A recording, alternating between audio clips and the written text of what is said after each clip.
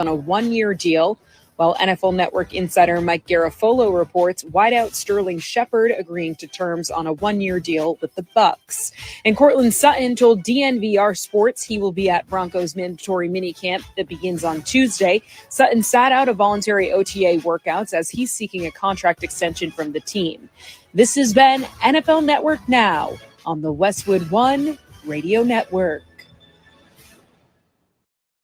They say health is wealth, and I could not agree more. That's why if you or somebody in your life is living with everyday aches and pains, I want to tell you about Relief Factor. And I'm telling you, I can feel the difference. Relief Factor is a daily supplement that helps fight pain naturally. Naturally. Now that's a big deal. Developed by doctors. Relief Factor's unique formula of ingredients all work together to help support your body's response to inflammation. Instead of masking pain for a couple of hours, Relief Factor actually helps reduce or even eliminate your pain for good. Whether it's neck, back, joint, or muscle pain, if you're looking to feel better, live better, give Relief Factor a try. In 3 weeks, you will know if it's working because you'll feel it. For instance, I was sent Relief Factor to try, and I've been taking it every single day. I'll tell you what, I feel the difference every day. Go to ReliefFactor.com or call 1-800-4RELIEF. That's 1-800-4-RELIEF. Save on your first order. Don't let pain tell you how to live. Fight back naturally with Relief Factor. These products and statements have not been evaluated by the Food and Drug Administration. These products are not intended to diagnose, treat, cure, or prevent any disease. Looking for tickets to the hottest events? Look no further than Tickets for Less.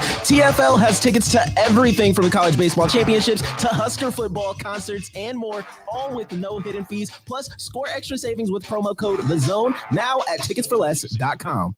Email us on the Equitable Bank inbox with whatever's on your mind. Zone Inbox is brought to you by Equitable Bank. We take banking personally. You can get me, Gary, at 1620thezone.com.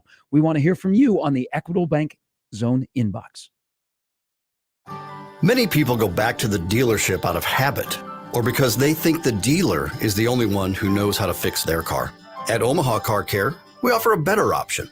We have ASE certified technicians, the technology to service any vehicle, and free loaner cars. The dealer will sell you a package of services. We'll provide the service you want for your car as your trusted partner. I'm Rick Betker, owner of Omaha Car Care, and we'll be along for the ride. The back seat. Check the back seat. All right, come here. Check the back seat. Gets in your head, right? Good. Because every year, dozens of children are forgotten in the backseat of a car by a parent or caregiver. All never thought it could happen to them. But with changes in routines, distractions, or a sleeping child, it can happen to anyone. Parked cars get hot, fast, and can be deadly. So get it in your head. Check the back seat. A message from NHTSA and the Ad Council. Roofing, siding, and gutters. Make the right call with the rooferees at John Higgins Weather Guard. That throws it down with violence and thunder with the right hand. Celtics by 18. Porzingis catch deep three. Got it. Are you serious with this return for Porzingis? 7 of 9, 2 of 3 from distance, 18 points in 11 minutes, and the Celtics lead by 28. The Boston Celtics, with their 77th win of the year, are now 3 wins shy of the ultimate goal. Game 1 of the NBA Finals is history, and it wasn't close. Boston 107, Dallas 89. The Celtics lead the NBA Finals 1-0. We played well tonight, so a lot of things we feel like we could do better, but it definitely does feel good to win the first game. But we know that 2 years ago we won the first game and, the outcome of that series. So we still have a lot of work to do. What can we do to build on the positives? We'll talk about that tomorrow. Understanding the small things, the physicality, we have to be better at that. But just looking at the positives, look at the things that we can control, and then we'll build from there. Live from 50th and Capitol Avenue in the Big O. This is Mornings with Sharp and Handley on 1620 The Zone, 1620thezone.com, and 1620 The Zone TV. Now here's Gary, Nick, and Jimmy. Hey guys, great to see you. Hey, good to hear from you. It's a feel-good Friday. Free for all Friday, live and local. Anything goes. My man is Let's go, Jimmy Allen. My man is fired up this morning. He's got me in a good mood. Hey, let's roll, baby. It's Friday. Yes, it's Friday. It is summertime. People made some money last night with the Boston Glee Party. Congrats to you, Gary Sharp. Congrats to you. Oh, come on. You'll come back today. Tomorrow. Sunday. Tomorrow. Yeah. Full of positivity today. Just can't have your star sitting on the bench with 4 minutes left in the game. That's not a good way to start the day. That I'm no coach, but I would say that's probably not a good sign. Yeah. But last night, well, here's the thing about the NBA Finals Game 1, as you heard there in the open, is it was essentially over at halftime. Yeah. So you didn't have to watch that god-awful ESPN product. That's why I'm well rested, boys. 8 hours of sleep. It may have been over before that, by the way. What, 29 in the first half? I was going to say the first 10 minutes of Kristaps Porzingis. But how quickly do you think a hard foul is had on him in game 2? In this NBA? Yeah, it might take about. I don't know. My NBA. It might take about 40 You know what? seconds. The interesting thing of his return last night, and if you did not know, Boston ran away from Dallas, so they're up 1-0 in the series. Game 2 is coming up on Sunday. I appreciate you putting that politely. At the Garden, that they ran away from him. Well, basketball is a game of runs. Jason Tatum said that 4 times in his post-game interview. Well, no, he's absolutely right. Basketball has become a game of runs. Look at, like in today's modern day NBA, a 20-point lead, you like scoff at. Yeah, because all they do is shoot threes. I'm not going to lie. At the start of the fourth quarter, it was a 25-point game, and I went, well, that's the thing. Like Boston, they could do this. Boston is up and they're rolling in the I first really half. believe that, actually. But in a sport that is a game of runs, and especially in the NBA, when like Luka could go on a personal 10-0 run, you can chop down a 20-point lead pretty quick. But what was crazy about that third quarter last night is Dallas came out with a run out of the locker room and got back into the game. But when the third quarter was over, they'd only knocked a point off their deficit. Right. Yeah. But I think nowadays in the NBA, if you're down 20, you don't go, oh, game's over. 1, 2, 3 Cancun. We're on to the second. Cancun. We're on to the second night of the back-to-back. No, you're going to get back into the game. But Boston won last night. Porzingis was good. Brown was good. Tatum was okay. Kyrie not so good. Luka was really good. Night. But here's what the interesting thing is. Mavs win Sunday. As I watched that game, and that wouldn't surprise me. That's what the NBA is Boston last night has their 2011 version of Dirk Nowitzki. That's what Porzingis looked like last night. Yeah. Defensively, I could see that. He was shooting over guys. I love big men. He didn't have any hesitation about him. I think that's the most surprising thing, especially because everybody thought he was going to have some rust. Yeah. Some life advice. Usually coming back from that injury, you usually do. I can appreciate big men, and I can appreciate people that if they're going to... I thought he was going to say, and big women. That was yesterday's show. That's true. You know what? I don't discriminate. Equal opportunity employer? Yes. Hey, everybody is equal in my mind. Just trying to build a winning team. Yeah. I can coach the same kind of football Matt Rule can. He can host a talk show just like I can. We're all equal. I think you could. Absolutely. Yeah, oh, yeah, he could. He's already talking. Yeah. I would like to swap jobs for a day. It'd be fun. Could you go 6-6? Is Gary Sharp what we've been missing in Lincoln? Many are asking. And the message boards just blew up. Since check Reddit. Since I departed there about 15 years ago, a lot of people saying, hell no. They're saying not a chance. But back in the day, when I could have been the mayor of Lincoln, I would have voted for you. Same. Man, you had a pet pig, so you win. Would you have put a rail car in? No, I wasn't interested in that stuff. I was interested in something completely different. All that politics, even though I had I was very excited because back in the day, I had the number. I had the mayor's number. The mayor of Lincoln? Her name was Colleen Seng at the time. I don't really know how good of a mayor she was. She was super nice to me, but she looked like your grandma. Oh, okay. Yeah, she was very, very nice. But somehow she took a liking to me. Yeah, I don't get it either. Hey, I've seen The Graduate. Thank you. But the Celtics essentially have Dirk Nowitzki. But I like my big men that, everybody loves the corner pocket three. Yeah. That's like, it has replaced the Bruce dunk. Bowen. I bang my head into the wall watching basketball when somebody, gets a step on a defender and they get to the rim, and instead of dunking it or laying it in, let's kick it out for a three.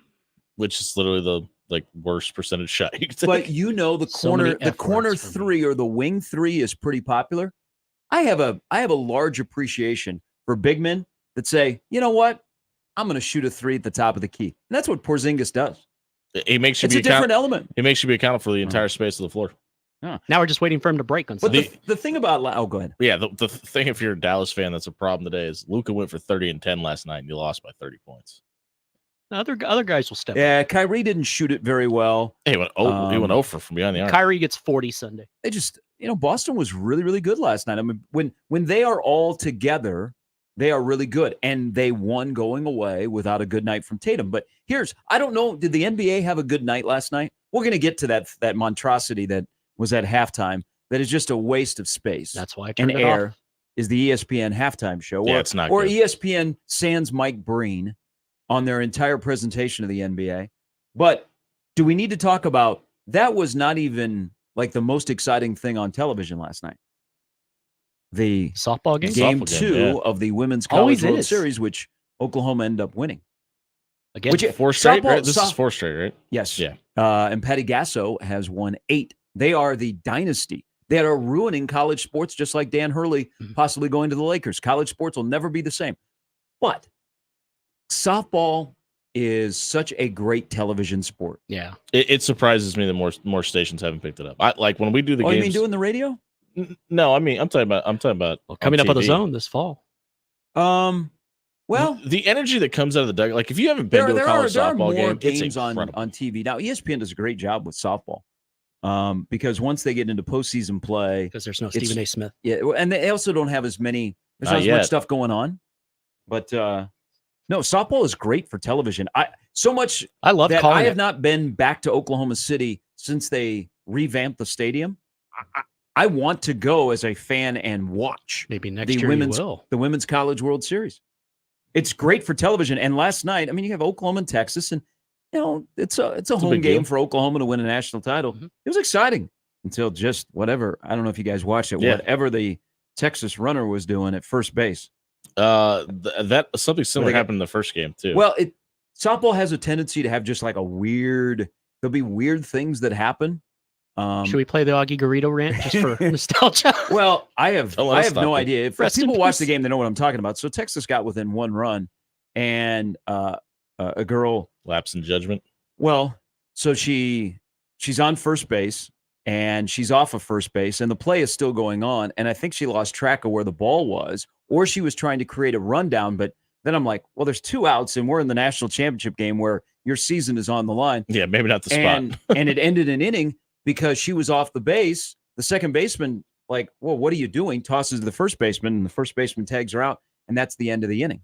I think she either lost sight of where the ball was, or she was trying. It was explained that create a she was like rundown. looking into the dugout to try to get a signal, and Well, her first base coach just snapped on her. yeah, because she was looking across the field where the information should have been coming right next to But her. that's not good for the NBA. That I think there was more excitement of people watching softball than there was the finals at the Garden. Now, You're absolutely if right. you're a Time to Celtics change fan, if you're a networks. Celtics fan, you're telling me to shut your face.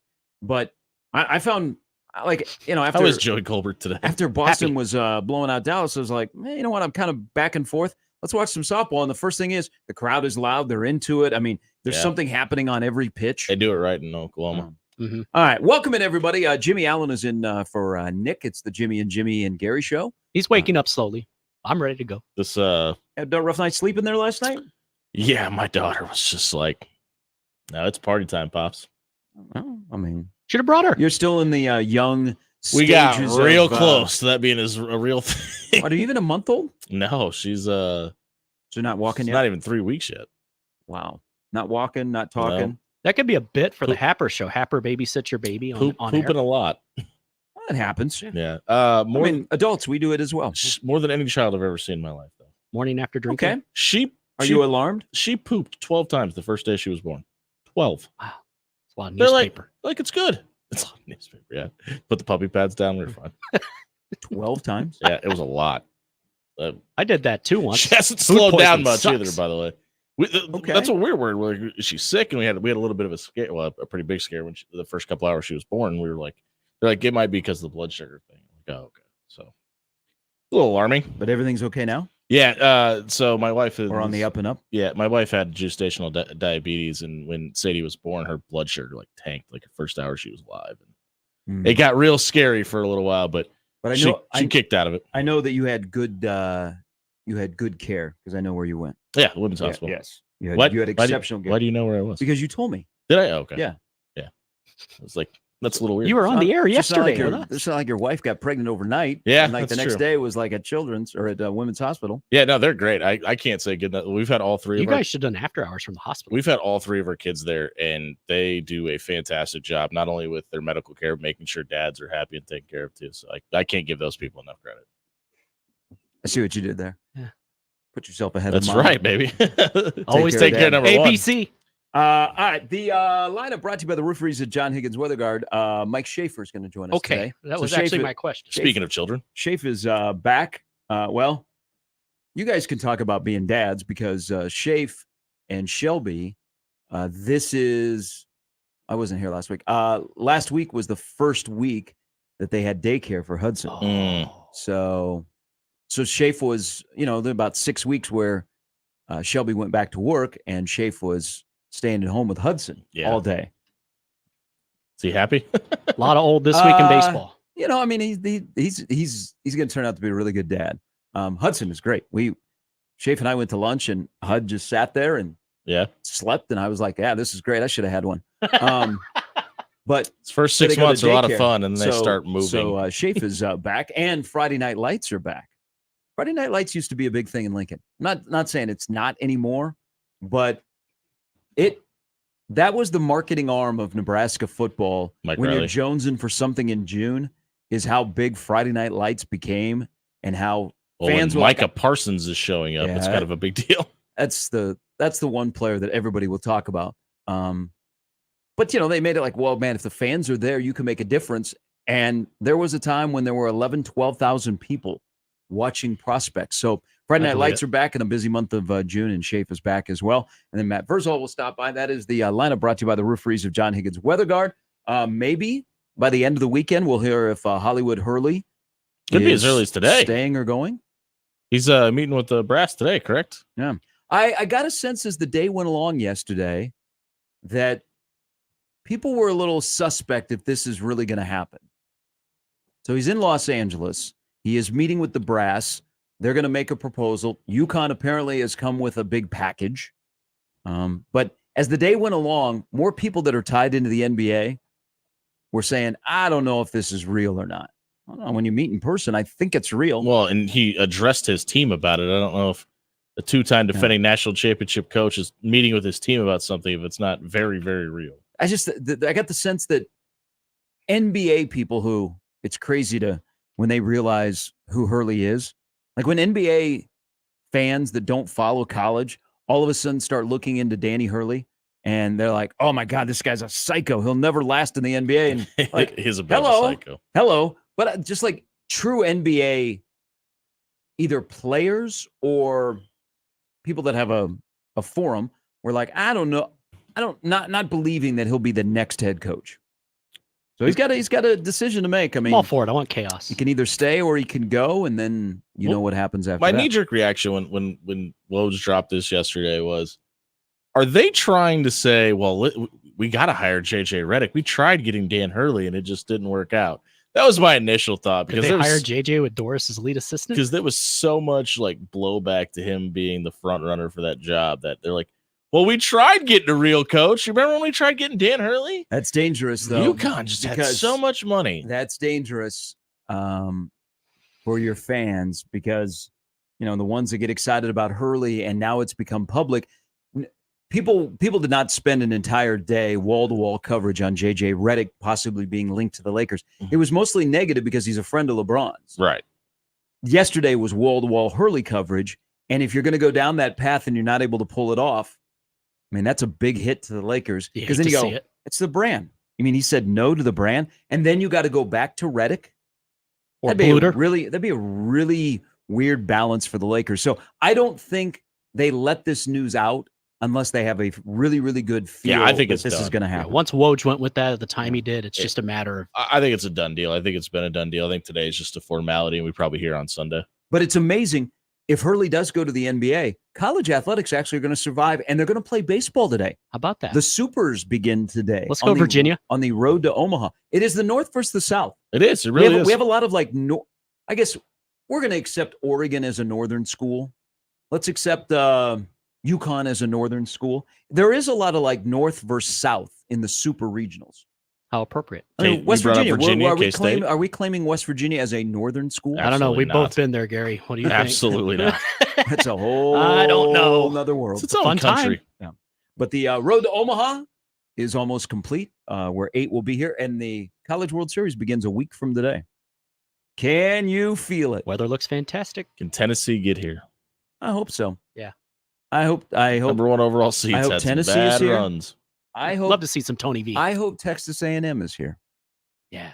I have more faith in Tennessee getting here than I do A&M. Texas A&M pretty good. I know. I just don't like that matchup. It's in the cards, though.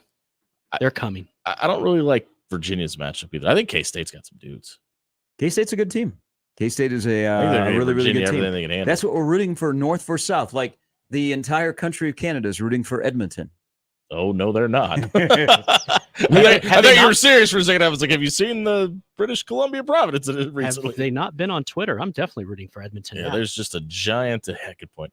Speaking of giant, there's a giant middle finger, I believe, heading towards the Edmonton area from Vancouver right now. Plus, we have 9 teams left that will say nice things about, including Nebraska. Do we have to? Do you have to say something nice about Nebraska? No, the other 8. Oh. Yeah. Actually, today's list was much easier than yesterday's. Yeah, there's some names. There's the USCs and the Oregons in there. I just hate fewer of these teams. That made it easier for me. You hate any of them? I really like Rutgers. As you should. My brother in arms. You are a smart man. From what they're going to be this year, I really like what Rutgers could. The building block that they put in place last year and where it could go this year, I think they've got a really good upside. It is okay to get excited about October 5th in Lincoln. That's going to be a pretty important football game. Most hated rivals. Rutgers at Nebraska. Who's the real Scarlet? This is what the Big Ten was all about when they joined. I'm. You can't. Rutgers is on the uptick. They're going to be the team that you should beat, but if you make a mistake, it's going to cost you. And in the end, it won't be embarrassing that you lost to them because there's some pretty tough dudes. It'll still be embarrassing because it's Rutgers, but it shouldn't. I wouldn't be. use the word embarrassing, but if you have established yourself, you're beating people that are still in your neighborhood. And that would be them. And then when you step out of the neighborhood and you knock on the door of the gated community, you go in there and you beat somebody in there. Yeah. Like that's the next step. And then they say, hey, okay, you're welcome. You can move into the gated community. Can they keep Shiano this time, though? That's the question. Oh, I don't know where he'd go. Yeah.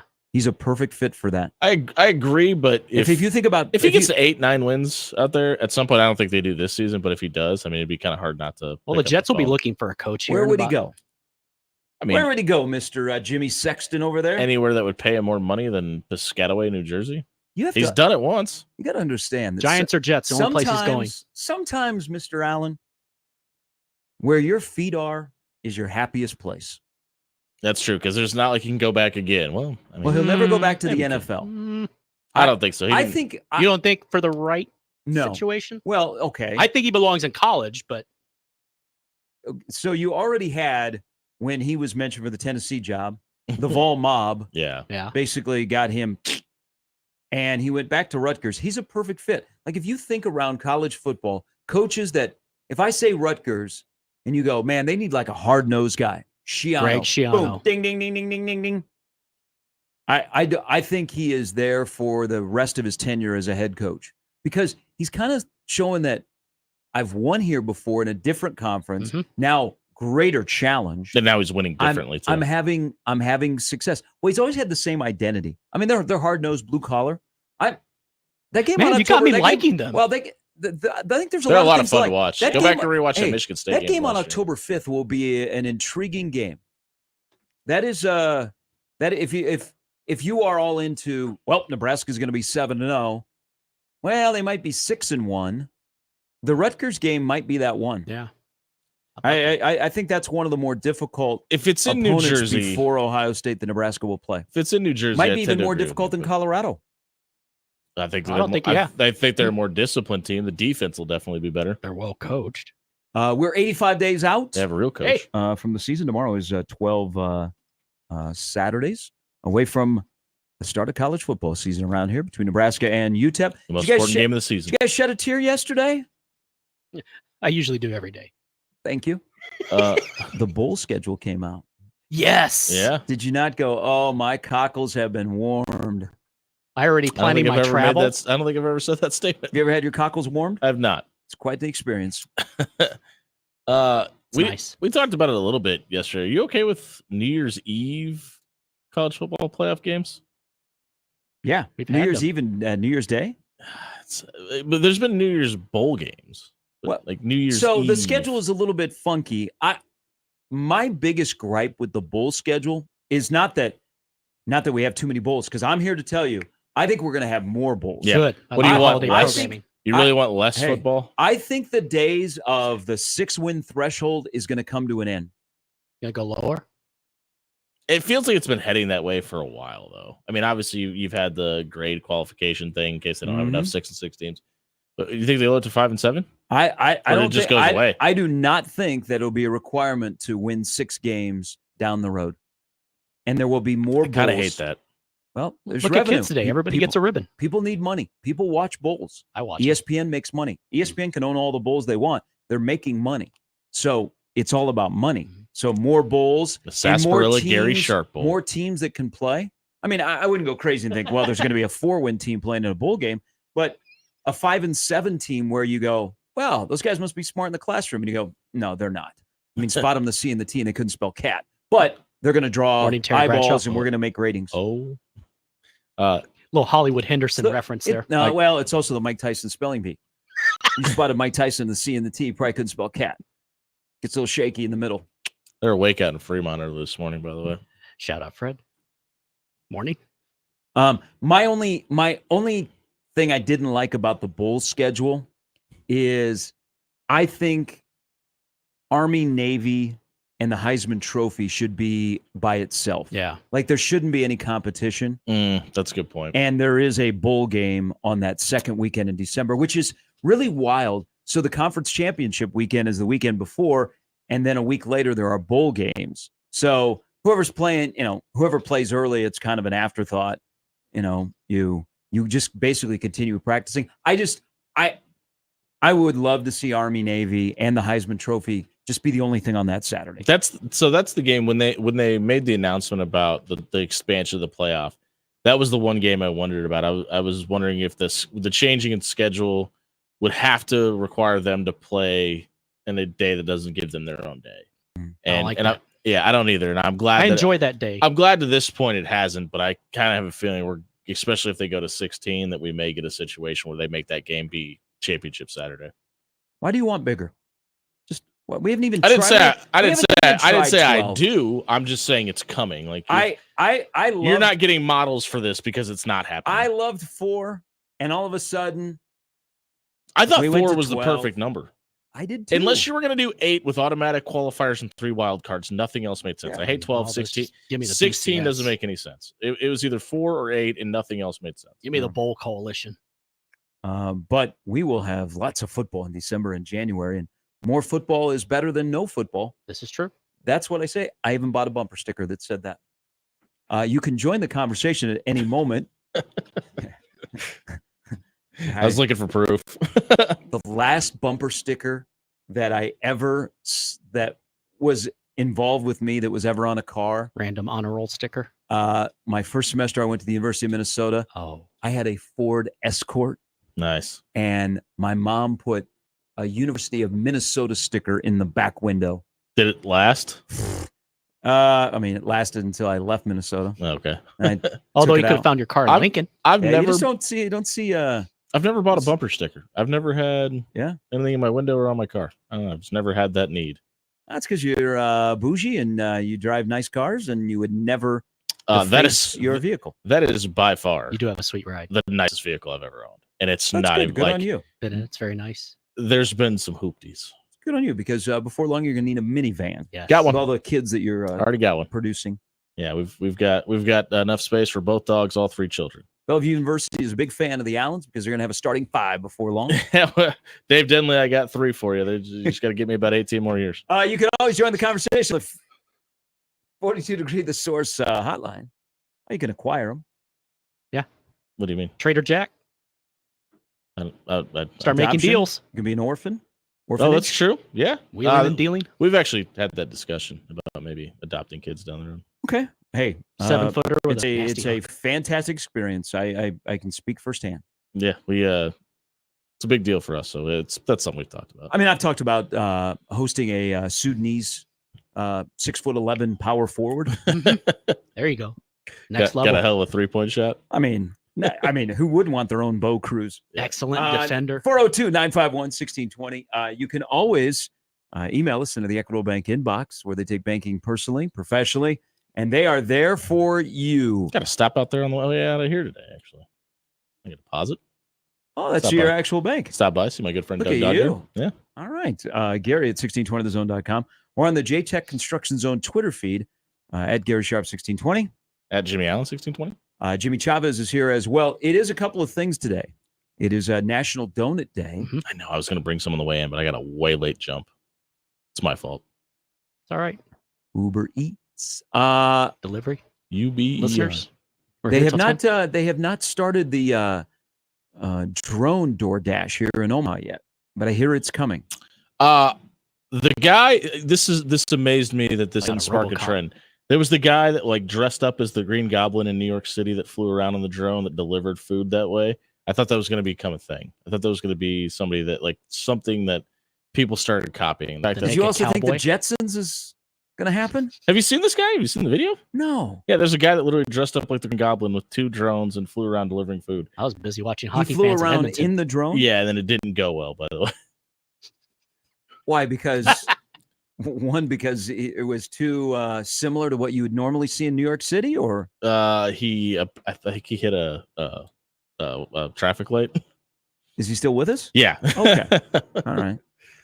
But yeah, he didn't think that one through. Like, here's the thing about cars: seatbelts, they help. It is also. Thank you. Also, check the back seat. Check the. I still think that was check. They just changed that commercial during COVID where it was get the vaccine. Yeah. Check the back seat. Yeah, they definitely ripped that off. Also, it is National VCR Day. So congratulations to everybody that still has a VCR. Kids, ask your parents what a VCR is. Yeah. If you have those tapes that you've not converted yet. All my Cowboys Super Bowl champion ones? I don't think I have any VHS. I have a couple of old games that are on VHS tapes that are in a storage unit. Nice. Somewhere in this country. Cubs clinched the pennant in '84. Probably around the Sarasota area, am I guessing?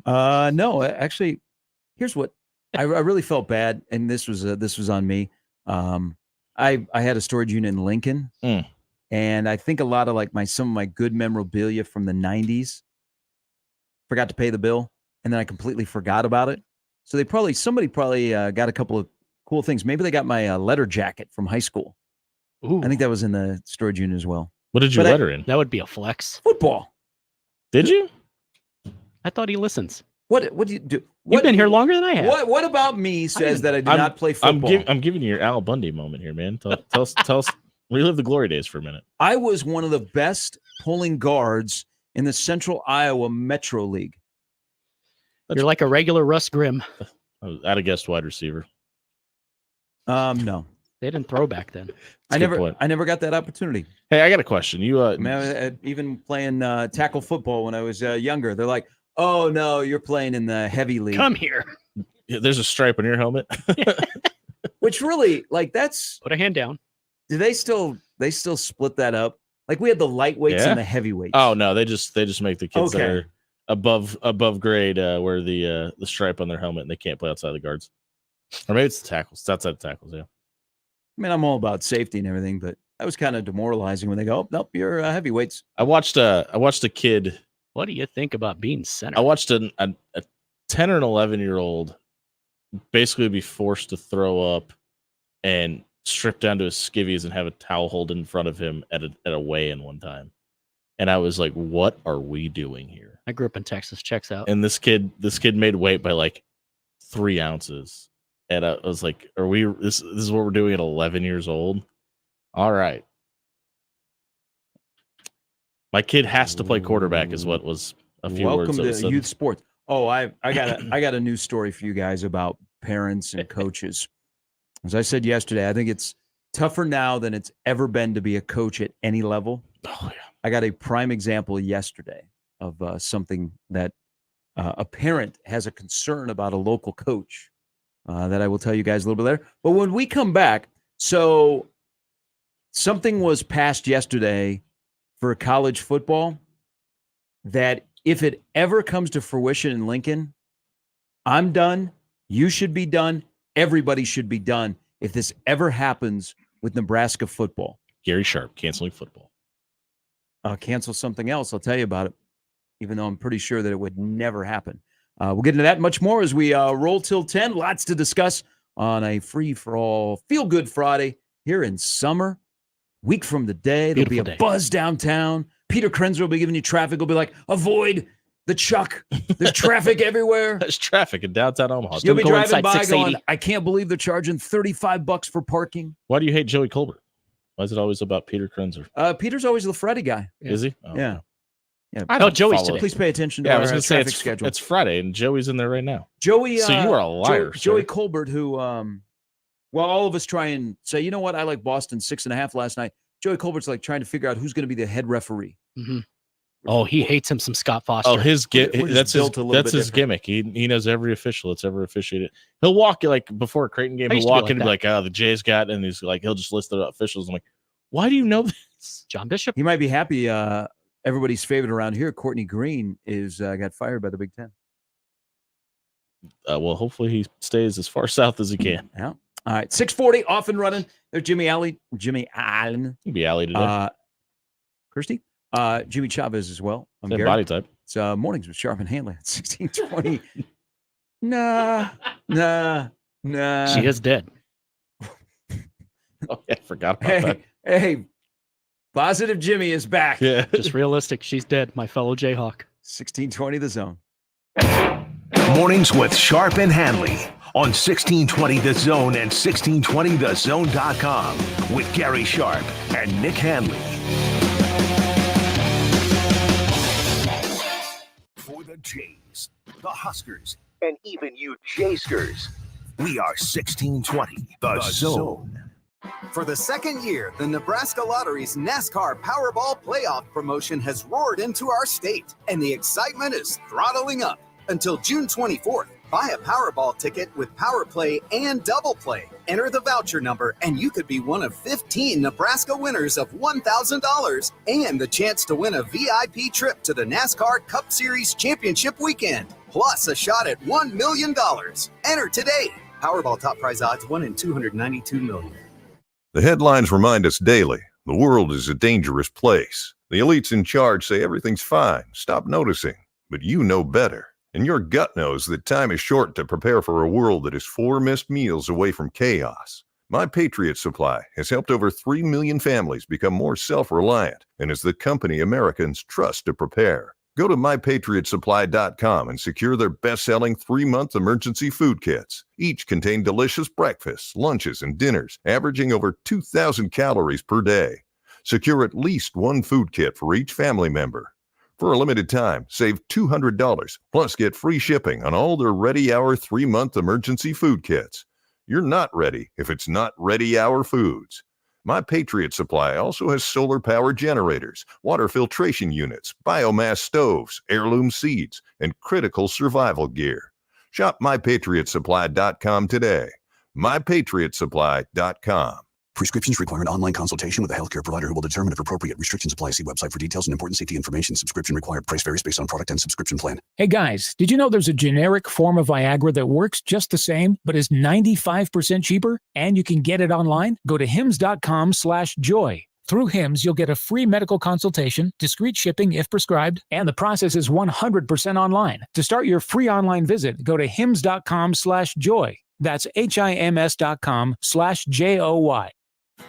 Is your concrete cracked or uneven? Hey everyone, Coach Greg McDermott here to explain why you should choose Everlevel Concrete Repair. Many people think they need to replace broken concrete, but repairing it provides durable protection and comes at a fraction of the cost. Everlevel provides permanent repair solutions to fix your concrete and protect it against future damage, and it all comes with a long-term transferable warranty.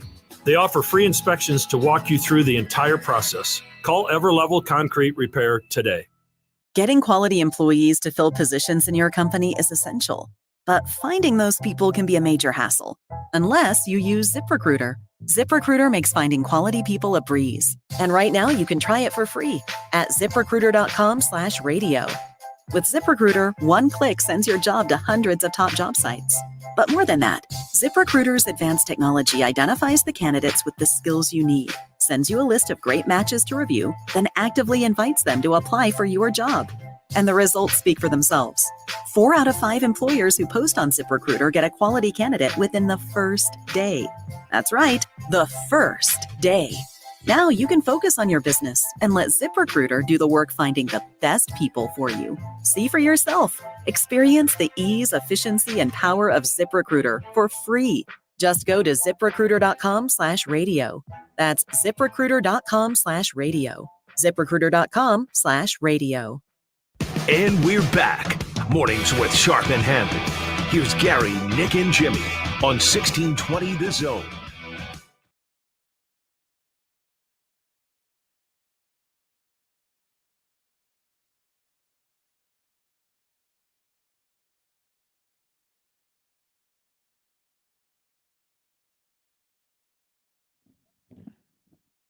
All right, welcome back in. Ready to Mornings watch with Road Sharp Trip. and Handley. Jimmy Chavez, Jimmy Allen, Gary Sharp. I saw Nash Hutmacher was on the cover of the Phil Steele Big Ten region edition. Nash is on 2 covers. He's on the Lindleys. Yep. He's on now Phil Steele's, and Ty Robinson is on the cover of Athlon. Nash is a guy that's got the ability to make a lot of money this year. He's very marketable. He's a guy that has obviously a ton of upside on the field too. He can kind of break through that glass ceiling this year and get that national recognition. He's a guy that can make a ton of money at the next level. Speaking of making money, you know, we're in a little bit of a Oh, you're a grinder, man. Got 3 kids. That's okay. Got to pay for minivans and stuff. Hey, I'm okay. Pay for that zoo membership. Diapers too. You know, we're in a little bit of a money Huggies. crunch. If you listen to Troy Dannon, boy, it's telling you. I keep bringing this up. Is Nebraska not in trouble, but there's some money, you know, trying to search for some cash. Maybe they need to reinvest in GameStop. Maybe they need to win football games. That too. But, you know, everybody is looking for an infusion of cash that is not related to your TV deal. And after the House settlement, things are changing. People are looking for new revenue streams. They are looking at sports that is that a return on investment? Yeah. I mean, everything is looked at with a dollar sign now. And yesterday it was passed that the NCAA Playing Rules Oversight Panel has approved sponsorship logos on football fields beginning this fall. Here we go. So in the bowls, you don't even think twice about it. If I'm sponsoring a bowl, I want my logo right at midfield. On everything. I want my logo all over the stadium. It's going to look like the CFL. And I don't have a problem with that. That's a bowl game. And in the past, that's been allowed. Neutral site games, even not just bowl games, but neutral site games. Like the Las Vegas Bowl. Or kickoff the classics. The kickoff classic, you know, the Chick-fil-A when they go and play in Georgia to begin the season. You know, you have a Chick-fil-A logo on the field, and they've allowed that. Well, now in home stadiums, you can sell the midfield logo. I am here to tell you, and I hope you guys are the same, and I hope we are all together on this. As I just said, capitalism, Nebraska needs some money. There's plenty of people that would step up to say, I'll put my logo at midfield at Memorial Stadium. NRG Media. If I'm clearly in the budget. I'm here today because this will be my 25th year of having at least a season ticket to Nebraska football. My first year was 1999. Nice. Okay. I will be done if they ever put a corporate logo at midfield and they remove the N. Let me ask you this. What if I'm almost certain that they would never allow this to happen. But if it does, I would hope other people would feel the same way, that they would take the N at midfield at Memorial Stadium. If they would take that off and put a First National Bank logo right there, you would be done. I don't care if Nebraska needs money, if that would bring $1 million or whatever, but to remove the N from midfield in Lincoln, Done. I'd be done. What's more likely to happen, that or they sell the naming rights to the stadium? I don't think either one of them happen. I don't either. But what do you think is the more likely I would of be. the two? But here's where I would be okay. If you need money, which you do, because the jerseys are coming. Right. Advertisements on the jerseys in college It's athletics gonna is look like coming. fight shorts in the MMA. I'm actually really surprised it hasn't happened in high school. Me too. Let's see in Texas this spring. But college, it is coming. But if you wanted to put, like where they have the Big Ten logo on the field. Yeah, I would have. That's what I thought. If you wanted to have two logos, your corporate sponsor at both of those spots, what are they about the 25-yard line? Yeah. On each sideline, each 25-yard line. If you wanted to do that, I'm perfectly fine. Yeah. But if you are greedy and you are so poor that you have to take Don't talk about money UCLA like to this. replace the N in the middle of the field in Lincoln and put a corporate logo there, I'm done. And I hope others would be done. Now, I say this because I don't think an athletic director in his right mind would do that. And you might say, well, it's just a letter. No, it's the brand. It's not just a letter in that stadium and to people that support that program. And I think it would be a terrible look for a place like Nebraska to take the N off the middle of the field and put a corporate logo right there in their own stadium. Well, it's iconic. But again, the 25-yard line, have at it, and I hope you can make as much money there. I think we see it in the end zones too. That's where I think we could see depends on the stadium. Now, okay, so that's a good point. So I get fired up about the midfield having a logo, and I don't know, would that be even more so the Kiewit end zones, after hours end zone? You might have touched the third rail with that one. Not you wanting to do that, but in the response, like, would you still have Nebraska across the end zone, or would you be replaced with a corporate logo? That's what I was about to say. What about if midfield you had the N, but there was like presented by? No, it's never going to happen. Logo at the bottom. I'm telling you right now, it never happened at midfield in Lincoln. Never, ever. I'm gonna die on that hill. Okay. I don't think it should. I don't think it ever will. Whoever would sign off on that, they would be run out of town. Okay, give me my Friday night high school or my Friday night Big Ten football. Okay. Take away the thing that is most identified nationally with Nebraska football as the N in the middle of the field. Maybe even the state. You'd run that athletic director out of town. I'm talking about like you leave the N, but in the bottom right corner it has a logo on that side. No. That is a stand. No. Stop, both of you. Oh, I'm not for it. I'm just saying. I see what you're saying. I hate everything about it. What about a bridge over the N where it's like lettering above the top of it? No, it's coming. It's no. Do not touch the N.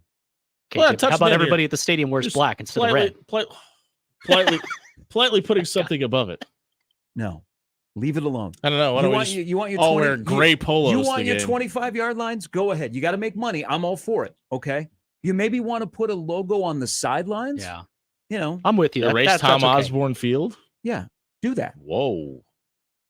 Who refers to it as Tom Osborne Field? Only the people that are coming here for the first time as commentators. It's the only people I've ever heard do it. T.O. can sell the name. Brock Ewer did it the first time he was here, and then I've never heard him do it since. By the way. You want to do it? You want to do two logos on the 25s? Go for it. I hope you do it, and you make money that can help, but never in the middle of the field. Now, I will be curious to see, because there are plenty of businesses that would love that exposure. Not necessarily here in Nebraska, but elsewhere. What is the first athletic program that announces a UCLA. Major deal? Well, that's a good one. Good call. Think about who needs the money. If you need money, if you're in the Pac, you're in the Pac-12, and you're not necessarily a blue blood, but who is the one that goes first to announce it? Because it'll be a big deal and it'll be jarring for that fan base. I just got fired up about a letter in the middle of the field. I'm looking on the Big Ten Network. They have the Purdue spring game on, and they have up against Hammer. They have, and everybody has a midfield logo. Yeah. Okay, and usually it's their either their mascot or, whatever. That feels like horrible. the Purdue has the P. Yeah. Jarring the first time you go to a game and what you've grown up with being at the 50 is now replaced by the place that you have grown up going to bank there. But what athletic department would be the first to do it? And then once somebody does it that is a rather well-known program, does that open up the floodgates to other people going, okay, now it's okay. This feels like it's we got can do this. Deion Sanders in Colorado written all over it, right? Ooh, they need money. Okay, so I'll give you one. FNBO has expanded out to Colorado, and FNBO is a large corporate sponsor of Colorado athletics. Remember the towels that they gave out at the Nebraska-Colorado game? Yes, there was a reason why FNBO was on those towels for the Nebraska game. Because you were getting both sides. FNBO. Just call him Joe Lieberman. Which, we go, man, that's a Nebraska-based company. FNBO at the middle of Folsom Field. I rubbed some people in Lincoln the wrong way. Might cause them some business. But you and Jimmy have brought up two programs that you would like, we got to. I could see Washington do it. We got to pay players. We got to pay our coaches. We need money. And for exposure, for a company to be at the middle of the field. Big 12 schools, they will en masse start doing it. I think like whenever this discussion comes up, I think about kind of how Gus Malzahn and UCF were kind of the first team to put like hashtags and Twitter handles in the back of jerseys. Kind of feels like that might be something that they would do too and be kind of at the forefront of that. Is Penn State one of the rare football stadiums and football fields that does not have a logo at midfield? Oh, I'll go down this rabbit hole. Yeah, so Penn State does not.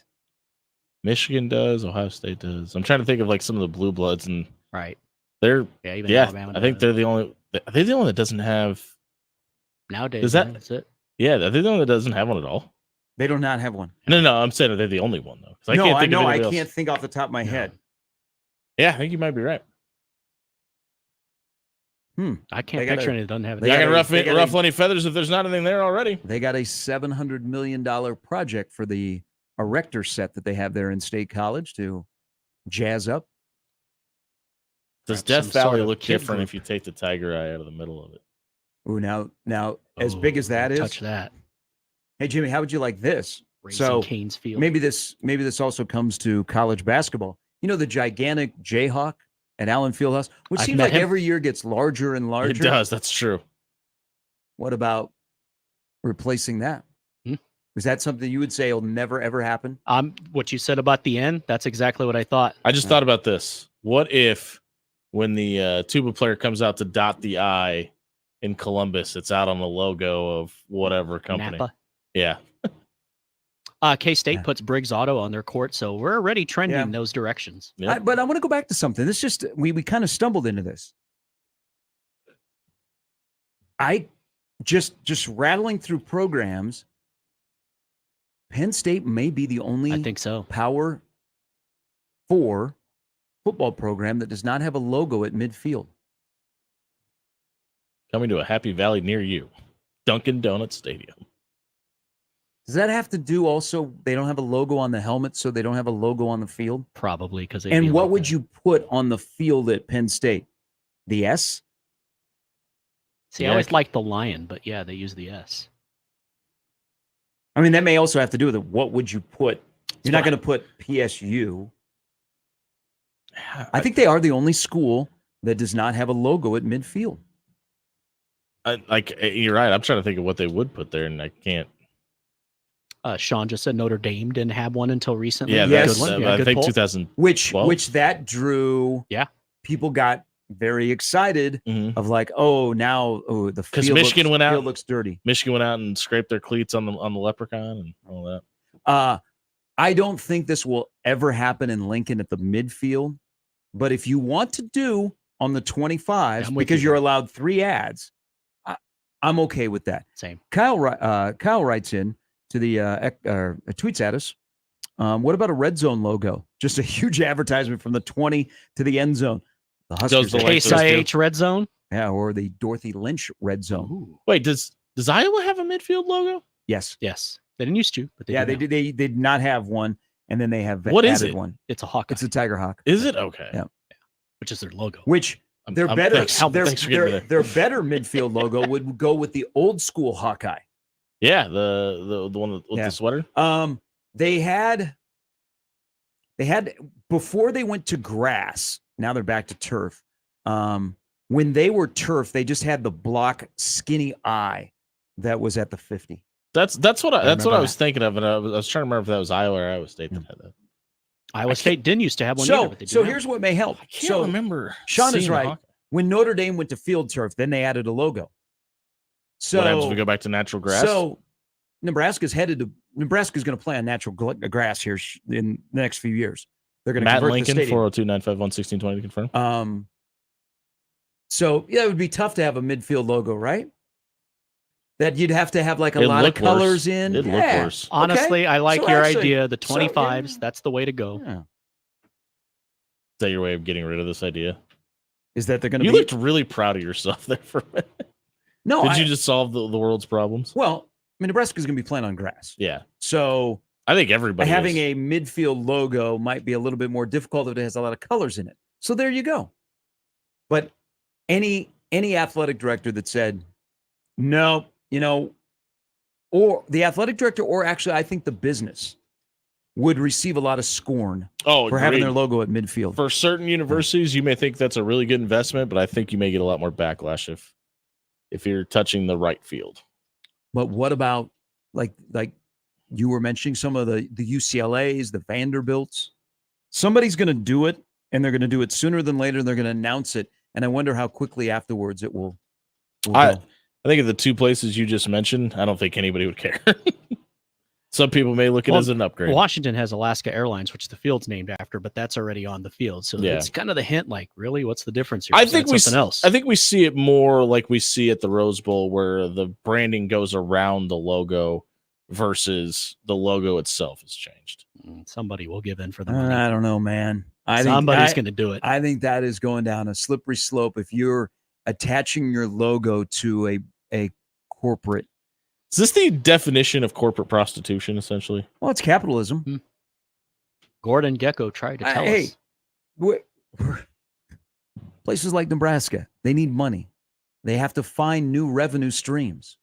It's tough right now to find those new people Got to get that airport back. that would be donating. I mean, I don't envy an athletic director right now. Like Troy Dannon has to balance. Man, I need some money for projects at the University of Nebraska-Lincoln Athletics, but I also need some money to help my guys at 1890 so we can do what we need to do. So, well, do you think this is more of a? Are you pulling the arm of the person that'll help you with your stadium, or are you pulling the arm for the person to help you with your NIL collective, which you're the first athletic director that has gone all in on basically it is the University of 1890 athletic department. I think this is more of a, you could see the forest through the trees and revenue sharing is coming. So how do we up that revenue more than we've got to feed the NIL collective right now? It's tough in a place that has 1.9 million people where a lot of the same people have been tapped over and over and over. And I still think that the education of how NIL works and how you can be involved needs to be better around here. I get a lot of people that I know that just don't understand. They do donate to all three of the athletic programs, the Division I programs, but some of them are like, you know what? The big boosters should donate to X. I'm a ham and egger, And what would my $25 do anyhow? Go a long, long way. Well, you can help Dylan Rail get a new pair of cleats. Because Adidas isn't doing enough. What they really need to do, and he's kind of done it, but probably needs to be more forceful. Probably need to have the football coach record some TV spots, some radio spots. It's coming. And that's all you hear all summer is, hey, we need you now with 1890. Does it surprise you that hasn't happened yet? Or that comes out on the heels of Nebraska being involved with like an Alabama for a big name recruit. Like you said when you went to that KU-TCU game and you saw the coaches on the screen about NIL, We had a listener real quick here.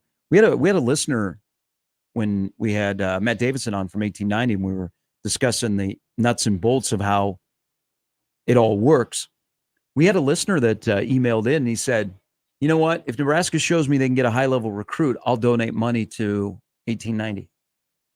They got one. Which I thought was kind of, well, this was post-Raiola, but was kind of interesting that if you, from the recruiting angle, instead of, hey, I need money so we can get this guy, well, if you get this guy, I will add more money. That's why everything keeps turning back to Nebraska needs to win this year. Yeah. They need to start winning. No, winning brings money. You know how your favorite country artist, Luke Bryan? Big fan. Rain brings corn. Rain brings whiskey. Thank you. Oh, nice. Oh. Luke Bryan, by the way, will be performing in Omaha this summer. Good show. Will he last longer than Pete Davidson? I don't think he'll get heckled. Wait. I thought you were talking about something else. Never mind. I have a feeling that's probably true too, by the way. On that note. Hold on, I was going to ask you though. More effective. Wins bring money. More effective. Matt Rule does these commercials. Tom Osborne does these commercials. Matt Rule. Yeah. I agree with that. Matt Rule.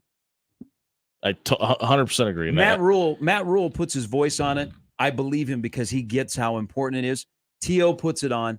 I don't fully believe that T.O. thinks it's the best thing, but he does it because the best thing is for Nebraska to be successful. That's how I would answer that question. It's a good point. It's a great point. Jimmy Chavez has got an update coming up here in just a little bit. This has sparked quite the conversation that we will respond to via email or on Twitter. You can always join the show. 42 Degree Source Hotline, 402-951-1620. Jimmy and Gary on Mornings with Sharp and Handley on 1620 The Zone. Live from the Host Coffee Studio, this is 1620 The Zone. 1620 The Zone. Traffic. From the Pyramid Roofing Time Saving Traffic Center. It's a quiet feel-good Friday in the Omaha Metro with no accidents to report. We got some delays on westbound I-80 at the exit ramp to 144th. Starting to see some slowdowns on eastbound Dodge approaching 90th. Keep in mind that Millard Ave is still closed in both directions between 144th and U due to long-term road construction from now to the end of August. And northbound 72nd between F and I-80 is still closed due to bridge work. Hope you have a fantastic weekend. Just be sure to buckle up and drive safe out there. I'm Joey Colbert. This time saving traffic is brought to you by Backlund Plumbing. Backlund Plumbing, the most preferred plumber in town. So you need a plumber, do you? You should call the most preferred plumber in town. Backlund Plumbing. Backlund Plumbing, the most preferred plumber in town. A Nebraska craft beers and ciders important to you? Whether you just love Nebraska brewed beers and ciders or you're a full-fledged craft brewery, there are benefits to membership for anyone with the Nebraska Craft Brewers Guild. Their sole mission is to foster and help grow the Nebraska-centric brewing community. Become a member today at nebraska.beer and help advance the craft beer and cider industry in the state of Nebraska. Find out more about the Nebraska Craft Brewers Guild at nebraska.beer. On Saturday, June 8th, from Council Bluffs, Iowa, All Elite Wrestling presents Collision. This is professional wrestling. Live every moment. We are doing this for you.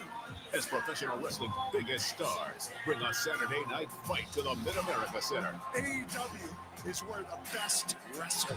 AEW Collision, live Saturday, June 8th from Mid-America Center in Council Bluffs. Tickets on sale now at AEWTIX.com. For generations, hardworking people have relied on Ford F-Series trucks to help grow businesses, communities, families.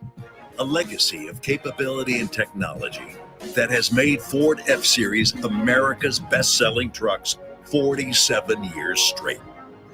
This is the next generation of Built Ford Tough. Based on 1977 to 2023 calendar year total sales. Don't miss this week's Zone Deal. This week's half-off deal is Kops. Receive 2 $25 gift vouchers for just $25. Kops makes delicious pizza, fresh salads, and tasty charred wings. For the basic menu, click kopspizza.com. And for the extended menu, visit them at Shadow Lake Town Center 180th and Center, and the newly reopened 72nd and Jones locations. Zone deals go fast. 9 a.m. Friday, 1620thezone.com. What is dedication? The thing that drives me every day as a dad is Darian. We call him Day for short.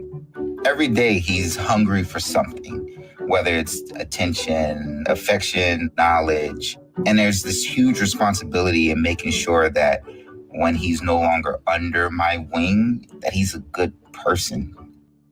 I think the advice I would give is you don't need to know all the answers.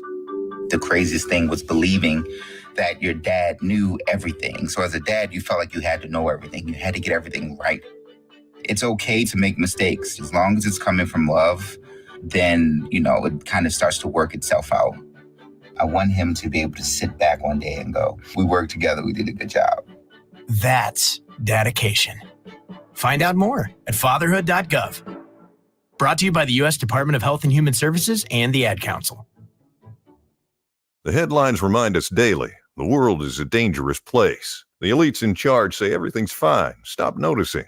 But you know better. And your gut knows that time is short to prepare for a world that is 4 missed meals away from chaos. My Patriot Supply has helped over 3 million families become more self-reliant and is the company Americans trust to prepare. Go to mypatriotsupply.com and secure their best-selling 3-month emergency food kits. Each contain delicious breakfasts, lunches, and dinners, averaging over 2,000 calories per day.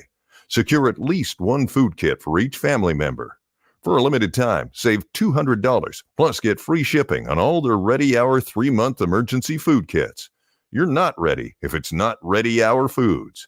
My Patriot Supply also has solar power generators, water filtration units, biomass stoves, heirloom seeds, and critical survival gear. Shop mypatriotsupply.com today. mypatriotsupply.com. Tickets for less. Best seats, best prices, no service fees. Shop ticketsforless.com. KOZN Bellevue, Omaha, Council Bluffs. This is 1620 The Zone. And we're back. Mornings with Sharp and Handley. Here's Gary, Nick, and Jimmy on 1620 The Zone. Ready today. It only took 3 days. I love these 3-day work weeks, by the way. I'm very much in favor of them. Let's see if I can get that schedule. After trailing by 5, a 9-run fourth inning, 9 runs. Wow. Put the Storm Chasers in control as they beat Memphis 16-6 last night at Werner Park. Hopefully everybody else behaved themselves and were nice to the president, who's nice to everybody. Can't believe they were heckling him. Shame on them. The Storm Chasers are 42-16, stretched their winning streak to 9 games. They were down 5-0 in the third. Just to make it interesting, they wasted no time coming back. Drew Waters, he's good. He hit a 3-run homer the bottom of the third before the Chasers put together the 4th inning rally. They'll do it again 7:05 tonight. Tomorrow night's runs a night. All right. Former Nebraska pitcher Cade Povich made his major league debut yesterday afternoon and left an impression strong enough that they're going to invite him to continue to play baseball and get paid for it. So, all right. Boy. The Bellevue West graduate, he's one of our own, and 2021 Husker ace threw 5 1/3 innings, 100 pitches for the Orioles in what became a 6-5 Toronto win. Not his fault. Canadian and exchange rates and all that. It's hockey season. Right. In America, it'd be at 5 to 3.5. Leaning on a fastball heavy approach, the left-hander struck out a pair and walked 4 while yielding 5 hits and 6 earned runs. In the NBA last night, Kristaps Porzingis playing his first game in more than 5 weeks. Brought back memories of the great Detlef Schrempf. Shout out John Schreiner because of a calf strain. I defend him when he says Detlef Schrempf. At least he comes with like a big name. Good for you, John. He suffered in the first round 20 points, 6 rebounds, 3 blocks in only 20 minutes, leading Joey Colbert's Boston Celtics to a 107-89 demolition of the Dallas Mavericks in Game 1 of the World Series of Basketball, the NBA Championship Series. And nobody gets that unless you're of a certain age and used to watch ESPN when they showed these things. It was Porzingis' first playoff game since the first round, and it came against his former team, Luka Doncic. Down 6 beers on the sideline, then put in 30 points, 10 rebounds. Man, I love him. But he had just 1 assist. His fewest in a game this season and fewest ever in a playoff game. He's going to have 20 on Sunday. Kyrie Irving, who had a dismal game finish with his 12 points on 6 of 19 shooting, book him for 40 points on Sunday. That's when game 2 will be, only at 7 o'clock. Remember, watch on mute. That's what I did last night, and then I just decided, F it, and turned it off, went to bed. Oklahoma slugs its way to a record 4th straight NCAA softball title, getting go-ahead base-clearing double from Sydney Sanders, beating Texas. Oh, they love beating Texas 8-4 on Thursday night for a 2-game sweep. I hope they did the horns down. The Sooners won the 8th title overall, all under head coach Patty Gasso, and moved into a tie with Arizona for the second most World Series championships behind UCLA's 12. Pretty darn good. Nebraska and Oklahoma next year, the championship game. What? UConn coach Dan Hurley traveling to Southern California today for a meeting with Lakers Vice President of Basketball Operations Rob Pelinka. You should ask him about the Fab Five. And owner Jeannie Butts, you should ask him about Phil Jackson, with the organization eager to close on a deal to hire the 2-time national championship coach. The Lakers' pursuit of Hurley to become the next coach to be fired by LeBron James has accelerated, and the sides are already discussing the contractual parameters of the potential deal that would be significant in his lengthened salary before he goes back to college after LeBron gets him fired.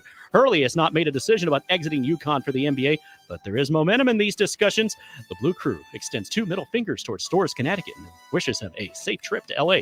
Hurley did inform UConn administration Wednesday of his interest in talking to the Lakers and his players of the talks on Thursday. His players then said, dude, hook us with the tickets.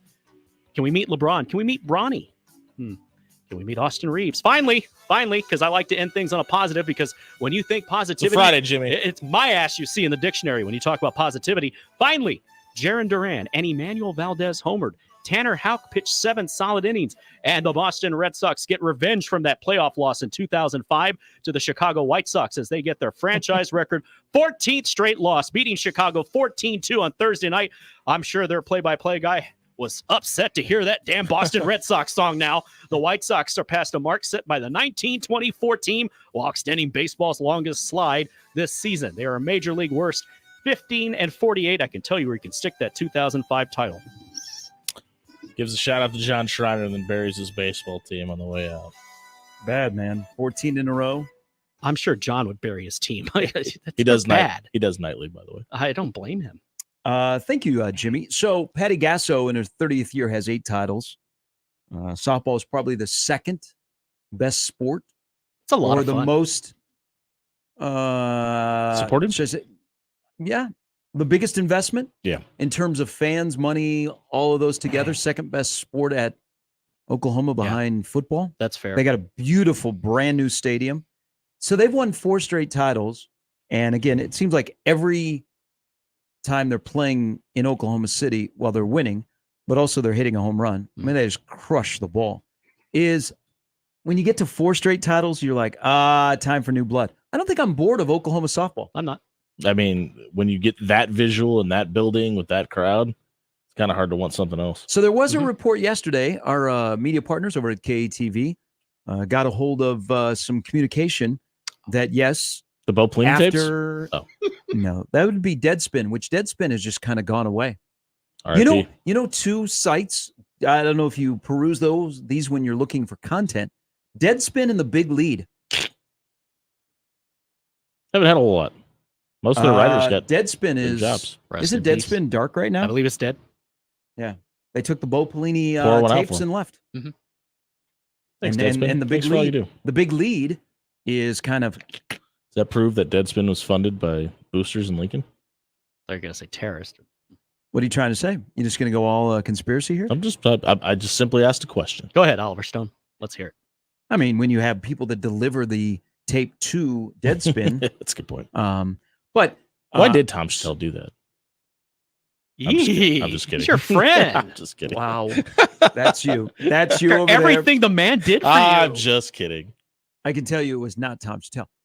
So KTV reported they got some communication that Nebraska, after the success of Volleyball Day in Nebraska, and with Jordy Ball, which they are trying to squeeze as much out of the Jordy Ball Health. experience at Nebraska. Yeah. She got a new knee brace, by the way. So she's starting to ramp it up. That Trev likes to think big. It was, a lot of us that was one of the first things that we said about hosting volleyball. Okay, what is next? We've always talked about a Bud Crawford fight in Memorial Stadium or another concert. Mm-hmm. But we also, I know we did on this show, I brought up, I think softball will be next. If you have somebody like Jordy Ball and you can configure a softball field in Memorial Stadium. Why not go there? Heck, over in the Unidome in Cedar Falls, college softball weekend kicks off and they play games over there. So you could configure a field. I was not surprised when it was let out yesterday by KATV that Trev had kicked the tires on this, because I know it was to be Oklahoma. They wanted to play Oklahoma in Memorial Stadium in softball, but it didn't go very far. With Jordy Ball on the mound too. Well, storylines would write themselves. Look at this. Okay, this kind of ties back into last hour. Everything is in marketing and trying to get a return on investment, and when you have a Dylan Raiola or a Jordy Ball to try and get as much out of it. I mean, look at, they expanded the stadium in Lincoln for Jordy Ball. Yeah. Unfortunately, 3 innings into the year, your hopes and dreams went.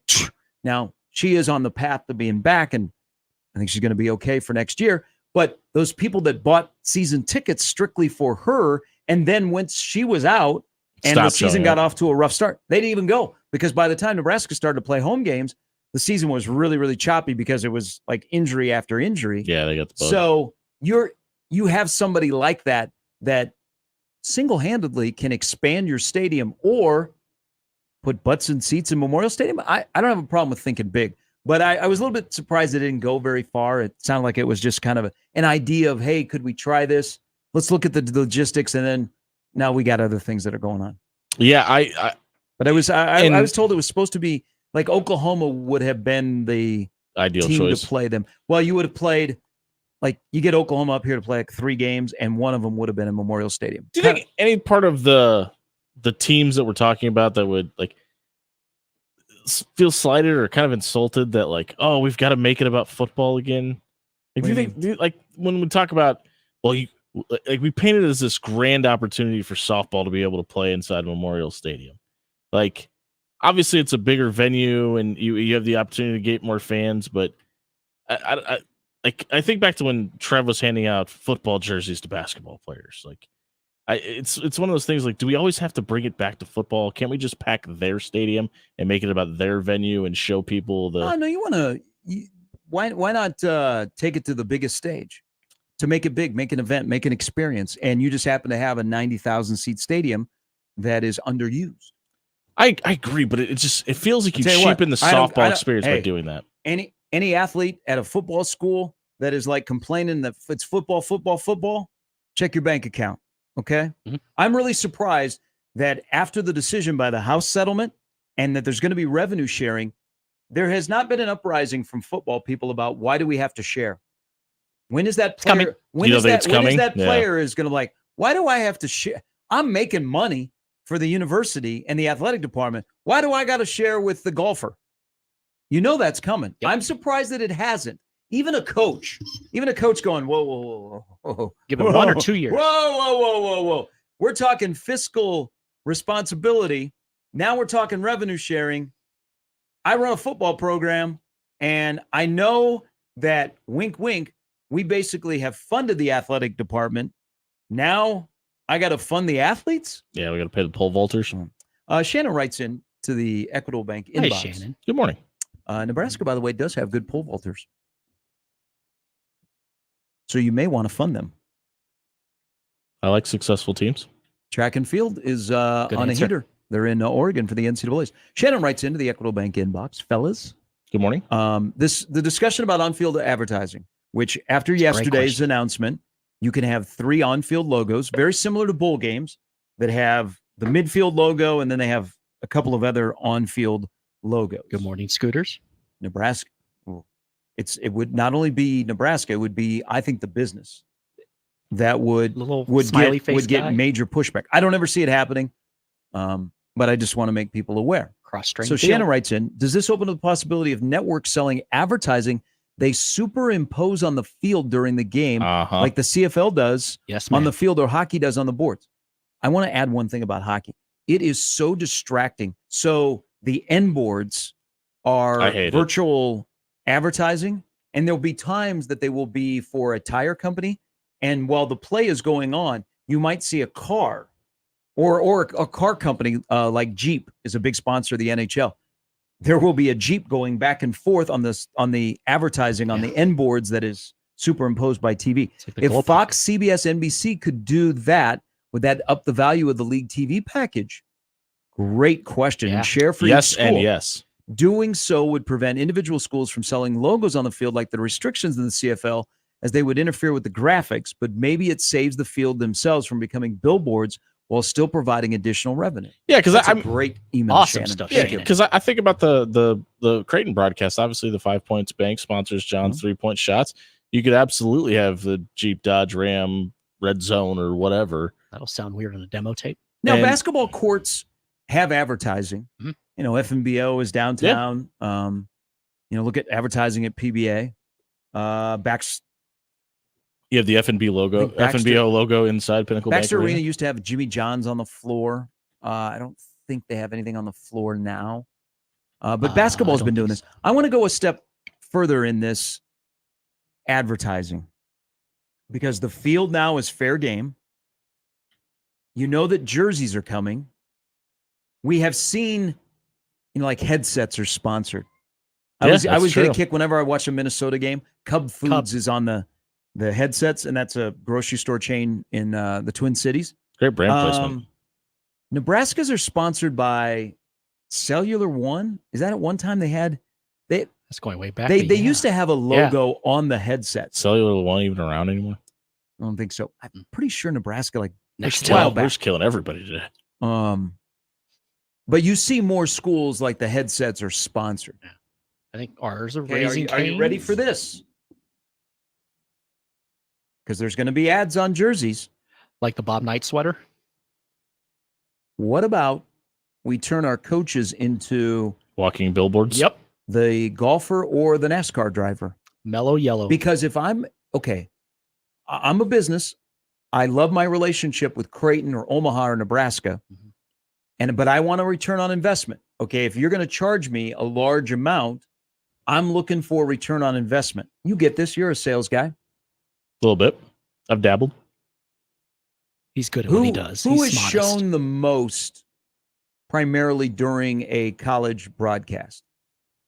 The head coach, right? Head coach. Okay, I thought you were talking about team. Yeah. Sorry, yes. No, the head coach. Yeah. No, that would absolutely. be Duke, Jimmy. If we're talking teams. How much would a logo on Greg McDermott or a logo on Matt Rule cost you? Should we call our friends at Everlevel and find out? Hey, experts. But what you're going to see that nonstop. Yeah. Yeah. I mean, Portly coaches could make a killing. I wonder how many, I wonder guys like Matt Rule, guys like Greg McDermott that understand the importance of branding, if they'd be willing to take off the Blue Jay or the Block N and put on. No, you keep your school logo on there. Yeah, you can't. You can't. Just I'm talking like from a hat Remember standpoint. Bob Knight's O'Reilly Auto Parts and a sweater, something Yeah, like no, that? no, I know, but I'm thinking like you brought up golf, and obviously one of the things Yeah, is the hat. I wonder how many schools would be willing to sell their soul, take their logo off. I don't think you would take your logo off, but on the side of the hat. Yeah. If your coach wears a hat, I mean, it's fair game. Sure. Man, They'd probably be willing. Hey, if it goes to my NIL, I just wonder how many coaches who get it and understand what it means when you walk in with a lapel onto a living room would be willing to do that. You're taking your brand off of TV and subsidizing it for money. They'll do it in a heartbeat. Because I think In a so too. heartbeat. I think so too, but I wonder how much they like you would look at that as a depreciation of value of your own brand. Like, yes, you're making money, but are you weakening your own brand? Fair. Let me give you another. And I think we've done that to a let me give you degree with the another- alternate let me give you uniforms another too. scenario to this, because we have seen more and more now that Trev has departed. More and more coaches and the man in the power chair, they Alto, wear by the way. 1890 gear. Yeah. What if the fall rolls around and Matt Rule's a hat guy? The Nebraska logo stays on the front. That'll you're not getting rid of that. But there's an 1890 logo on the side. Because then people go, well, what is 1890? Let's look this. Oh, it's Nebraska's collective. Or he wears it What's to his this post-game QR presser. code? Oh, I can. Well, somebody make else a brought up, donation. I think on Twitter, how soon before QR codes, which I Yeah. thought had gone away. And now all of a sudden they're back. I'm watching Squeeze Play last week, and they're like, hey, scan the QR code for more coverage. I'm like, do people still do that? Yeah. And then you know what I did? I held my phone up to the TV and I'm like, okay, they're in the square, hit the button. Oh, okay. I got more coverage from ESPN. They're unique. Which is It's great. surprising. They're super easy to create.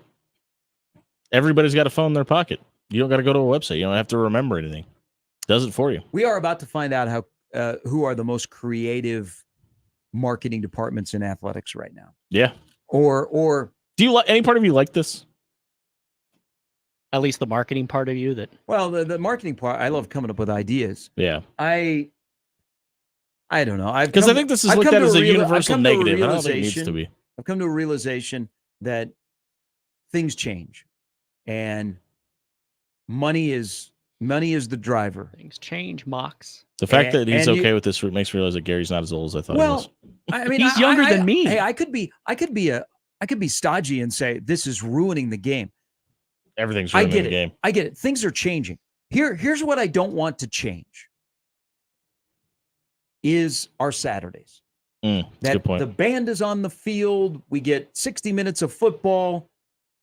11 to 11. Yes. I just, as long as you 1. keep my football pure when we get to Saturday, I can deal with anything. Yeah. I just want to watch college football. Have you watched any of the UFL this year? Yeah. I mean, I've watched my Brahmas Saturday. I've probably watched more UFL this year, not necessarily just because of Adrian, but I'm a big Battlehawk fan. I did not realize it. Wade Phillips and a step blew the game Saturday. They kind of have this presentation already, and it's not really that distracting. Like it is not. I don't really have a problem with it. Technology has come a long ways where it's not distracting. You know it's there, but it doesn't take away from the most important thing, and that is the 11 on 11. Yeah. Right, and that's why when people are like, "Oh, NIL is ruining the game. The transfer portal is ruining the game." Been going on for years. When the ball kicks off, how much are you thinking about that? None, not at all. And it's one of those things you can talk about it all you want in July, but like when we're talking about August through November, just want your team. It's not affecting the game. Nope. Just win. All right, 7:30. Coming up a little bit later, Mike Schaefer will stop by. Friday Night Lights are back. Nebraska is active in recruiting, and a local player has thrown a curveball into the mix with something that he is doing this weekend. All of that and much more coming up with Schaefer. Matt Verzal stops by as well on a Feel Good Friday, where we're going to talk about donuts before the morning is over. Is an apple fritter a donut? Ooh. 402-951-1620. And if it is it the best donut ever made? Ooh. This is a conversation I'm down for. And how come the Hy-Vee at 132nd and Dodge does not have more apple fritters? Hertz Donut has an apple hole or a donut hole that's like apple fritter flavored. Game changer. Well, your bank account must be pretty big. You're paying like $5 a donut? My former employer used to get them catered in. $0, even better. Maybe that's why it tastes so good. Can our current employer get them? Now I do have a ceiling on how much I'll pay for a donut. I just can't see myself paying $5 for a donut. A donut. I don't think I've ever paid more than $2 for a donut. Flex. There's some places where the donut price is going up. I'm an Olson's Bakery guy. Oh, that's good. Well, we're very lucky in this town. We have a lot of great local bakeries that specialize in donuts. So I grew up on 9th and Hickory, though, so I'm a little biased. The fritter has now got people agitated. People triggered. Is the fritter a donut? Triggered Fridays with Gary Sharp. Mornings with Sharp and Handley. There is Jimmy. Jimmy here as well on 1620 The Zone. Where you can be is with my good friends at Mentality. Now you're saying, why would I want to be there? I don't got low testosterone. Well, let's see for a moment. Think about it. Listen to these symptoms. You're anxious, you're moody, you're irritable, you're impatient. Can't wait for 85 days from now. You want it to be here right now, and you're wondering, how come they're not playing? You go to Memorial Stadium for Friday Night Lights, and you're like, how are they not playing a football game? And then you realize, my mental acuity is not good right now because it does not happen until the end of August. Your attention span, your stress, it's all at a top-notch level. And you're disinterested in your spouse or partner, and now you got relationship problems. These are all symptoms of low testosterone, and that's where Mentality comes into play. Local healthcare facility have helped thousands of men throughout the Omaha area with their board-certified physicians and their FDA-approved testosterone treatment to help you get back on the right path to being your best for yourself, most importantly, and for everybody else that is involved in your life. But you have to take the first step. For more information on if you have low testosterone and how to get it taken care of with Mentality, go to the website, lowtusa.com, set up a physical, and go from there and let Mentality put you right back on the right track to being your best with more confidence and more energy. Online, lowtusa.com. It is Mentality.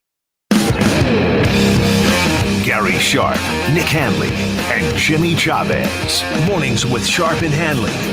Weekdays 6 to 10. On 1620 The Zone and 1620thezone.com.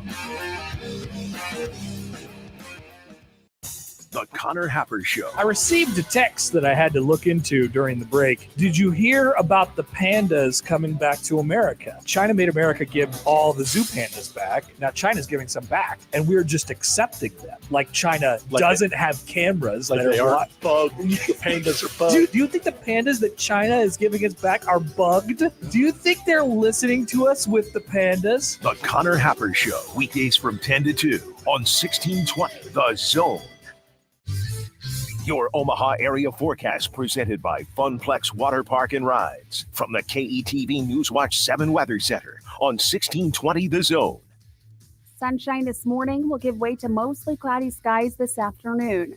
Warm and breezy today with a high in Omaha of 87 degrees and south to southeasterly winds up to 15 to 20 miles an hour. A chance of storms after 4 p.m., but especially after 6 to 7. A few of which could become strong to severe, including for the Omaha Metro.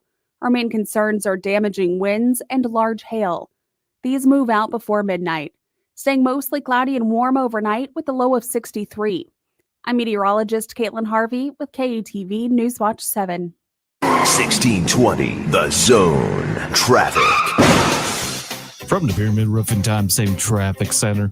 Happy Feel Good Friday. Not a whole lot of activity in the Omaha Metro with no accidents or delays to report. Northbound 72nd between F and I-80 still closed to the bridge work, so if you want to get on the interstate, you'll have to take either 84th or 60th. Also, Millard Ave is closed in both directions between 144th and U. This is due to long-term road construction that's taking place from now to the end of August. Be sure to buckle up and drive safe out there. I'm Joey Colbert. This time-saving traffic was brought to you by the Nebraska Lottery. Enter the NASCAR Powerball Playoff.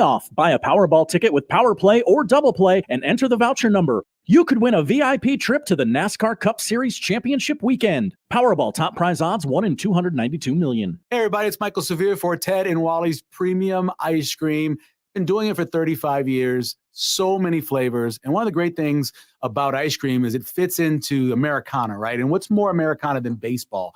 And we have the greatest baseball tournament that happens anywhere every summer right here in Omaha. So when you're downtown and you're just trying to get a little bit of fun in with baseball, stop by the location in the Old Market and get some ice cream as well. Ted and Wally's has so many great different flavors. And the great thing about it is that every single day on social media, they put up a new list, whether it's the Benson location or if it's a location in the Old Market. And all you got to do is go on there, find your favorite flavor and stop by. And they also make sure that whatever you need, say you're thinking you're keto friendly, they have keto friendly ice cream.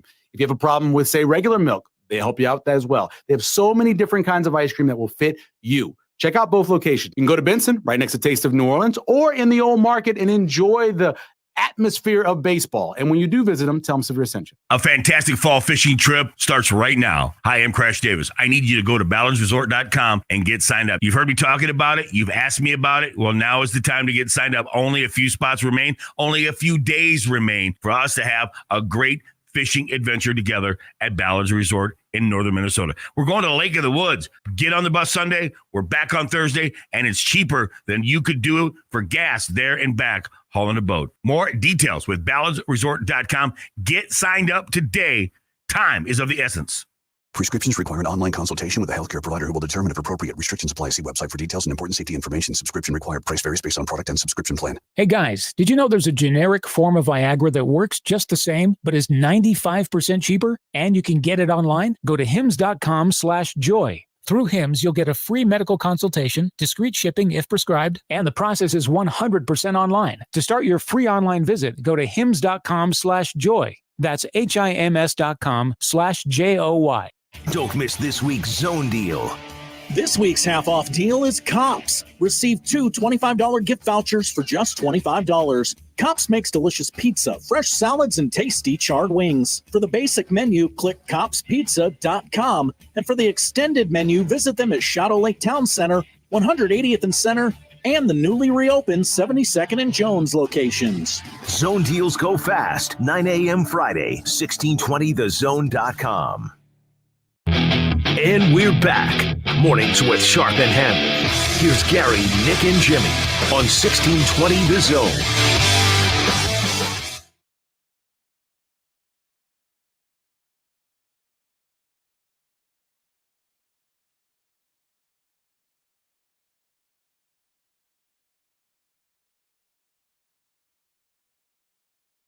Did you guys see yesterday, as we welcome back into Mornings with Sharp and Handley, Jimmy Allen, Jimmy Chavez is here as well.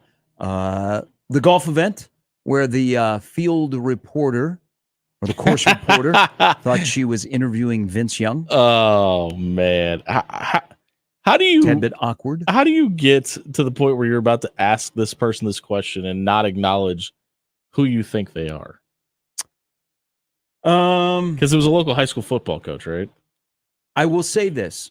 That gentleman handled that interview fantastic because he knew that they were wading into the waters where she had no idea who he was, and she was thinking that he was the former Texas quarterback. I'd have rolled with He it. handled it really, really well. It was awkward, but once it dawned on her that, she cut the interview, but she left the microphone there. Good on that guy, man. He could have made it really, really uncomfortable. Should have said, "How come Lendell but wasn't he was in the like, game?" not Vince Young. That was a tad bit awkward. We were at Caddyshack one night, and we had a lady And walk. Vince Young was there? No, we had a lady He's walk a Cheesecake Factory guy. over. We had a lady walk over, and she was like, "You guys are sports guys, right?" And we're like, 36-page menu. She's like, "Tommy Frazier's at the bar right now," and I was like, "Huh." Turns out it was Leslie Frazier. Walked around the corner, and I was like, "Ma'am, that's not Tommy Frazier." Whoa! She's like, "Oh, thank goodness! I was gonna go ask him for an interview or for an autograph." I don't know. You always can. I don't know if this lady has ever seen Tommy Frazier. This gentleman looked nothing like Tommy Frazier. Now, to be fair to this person, Tommy likes that Caddyshack. It was not him. Well, it was not him. Clearly, I mean, Tommy has a look. And it was not this. Okay. Well, that's good. So I wonder if she would have asked this individual for an autograph if they would have just played into it and said, "Yes, I am." It would have been the fraudulent Tommy Frazier. Like Might have last got him a summer, couple free drinks. when Darius Rucker was performing at Stir Cove, there was a guy going around downtown Omaha that kind of looked like Darius Rucker that was intimating that he was him. He was taking pictures with people. There was a guy that did that, said he was Dylan Raiola this summer. Did it really? In Lincoln. Did you hear about this? Yeah. No. They're not Dylan. Sorry, Patrick Mahomes. Oh, Same person. Well, yeah. Yeah. There was that situation.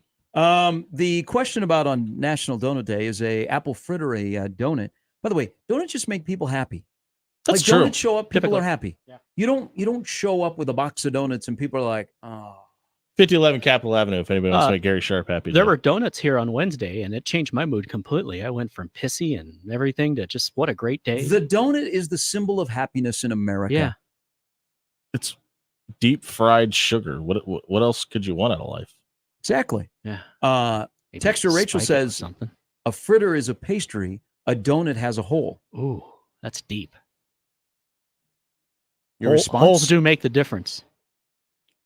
That is correct. Okay. It is National Donut Day. And again, I don't want to pick and choose because I like them, a majority of them. I'll side with Rachel. We here. are He just leaves them over the plate. We are for a you. great donut town with local That is very bakeries. true. Actually, last And- week back home, I told people that great donut town, great pizza town. Come to Omaha. You know what? And I Great think pizza so. Here we go. The donut shop in your neighborhood is a symbol of what your neighborhood is about.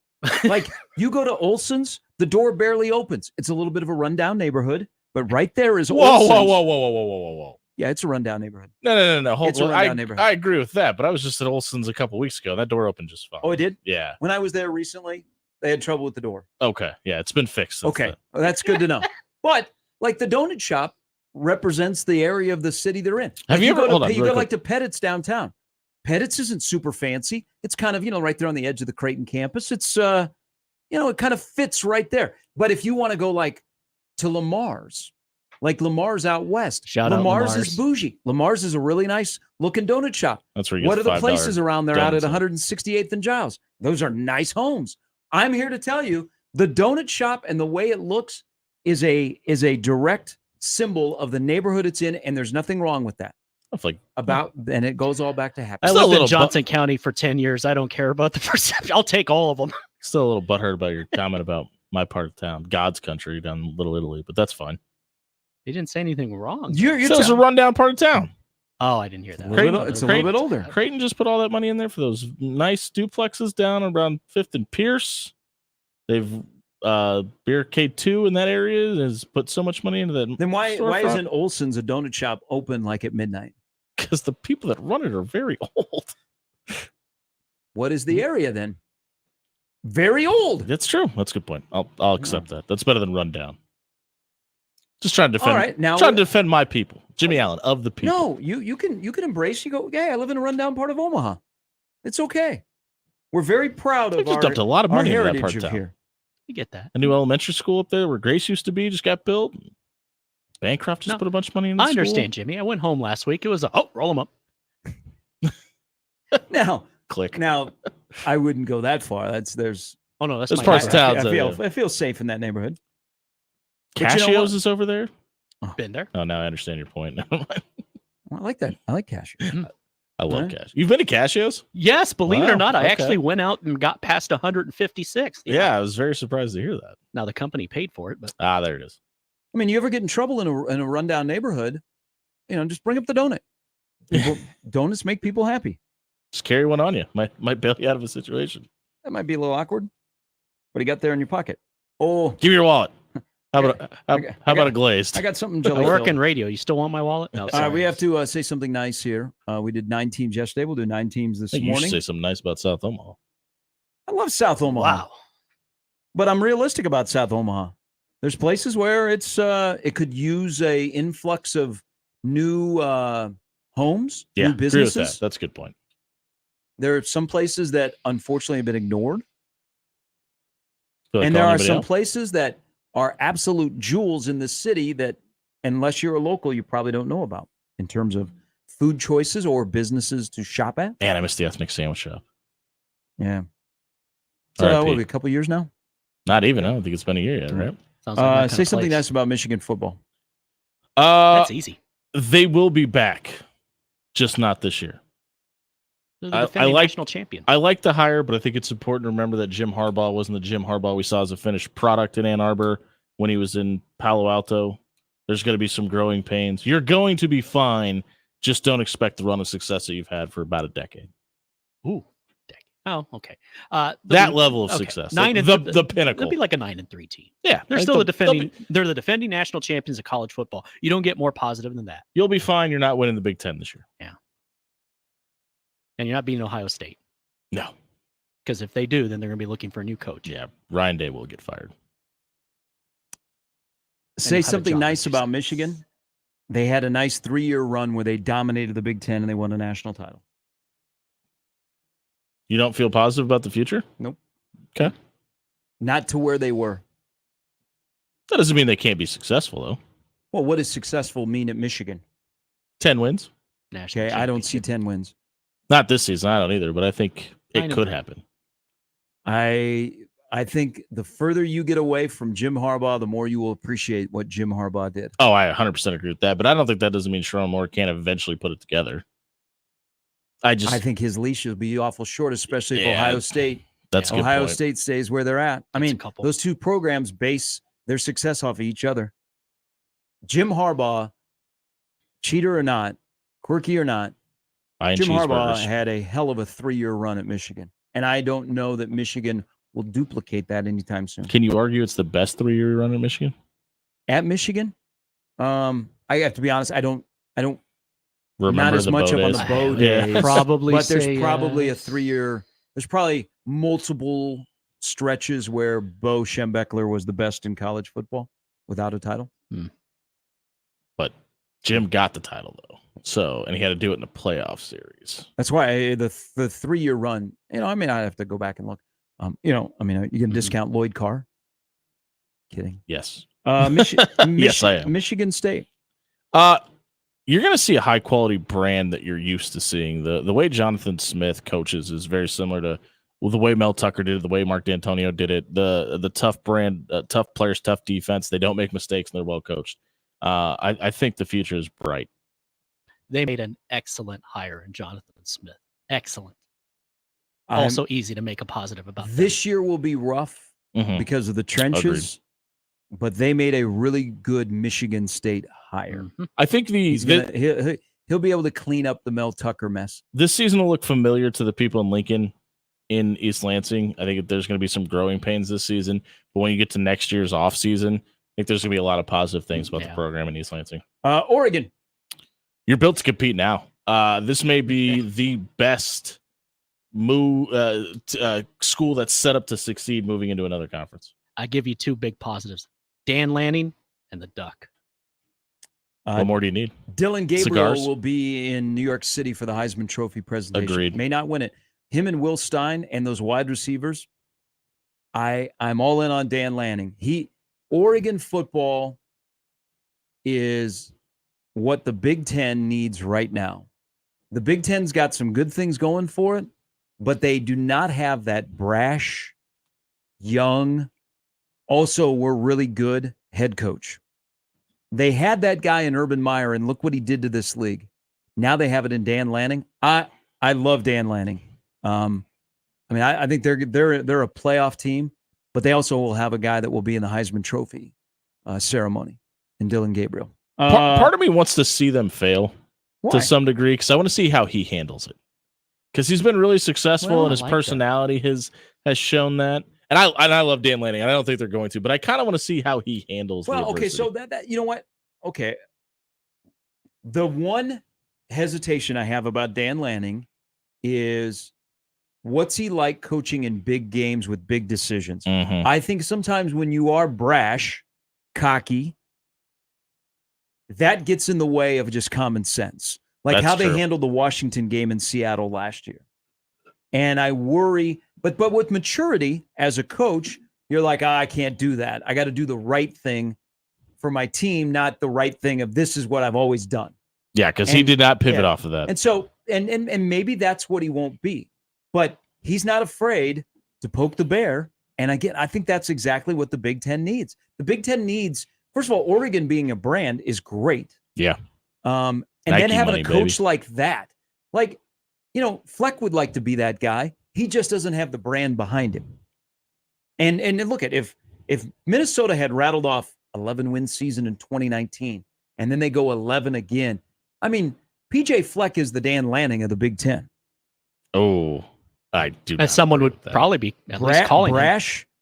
brash and young, Yeah, and successful. But Dan Lanning does it with this air of coolness about it. PJ Fleck just makes you feel uncomfortable. But in this scenario, he's won 11 games, so suddenly you kind of are able to wash over some of those things. I see what you mean, but it's a whole different PJ perspective. Fleck just gives me skin crawling response where Dan Lanning's like, I could hang out with that guy. Could also be PJ Fleck, shingles. where you're like, PJ Fleck, like, get away from me. UCLA, Who invited you to this? UCLA. You have a player's coach and something to be excited about. It's one of your own coming home. He's energetic and he feels like he wants to be there. And I don't think you've had that in Los Angeles for a long time. A long time. And he hired EB as his offensive coordinator. That's got to count for something. Yeah, good point. Super Bowl champion offensive coordinator. They have me interested in how their offense is going to work. I think the most thing I can say positive about UCLA is they have a head coach that wants to be there. It can go a long, long ways. Yeah. Haven't had that in many Chip years. Kelly never gave off a full impression that he wanted to be there. He felt embarrassed that he had come back to college football. Deshaun Foster is there, and he's a UCLA guy. He wants to be there. UCLA is one of those programs that you can't fake. You can't fake being the head coach. Mm-hmm. You get exposed. I think there's a couple places you kind of fake. Boulder. Not necessarily I want to be here, but I got to be the head coach. But I think that goes a long way. And at least UCLA trying to establish them that they have a guy that wants to be there. They're a curious case of how they'll handle the season. I mean, it's not like they start off and they tippy-toe. And they got to play LSU right out of the gate. Mm-hmm. They're going to be, I wouldn't be surprised when more preseason Big Ten polls come out. UCLA is further down in the league. I believe it. They find out really quickly that in the Big Ten, they're not as big a brand as they were in the Pac-12. They really didn't want that league. I mean, to look at break the UCLA Washington game is kind of an afterthought in this league now. Used to Where be a in the good one. Pac-12 it was one of the that's one of the games. best games on a Saturday. Mm-hmm. Keith Jackson would usually call it. I don't know where their place is in the conference. Like you could you could pencil in you could pencil in where USC is. Obviously a helmet game. You have the blue chip part of it. Oregon's got the Nike money and the multiple uniforms, and there's a place. And Washington's coming off a national championship appearance. Then you get to UCLA, and you're just like, when we're talking about cross-brand and who they are in the conference, like it feels like they're closer to like Indiana than they are to Michigan. They have the Rose Bowl. That's it.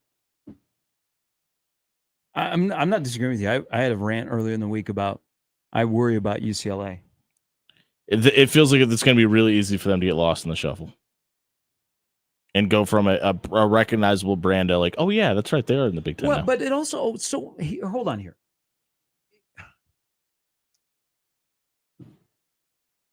UCLA, if I just listen to you, you sound like UCLA has been this juggernaut. No, I just think that their brand meant something in the Pac-12, and I don't think it does in the Big Ten. Hasn't UCLA just been like a good 7-8 win team? Still living off that 89 Cotton Bowl. People sometimes get into a discussion about UCLA, and you think they've won multiple national titles. Terry Donahue, rest in peace. Mm-hmm. Not there. Okay. Bob Toledo, not there. Right, Jim but Mora, not there. We're talking about a brand They're a that's in the 7-8 win program, and that's fine. but they're in the third Kate largest McCown, TV market in the country. That doesn't matter. It Have you should. seen their stadium? But it they're should. 45 minutes from campus. They don't fill up the Rose Bowl. Okay, they're an afterthought. But that shouldn't happen though. That's what I'm saying. And Yeah, it should happen. No, but I can't remember when UCLA was actually a must-see. but thing if that's what's Probably never. happening, and you're playing brands that are Gary Beeben? that are border teams, and you have games that you recognize, and there's rivalries that matter, and you take that away, and now you're playing Rutgers, you're playing Northwestern, you're playing Indiana That's inside the Rose why Bowl. UCLA is in a weird spot. Yeah, exactly. What is like if you're not getting a turnout for UCLA versus Stanford, who's showing up for UCLA versus Purdue? Purdue fans. Probably. And they might be the majority in that crowd. No, you're not wrong. Neither one of you are wrong from this standpoint of what's going to help UCLA is a trip to Los Angeles to go watch a game in the Rose Bowl. Wait till next November. You've Does seen that it help before. UCLA on the field though? And I don't think it does. No. A lot of red in that stadium next year. Oh, we'll be there. USC. I mean, look at how many people will make the trip out in mid-November, especially if Nebraska's in a good spot. Yeah, UCLA will benefit greatly from a lot of people that live in Southern California that are alums of you mentioned Purdue or a Nebraska, the Californians for Nebraska, that they will go to those games, and UCLA just needs some cash. Number 5 Nebraska takes on number 6 UCLA for Hey, supremacy in the Big Ten. Hey, one of some people's first memories of non-conference games is some good Nebraska UCLA games. Yeah, it's true. I remember mid-90s, late 80s games that would end up on the cover of Sports Illustrated. I remember Didn't Aikman play in Lincoln? Yes. Yeah, towards the end of his career. I remember. So did Wayne Cook. First game with Husker Vision was UCLA Nebraska 94. Yeah. Keith Jackson was on the call. I remember camping out in front of the stadium Gaston before Green. USC 07 because it was going to be such a unique opportunity. And obviously they were coming off the Reggie Bush era, Pete Carroll era in Southern Cal. Like the fact that that's going to be a more common thing now is just incredible. Like, see, that's the cool part of all USC is coming to Lincoln on a regular basis. Welcome, Jimmy. Welcome to the new day of college athletics, where you can win the Rose Bowl and the Cotton Bowl in the same year, and you can win twice in the Rose Bowl. Welcome. Thank you. It's good to be here. I feel like we should do a TikTok video. Have you seen the? Are you on TikTok? I'm not. So Even I'm on TikTok. There's a major TikTok trend of people that go like on vacation and they will shoot their TikTok in the airport. Where I heard about this. So using the word shoot. They run. You know, they set up their camera and they run and they jump over the camera, and then the next shot I've is them seen on this. a beach. My wife is on TikTok and shows me this. I've heard about it. That's what you could do. You could run and jump over the camera, and the next thing you know, you're in the new age of college football. there's just such a negative connotation around conference realignment that I think oftentimes we lose sight of the positives about it. Oh, yeah. All right, give me a positive of 18 teams in the Big Ten. I just told you, USC gets to come to Lincoln. You're gonna see Washington playing in Happy Valley. More important games are going to be played on Saturday. Yeah, exactly. There you go. All right, this is Positive Friday. Yeah. So Lincoln Riley quit trying to duck LSU. He thought he did by leaving Oklahoma. He tried real hard. I think this LA trip may happen this year. That story, Fox did not do USC any favors because it was Fox that tried to help USC get out of that game. Well, they see. I don't know if I believe that or if the corporate sponsorship was just willing to fall on the sword. The TV to have you don't want USC's first game in the Big Ten being on somebody else's network. I can see why Fox tried to make a play, and then the SEC beats them. And but it's just not coincidental that they came out around the same time that SEC meetings were happening either. By the way, switch out. Well, LSU Brian Kelly grabs somebody with a camera and goes, "I've got a story for you." Like, where'd you no, get that? What he's accent, got a story Coach? is this is what if you're all in on the new age of college athletics, it's ESPN against Fox. Yeah. But what's weird though, ESPN with the SEC and Fox with the Big Ten. But That's what's weird, what this is. The weirdest thing about that story and when it came out and the connotation around it was that was really the first time we've kind of seen this network on network crime. We've had this kind of handshake, hands off agreement that hey, when this school is thinking about leaving their conference, they're not debating between the Big Ten and the SEC. They're leaving the ACC or they're leaving the Pac-12 for this conference. And it's not really a debate about where they're going. And we've never really seen the networks kind of trying to interfere with that. That was kind of like the first shot in a Cold War. It was like, oh, well, we're trying global thermonuclear war. We're trying to live all kosher and be neighbors that greet each other at the fence line, but don't step over it. Sports is competition. It's a rivalry. It's about hating the opponent. It's all about yourself. Which has been the weirdest thing about this because ESPN and Fox shouldn't get along. We talk so openly and casual about this power. I got Clanton They blocked Fox from being involved in the college football playoff TV rights. Right, but we talk about this power conference and how the Big Ten and the SEC are going to eventually split off, and everybody talks about it from such a kumbaya mentality, and it's all going to be great. But the fact of the matter is there's a ton of money that's going to be divided up amongst somebody and a group of businesses, and more importantly, the TV networks. And nobody thinks that's going to be like, because the NFL does it so seamless where they're, you have the AFC and the NFC and they play on their respective TV channels. That's not really the case with college football. There's you have so many intermatched up games that teams move around and in this case play on different networks. And nobody's really brought up the point that, that might ruffle some feathers. I've had a front row seat to watching ESPN and Fox butt heads in the last go around since the SEC and the Big Ten expanded. I mean, look at what's going to happen with Florida State and Clemson, and then the fallout from that. I mean, ESPN and the SEC. If ESPN doesn't want Florida State or Clemson, they're not going to the SEC. Mm-hmm. If Fox wants Florida State and Clemson are coming to the Big Ten, and then ESPN will go grab 4. Then we'll have 20 and 20. Right, but we haven't had that moment yet, though. You know what I mean? Like, it's been going on. It has, but you haven't had that pub. It's like, we have this really nice, quaint. Well, what do you want? Like TV the two heads of to show up, but it's presented Dana in this White, such friendly, like weighing in on a Friday, and then Saturday they're beating the crap out of each other. But it's presented in such this friendly match. manner. We have this TV draft, and everybody gets to pick their games. We're all sitting around eating nachos and wings, and it's great. Like, no, you're talking about the splitting of billions of dollars here. Like, it's not. There hasn't been. Hey, Notre Dame wants to declare for ESPN a conference. and Fox are not sitting in the same room having a draft. Right, but it's the Big Ten partners. Agreed, but it's the thought process that there's no hard feelings by the end of that, though. It's just like, you got this game, we got that game, and everybody's happy, and let's go have a beer. Yeah, but ESPN has SEC. They're not looking at the Big Ten. They don't have access to the Big Ten games. I understand that, but we're talking when we're talking about the big helmet, when we're talking about USC versus LSU, there's never been this type of moment where it's like, we're not letting that happen. And it's been, you stay over there, we'll stay over here. He's our teams, those are your teams, and we'll be separated. I think we're well on our way already. I do too. And I think it's going to get really, really interesting. And whenever the first domino in South Bend, Indiana falls, I think that's when you're going to see complete chaos, and you're going to see the clause come out, and it's going to get really, really ramped up. All right. Coming up in about an hour, Mike Schaefer will join us, Matt Verzal as well. We have more things to say nice about teams and networks.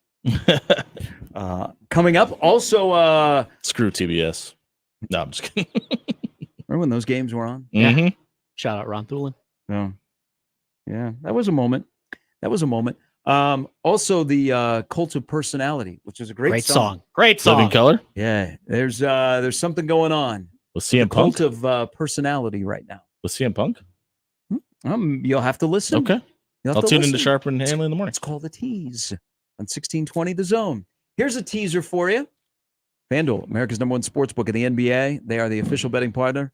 Hope you took Uncle Gary's advice last night that the Celtics would win outright and cover, and Luka would go under 31.5. Yeah, if you did, you're having a lot of donuts today because FanDuel was your best friend. And you know what? The NBA Finals game number 2 coming up on Sunday, and the Celtics are a big favorite again. And right now, new customers with FanDuel, you can be right there riding with the Celtics or the Mavs because new customers get $200 in bonus bets with a winning $5 bet. Yes, right now, Dallas is a 7-point underdog. Will they even the series before they go to Texas? There's no better place to bet all the finals action than America's #1 sportsbook. It is FanDuel. And just right now, go to FanDuel.com/zone to get started and take a shot at an extra $200. FanDuel is an official sports betting partner of the NBA. 21 over, present Iowa. First online real money wager, only $5 first deposit required. Bonus issued is non-withdrawable bonus bets that expire 7 days after receipt. Restrictions apply. See terms at sportsbook.fanduel.com. Gambling problem, call 1-800-BETS-OFF. Mornings with Sharp and Handley on 1620 The Zone and 1620thezone.com. Now live on Twitch, YouTube, and 1620thezone.com. There is only one constant in the universe, and that's change. Brent Rasmussen of Mortgage Specialists. I'm sure many of you remember the incredibly low interest rates that were available only a few years ago. Well, things changed. Now rates are higher. But would you believe me if I told you there was a time when people were paying double-digit rates? And that's the thing. Everything changes. Rates go up, rates go down. So if you're waiting for the perfect time when rates drop before you buy a home, you might miss out on the home you really want. So when you think about it, what's a thing today might not be a thing tomorrow. See? Change is good. I'm Brent Rasmussen. Call me at Mortgage Specialists, and we can show you all the details. Mortgage Specialists. Driven, trusted, reliable. Click mtg-specialists.com. NMLS number 5918, Equal Housing Lender. It's going to be another sizzling hot summer. Stay cool with 35% off new Champion windows. Don't burn your money on high energy bills. Get new energy efficient windows from Champion. 35% off. Plus, get an extra $100 off every window you replace. The more you buy, the more you save. We help you choose the best design options for your home. We then build your project in our very own factory. Our install team manages your project every step of the way. And it's all backed by our lifetime guarantee. Plus, we're giving away the chance to win a $50,000 home makeover. Enter online today. Turn your house into your dream home with more livable space in a new Champion sunroom, or enhance your curb appeal with new siding. Now 35% off. Don't wait. This sale won't last long. 35% off windows, sunrooms, and siding. Plus, get an extra $100 off every window you replace. Call 877-GO-CHAMPION or visit championsavenow.com to schedule a free in-home estimate today. While discounts apply to our regular prices, select styles apply. Minimum purchase required. Cannot be combined with other advertised offers. See store or website for details. Watching a ball game at Oscar's Pizza and Sports Grill is pretty awesome. Oscar's offers the MLB package, so your team is always on their upgraded audio-video system, and nothing is better than watching the game with a cold frosty one, Oscar's Pizza, or award-winning char-buffed wings. And with daily lunch and dinner specials, it's really a no-brainer. So get ready to watch your favorite team play ball at Oscar's Pizza and Sports Grill, 173rd and West Center Road, and takeout at 162nd and Maple. Family Talk with Straight Talk. You give and you give. It's time to get with Straight Talk Wireless. You get a reliable 5G network and unlimited data, and you get to choose who joins your family plan starting as low as $25 a line. Does it have to be family? It can be family or people you like. Get more lines and more savings. Switch to Straight Talk for family plans starting as low as $25 a line per month for 4 lines. Find us at Walmart and straighttalk.com. For network management practices, visit straighttalk.com. Family plan discount with 4 lines, all on the Silver Unlimited plan. Taxes and fees apply. A Nebraska craft beers and ciders important to you? Whether you just love Nebraska brewed beers and ciders or you're a full-fledged craft brewery, there are benefits to membership for anyone with the Nebraska Craft Brewers Guild. Their sole mission is to foster and help grow the Nebraska-centric brewing community. Become a member today at nebraska.beer and help advance the craft beer and cider industry in the state of Nebraska. Find out more about the Nebraska Craft Brewers Guild at nebraska.beer. 1620 The Zone at 1620thezone.com. Now back to mornings with Sharp and Handley on 1620 The Zone.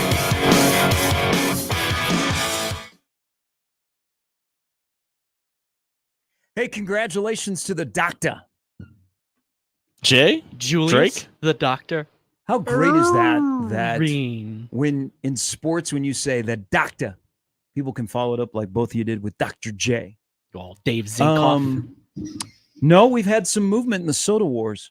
Oh, yes. Congratulations, Dr. Pepper. For the first time since 1985. Number 2, right? Dr. Pepper is the number 2 soda brand in this country behind Coke. They're on a Pepsi has Coke, the fallen. official soft drink of After Hours on 1620 Zone? They're good. Really? Ooh. Pepsi has fallen to number 3. It's too sweet. Pepsi? Yeah. Those pitchers at Pizza Hut back in the day hit differently. I am looking, you know, Yeah, because you were 8. One of the things I'm last looking week. forward to the week of baseball that we're all about to happen a week from today is Steve King, Mike Stibbs' dad as well, and all the other great folks from Coke in this Shout town. out to Tim. They have the rights, the pouring rights for Coke in the Mecca facilities, and so we get to see them a lot. And I love Diet Coke. I try and not consume it as much as I used to. It's delicious. But Shout out I'm a Melissa. big Diet Coke fan. I'm so glad that they got that you can go to Creighton Game and you can drink Diet Coke. You can go to a game at the Chuck and drink Diet Coke, which I wonder now if it'll come to the realization of the people in Lincoln that 10-year deal that they keep, doing with Pepsi that started in 97 and goes, I think, until 2028, that now the University of Nebraska-Lincoln, not just the stadium and the facilities, but also those poor students are locked into Pepsi. I think that's till 2028. That's the only place I think I ever drink Pepsi at, is if I'm at a football game there. Looking for my email. Where's my friend from Pepsi that Now, emails me? you were talking about Fox and ESPN buttonheads. The stories I have heard about Coke and from both Pepsi. Pepsi and Coke when they have to They're pretty put in great. bids for like big venues, because Baxter Arena is a Pepsi place as well.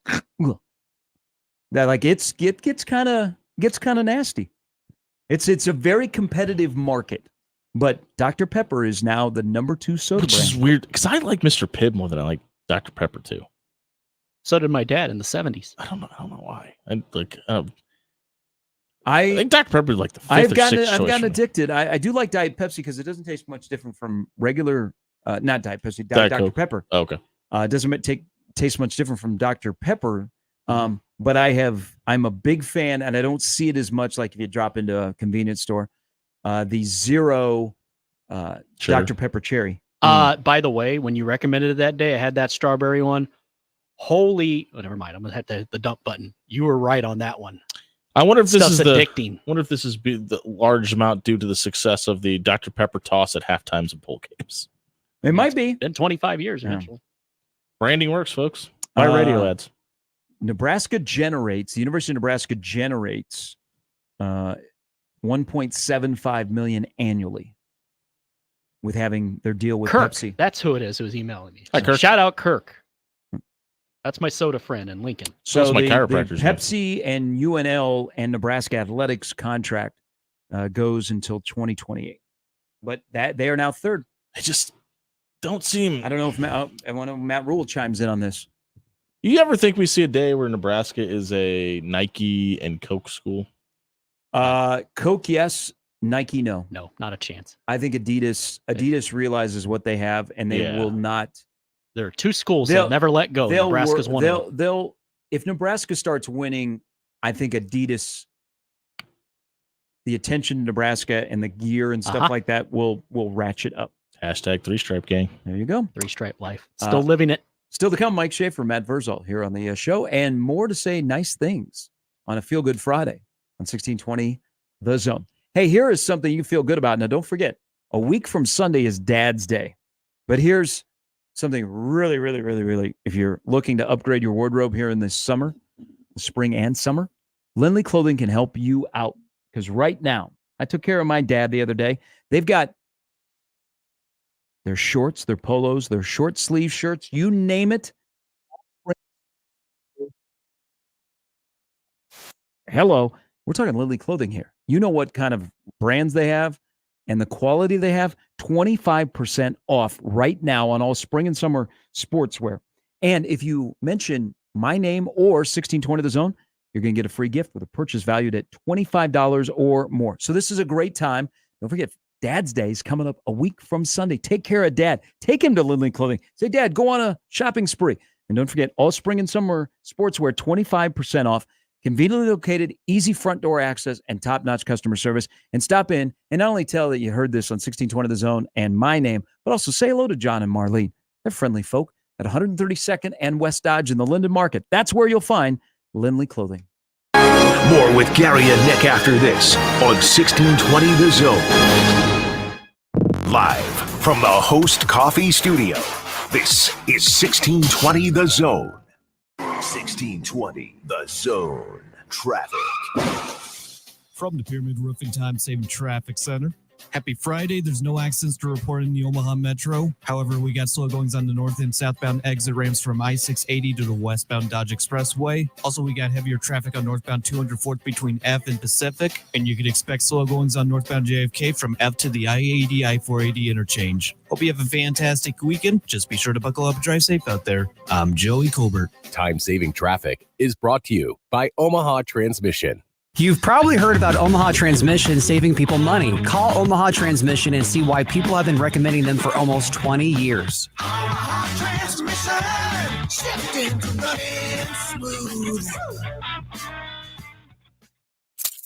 Hey, you hear that? That's the sound of loose change in your pocket reminding you to buy a 99-cent medium fountain drink from Casey's. So the next time you hear this, you already know where to go. 99-cent medium fountain drinks. It's not crazy. It's Casey's. Don't answer that. It's another roof gypsy ringing the doorbell. They are attempting to capitalize on the misfortune that Mother Nature has thrown your way. Make the right call to a trusted company that has faithfully served the Omaha area for over 35 years. The Rooferees at John Higgins Weather Guard. For roofing, siding, and gutter repair, make the right call to John Higgins Weather Guard. John Higgins Weather Guard, the home of the Rooferees. Make the right call. Like eating out? Like saving money? Then get to Cops at 180th and Center, Shadow Lake Town Center, or 72nd and Jones for their daily specials. Tuesday is $3 off all burgers and sandwiches. Wednesday, buy any specialty pizza and get a one-topping 50% off. Then Thursday, all wings are $1 each when you order 10. And this just in, all Cops locations now offer their own delivery service. Click copspizza.com to see the menu. Cops, pizza, and so much more. When it comes to protecting your home, Jay Stennett Contracting takes pride in ensuring every detail is handled. Roofing, siding, gutters. When it comes to the exterior of your home, Jay Stennett Contracting has you covered. Water, wind, and hail can wreak havoc on the exterior of your home. If your home is damaged, let Jay Stennett Contracting come out for a no-obligation inspection. If repairs are needed, they will help you through every step of the process. When you need an honest assessment, Jay Stennett Contracting has you covered. JSCRestoration.com. Prescriptions require an online consultation with a healthcare provider who will determine if appropriate. Restrictions apply. See website for details and important safety information. Subscription required. Price varies based on product and subscription plan.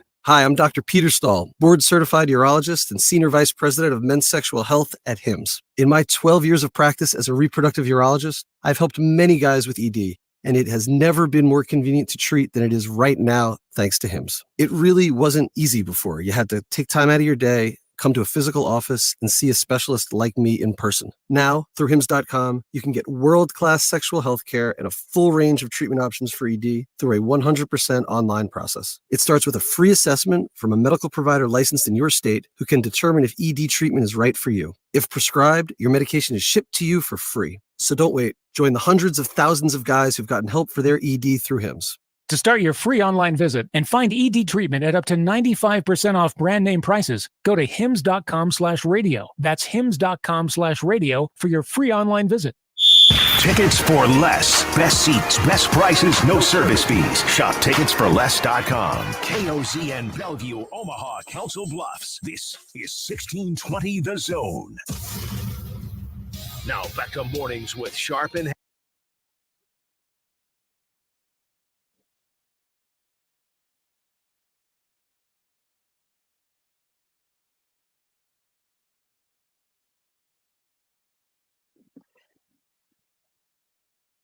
Thank you for playing this. It's a good Oh, yeah. Friday song. For the fourth most bets to win the college football championship are on, of course, Colorado. Their odds to win the national championship have improved. There is the cult of Dion. Is there any other coach in college athletics where you are fans of the coach, but not necessarily the program? I think Saban had some bit of that to him. I think people jumped on that bandwagon. People used to feel that way about Paterno. I tend to believe that this is, college football has never had somebody like Dion. No. They have very rarely had. Could you throw Harbaugh into that discussion? Because I think you had some people that looked at him and was like, I can have a beer with that guy. But you dislike Michigan, or you didn't really care about Michigan? Possibly, but not on the level of Dion. Not even close. Yeah, I agree. I think there are a lot of Nothing people like that are it. Dion fans that don't really care about Colorado. It's I agree very with that. rare in college athletics. I think most Colorado fans currently are that way. One of our own, Chris. It is the cult of Dion. You remember when he was going to be the next head coach in Nebraska? There was a sign that in the stadium and said, "Welcome, Coach Prime." Would we have been all in on this if it was the shoes on the I'm other not even foot? gonna. I I'm lived not through gonna this. pay I don't attention to wanna- this. yeah. I lived through this thing a year It and a half wasn't even a ago. possibility. I didn't think so either. But people thought Hey, remember when they there went was all white? podcasts that were happening. We're saying, the guy that Coach Prime hired as his offensive coordinator told me he's going to Lincoln. That never happened either. But I remember that day. I remember Lane Kiffin Day on this show. There were two guys. One got hired. The other's in Lawrence. Yeah. Only two guys they talked to. Bill Self? Yes. I love that Nebraska hand warmer. They tried to. Bill Byrne tried to hire Bill Self. How much different would the basketball program in Lincoln look? Well, probably not much different because Bill Self He wouldn't wouldn't have be hung here around. anymore. Yeah, that's a good point. Yeah. So Nebraska has. Mizzou hired Quinn Snyder over. Is there any other coach that Nebraska's tried to hire? Trev's number 2 was Lance Leipold. Kyle Whittingham. And he let Lance Leipold know that if it didn't work out with Matt Rule, that they were. Which is always a good way to hire somebody. They were prepared. Well, hey, if our first choice doesn't work out, I was told that at my wedding. Actually. So no, I'm okay with this. Hi, Alicia. I'm okay with this because he was very transparent. Like he was not going to get into we're playing you against him. Sure. They told Lance, which is the right way to do it. They told Lance that there were some things that might prevent Matt Rule from being the head coach at Nebraska. And if that is the case, be prepared. We will be making you a contract offer. But you know that we have to do our due diligence. You took a meeting with us. But if this happens, how you feel about we're that, coming. Jimmy? We're coming to this. Feel great. Nebraska's got a great coach in Matt Rule, and I still have Mike. Everybody wins. James Franklin can go 10-2. Nobody's leading. I don't think when Trev drove down to Lawrence, I don't think he said, "Hey, you're our number 2." I mean, people know this in the process. Did you have us play this amazing song that inspires excitement to talk about Deion Sanders? I'm just telling you about a Colt. Yeah. Okay.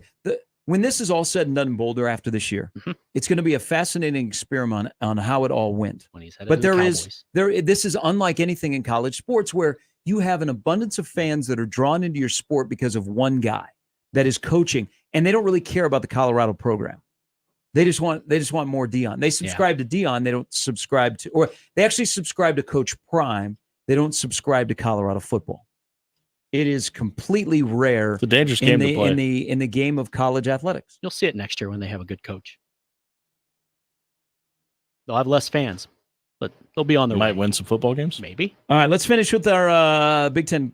We got an email. If you're wondering where this stemmed from, we got an email last week about we dog on all the Big Ten teams not named Nebraska. So we said, you know what? Friday seems like a good day to be nice. So we've been nice for the last 2 days to 18 teams in the Big Ten. It's been rough on Jimmy Chavez. Me? For you to be nice? Have you not been listening? I'm like self-admission. Last week, before I went on vacation, Nick replaced me as the curmudgeon of the show. Welcome back. Purdue. At least your football team doesn't suck as bad as your field does. The turf at Ross-Ade Stadium is the worst in the nation. Purdue won't be the worst team in the country, but they won't be great either. Wow. Was that positive? I think so. Their team is better than their field. I still love their coach, and for our Boiler fans here in the Omaha area, it's Big Ten Day. Or on Big Ten Network, it's Purdue Day. So enjoy. It is. You got to watch the Purdue spring game. Now there's a women's basketball game on. BTN Elite later on the 2000 football team. Rest in peace, Joe Tiller. Hell of a coach. Great man. Get a new field. I mean, I have nothing to do with that. Hey, early 2000s, Purdue and Illinois were churning out NFL dudes. They were winning. Yeah, they were Kurt Kittner. They were playing in big bowl games. Like the Micron PC Bowl. But this People year, are tearing their ACL. This year, a positive, there will be a parade in West Lafayette. For Zach Edey? If you win 6 games. Oh. You will have a parade in West Lafayette. They're not getting there. I think it could be a rough year for Ryan Walters in year number 2. Yeah, they're not. Before he goes to Boulder.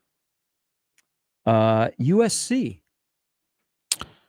You have Lincoln Riley, and that might be the only positive you need. I think that defense is going to be much improved this year. I like the hire that they made a defensive coordinator. I don't know if this is going to be it's just Lincoln Riley and a quarterback, and it's going to look Heisman-esque season.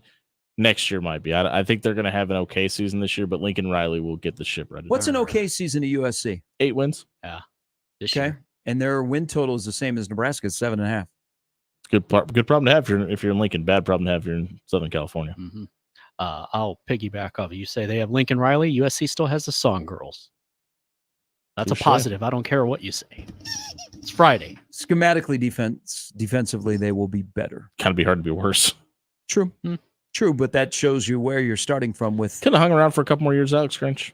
No way. I mean, for the rest of the Big Ten's sake. No. Surprised he made it. That's why a positive should have been. They don't have Alex Grinch anymore. There you go. I also think, and this happened before they both have officially been members of the Big Ten. I think another part of the Big Ten is we're done playing nice in the Big Ten. Except for on this show. It's time to fleece each other's staff. I mean, it's growing to a point where it's going to be almost hard not to. Well, but, it's kind of been a gentleman's agreement. You don't see it as often like you do in the SEC. I think we're going to start to see that. Look at USC. They went across town to get UCLA's defensive coordinator. They tried to hire Nebraska's defensive coordinator. They'll be better schematically defensively. Now, their defensive backs aren't bad. So we'll see what all of that means. Their defensive back scheme last year was probably the worst in the country. What is going on there? Whoa. So they're celebrating. Fire? I know it's supposed to be warm today, but. So that's on Dodge. Like 87th and Dodge. Oh, really? That's the way it Looks goes. like there might be a. Is that the bank building? The American National? Looks like they are having a hydrant party. Barbecuing inside? My favorite October 5th opponent for Nebraska, Rutgers. You have something to build off of. You won 6 of your first 8 games a year ago. If Rutgers is bowl eligible again by the middle of October, I think it's another absolute win for this coaching staff, this team, and that program. Greg Schiano, the consistency that he's brought to that program and everything we said earlier, he's a perfect coach for that school, and I don't think he ever will leave. I mean, he may listen one day, but he's in the right place for him, and they're on solid footing now. It's going to be hard to make jokes about Rutgers in the future. Rutgers will be 4-1 when they come to Lincoln on October 5th. Gary was about to say Rutgers is going to win the Big Ten by the look you just gave me. They've turned the corner. I think they've made a massive jump. Yeah. So also an Adidas school, by the way. 7 wins, maybe 8. they'll benefit from having no divisions. Yeah. Yeah, agreed. Didn't have to play Ohio State, Michigan, and Penn State every year for sure. Wisconsin. At least you know what not to do now if you're Luke Fickell. Last year was a big learning curve for the Fighting Fix, and the 65th strength of schedule a year ago. Big jump in competition this year. You get Alabama at USC, Penn State at home, at Iowa, Oregon, and at Nebraska on the schedule this year. Good Lord. Did you schedule Whitewater? Might be a rough go for Luke Fickell this season. Their positive is that they got last year over with, and they're continuing to establish what they're going to do. So they'll always be linked, like you said, Rule and Fickell. So while we watch what happens this year in Lincoln, a lot of people will be watching what happens in Madison with them, and I think they'll have a good year. I have no idea what's going to happen other than the positive is they'll be 7-5, but better. If you're a Wisconsin fan, you get to see some really good non-conference opponents. Mm-hmm. Their schedule is I wish they were one guy on ESPN called that one person that plays in the WNBA. Here's this.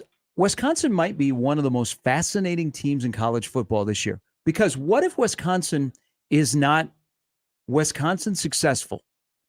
Do they blow up the offense? I think the leash gets really short for Phil Longo. So there is part of me that would not be surprised at all if when Wisconsin rolls into Lincoln on November 23rd, they're 4-6. Me either. I agree with that wholeheartedly. You said 7-5. I think they're going to struggle to get to 6 with the schedule. Maybe I'm being too positive. The fact that when you looked at what the offense that they wanted to run, and you take a guy like Tanner Mordecai that should have just been copy and paste, and it should have looked seamless, and they struggled the way they did, that tells me there's an identity crisis in that locker room. And did it surprise you at all? I think it surprised a lot of people, but when that offensive coordinator was hired, Hold on. Back up here. Identity crisis in the locker room.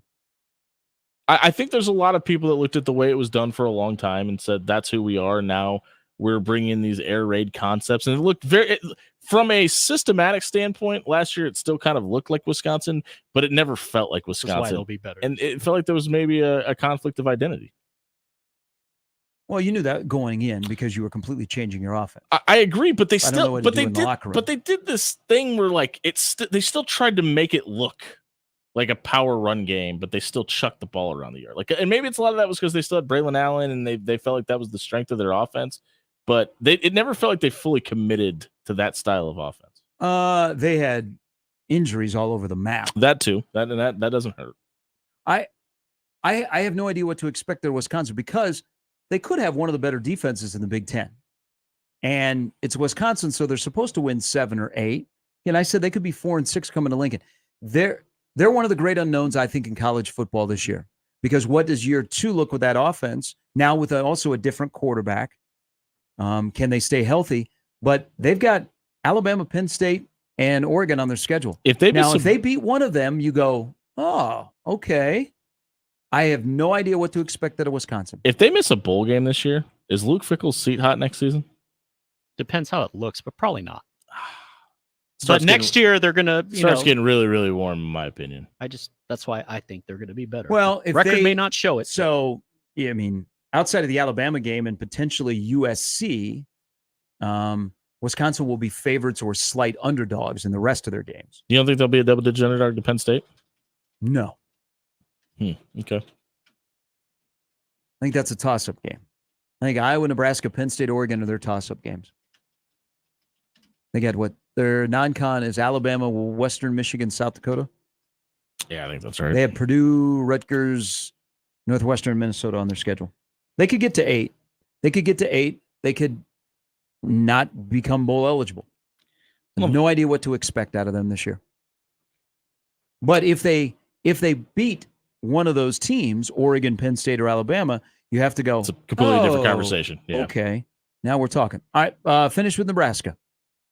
The future is very, very bright. I live there. I have been. They've got a football program. I've been very bullish on this team. I think the wide receiver department has a major, major upgrade. I'm not as out on the running back room as a lot of people are. There's a lot of people that are in wait and see mode and talking about next year. The season's got all the makings of being really special. Mm-hmm. Yeah, you got them going 11-1, so 10-2. 10-2. Wow. I'm telling you. Okay, can I ask a question? Yes, please do. Because I'm Double curious. down on that. I'm curious. And I'm not saying that to get clickbaits. I truly believe that I'm there's winning a path where that season. happens. I'm on the record of this year sets up next year. Mm-hmm. Yeah. But you have to be successful this year to have any. Oh, here we go. Mm-hmm. When did you become 10-2 guy? When I walked into Memorial Stadium and I saw Dylan Raiola walk out there, being able to flip coverage, the offensive line responding, the communication on the field looking better, and I looked at the wide receiver room and went, those are Division I wide receivers. Okay. And the fact that you're hearing guys like Marcus Satterfield and Glenn Thomas talk about the strength of the pass game, and it looks like that's going to be the identity of this team this year. And you're talking about a freshman quarterback, and they have enough trust in him to do that. And you have guys that look like Jacory Barney, that look like Jamal Banks, that have Big Time college football experience. And as of right now, heading into fall, knock on wood, this team is healthy. With the way that defense looked last year, and everything points to them taking a step forward. Now there's going to be more 3-3-4 or 3-3-5 defense on film to be dissected by Big Ten offenses this year, and that's absolutely true. But if you see guys with the upside of a Prince Will, of a Cam Lenhart, and they take another step forward, plus you get Ty and Nash back this season, that front seven has a chance to be elite. And if you just have an offense with a heartbeat, that defense can get you 8 wins. If they're not so let me. I'm gonna say you're an 8-4 guy. Okay. Are you disappointed if they don't win 8 games? Yes. I think this team is talented enough that if they don't win 8 games this season, you should be disappointed. And won 8 games in 8 years. I'm well aware, but you've never had a 5-star quarterback that looks like this. You've never say that, but it's 7. This wide receiver room has never looked this dynamic. You've never had a top 10 defense with an offense that looks this dynamic. Maybe since 2010, it looks like it should be a double-digit win team. Nebraska won't be 5-7 forever, and at some point you have to say, "F it," they're going to be better. They will be better. I just have a hard time with hearing you say, and you're not alone, because I hear more of this. If you went 7-5, I'd be disappointed if they're 7-5. That being winning less than 8 games, you'd be disappointed. It doesn't look disorganized. It doesn't look disheveled. You don't have the question marks about, can we look like a college football offense? And there's been this notation around this team that we watch teams all across the country be able to do X, Y, and Z and operate at a high level, and why can't we do it here? And I think those questions have been warranted. And when the product that we've seen this spring looks like the upper echelon of big time college football, and people are going to be pleasantly surprised by it, I think. One reason, all these reasons are good why they're going to be better. It's something nice, but at the end of the day, it's Matt Rule, because everything he's done is calculated. Everybody, and correct me if I'm wrong, Gary. Everybody pulls in the same direction under him. Why can't I correct him wrong? Because he probably has a little more insight in it. I'll one up that. It's 7-5, 8-4, and yes, sets up next year. I don't even think it's Matt Rule. I think it's the organization skills of Matt Rule. Everybody is speaking the same verbiage, and it sounds like an echo of their head coach, and that is something you can't put a value on. It sounds like what they're doing in Lawrence under Lance Leipold. I talked to some of my friends down there. I said, what it is everybody, nothing is left to chance. Everything is planned meticulously. Everybody from the top to the very bottom is pulling in the same direction. And if anybody strays from that, then they're not part of that. So what you're seeing is everything is being done with a purpose within that program. And if they're healthy, that's the best point you made. If they're healthy, yeah, good things will happen. But I do think this year sets up next year. And you know where the buck stops. And that's something Truman? that you've been missing for a long time. They're better than the last time they played. They have a better roster than the last time they played. And they're going 12-0. No. I think Bishop said like 9-3, so you're not alone on that. I mean, the talent level. So can I ask a quick question here? So you would be disappointed in 8 wins, and you just rattled off what you saw in spring, which we always got knocked for don't read too much into spring. Guys remember Breon Carnes? But spring has changed people's opinion. Yeah. I mean, and I think a lot of that is because of the organization of it, not because one guy looked great. I don't know about organization. They have better players. They know what they're doing. They have an adult running the program. They have better players in the program. They don't have elite players in the program yet. I can't make a guy an elite player if he hadn't even played a game yet. He may get there sooner than later, and that would be a huge benefit, and I think we're on the right track. I'm going to tell you one of the things that until I see differently, I'm very cautious to go up and over. What about coaching on Saturdays? Yeah, that's where his organizational skills need to improve, is in-game management. We've seen a couple lapses last year where it was head-scratching and said, well, if the head coach is a little more situationally aware, we're probably talking about a win.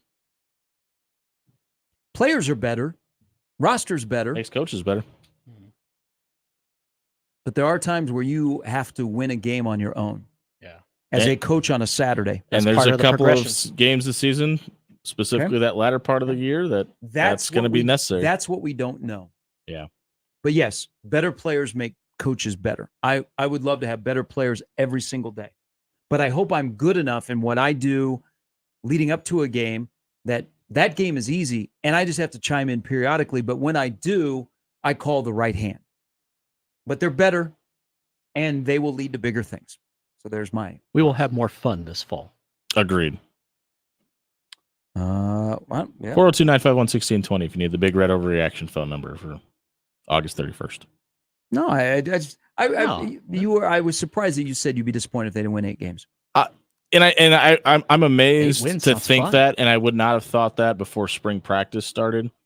But we're talking about spring practice now. I know, but you've seen everybody, and I mean, I'm talking everybody take a step forward. Like the fact that Heinrich Harburg looks like a completely different quarterback, and I don't really expect him to be a factor, but that there's that level of development and guys are taking that big of a jump. Fair. Tells me that there's reason to expect change. I asked this of John Schreiner last night, and I'll ask this of you. Is it a bad thing, in your opinion, if we're talking about packages or a package for Heinrich Harburg running the football? Yes. I think so, too. Why would I take my best player off the field?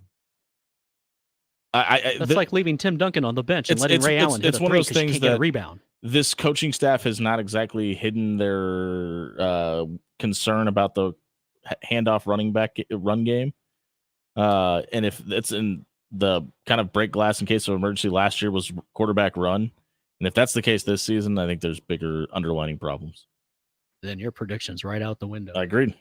Then you are going to be disappointed. I will. I'm like I said, you could paint me a picture to 10-2. You could paint me a picture to disappointment.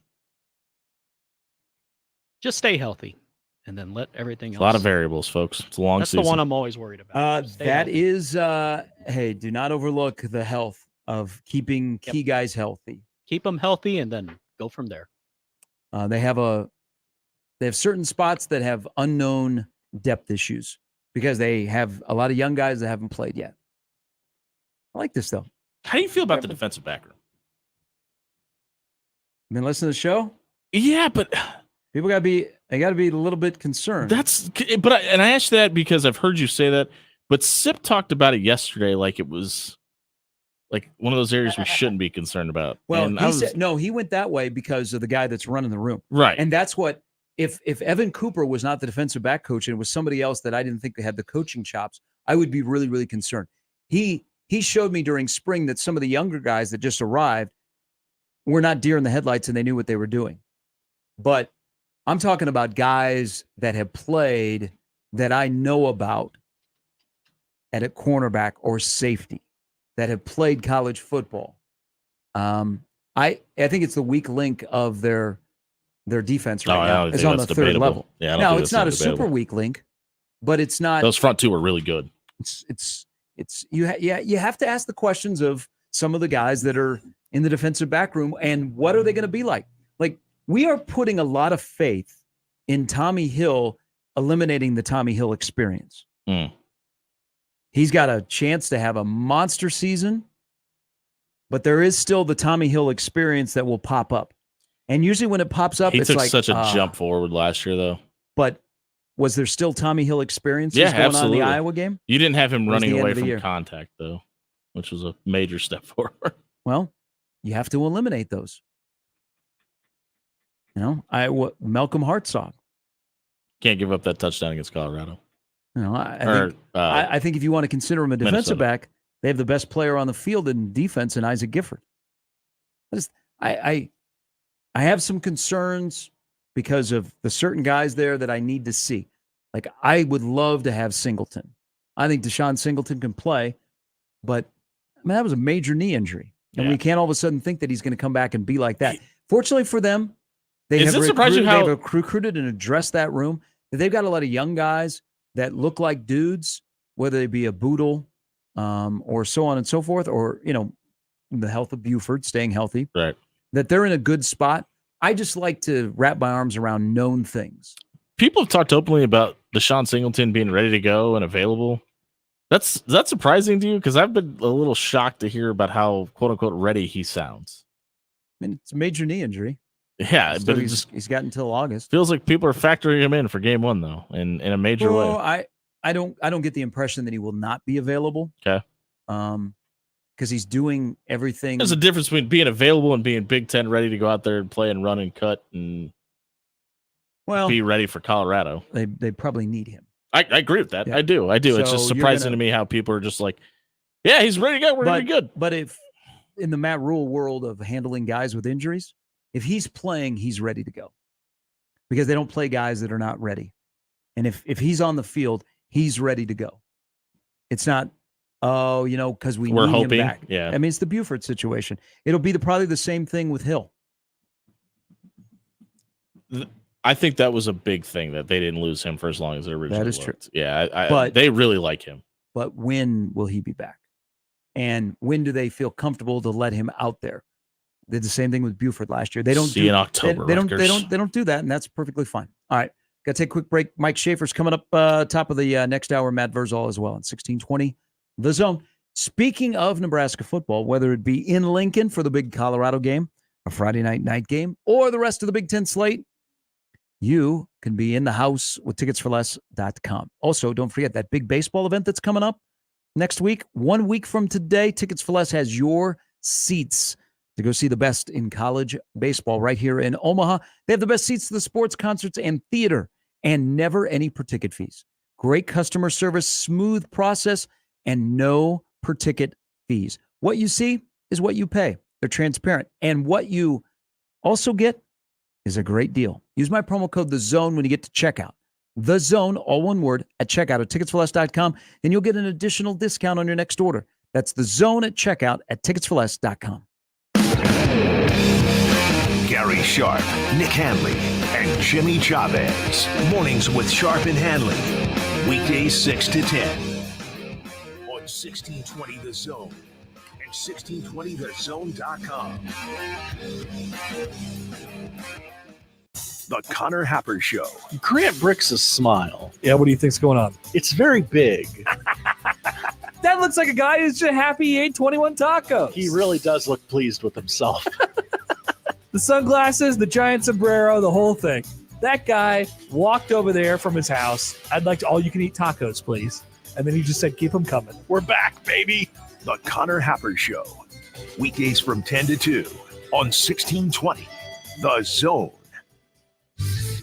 Your Omaha area forecast presented by Funplex Water Park and Rides from the KETV Newswatch 7 Weather Center on 1620 The Zone. Sunshine this morning will give way to mostly cloudy skies this afternoon. Warm and breezy today with a high in Omaha of 87 degrees and south to southeasterly winds up to 15 to 20 miles an hour. A chance of storms after 4 p.m., but especially after 6 to 7. A few of which could become strong to severe, including for the Omaha Metro. Our main concerns are damaging winds and large hail. These move out before midnight, staying mostly cloudy and warm overnight with a low of 63. I'm meteorologist Caitlin Harvey with KETV Newswatch 7. Equitable Bank. We take banking personally. EquitableOnline.com. 1620 The Zone. Traffic. From the Pyramid Roof and Time Saving Traffic Center. Have a feel-good Friday. It's a steady morning in the Omaha Metro with no accidents or delays to report. I got a few road construction you might want to keep in mind throughout the day. Willard Ave is closed in both directions between 144th and Youth from now to the end of August due to long-term road construction. Also, northbound 72nd between F and I-80 is still closed due to bridge work. So if you want to get on the interstate, you'll have to take two detours through either 84th or 60th. Hope you have a fantastic weekend. Just be sure to buckle up and drive safe out there. I'm Joey Colbert. This time-saving traffic was brought to you by IBEW Local 22. The electrical market requires your company to adjust to an ever-changing field. IBEW Local 22 gives you flexibility with access to journeymen, apprentices, and proven training programs. Call Bob at IBEW Local 22 for details at 402-980-7596. How powerful is Cox Fiber? Powerful enough to let your band members in Vegas, Phoenix, and Omaha jam like you're all in the same garage. Introducing Cox Fiber, from the company with the fastest download speeds 9 years in a row. It's internet built for tomorrow, today. Cox, always building better. Limited availability in select areas. Speeds vary and are not guaranteed. Cox terms and restrictions may apply. Analysis by Ookla Speed Test Intelligence in Las Vegas, Omaha, Phoenix. Fixed median download speeds Q2 2016 to Q1 2024. Funplex asked an AI assistant where you find ultimate summer fun. And, well... Funplex. Nebraska's largest water park and rides. Now with the brand new spinning, tilting Wipeout. Tasty treats, special events, private cabanas, and more. Probability of unforgettable fun, 100%. Funplex is the best choice for an all-in-one day of summer excitement. So, see you at Funplex then? I am a language model. Yeah, fair enough. Get your human tickets at fun-plex.com. Let's go! Host is roasting every morning. At Host Coffee Services, every cup of coffee served comes with a promise of quality, innovation, and a dash of fun, ensuring your workday is as delightful as your coffee break. Call Host Coffee Services today. Proudly serving Nebraska since 1972. Host Coffee Services is always roasting something good for you. Get ready to experience the excitement of college baseball's championship series in Omaha with Tickets for Less. Use promo code THEZONE to get exclusive savings on tickets for this year's games at ticketsforless.com. Every seat holds a story. Find yours with no service fees at ticketsforless.com. And we're back. Mornings with Sharp and Handley. Here's Gary, Nick, and Jimmy on 1620 The Zone.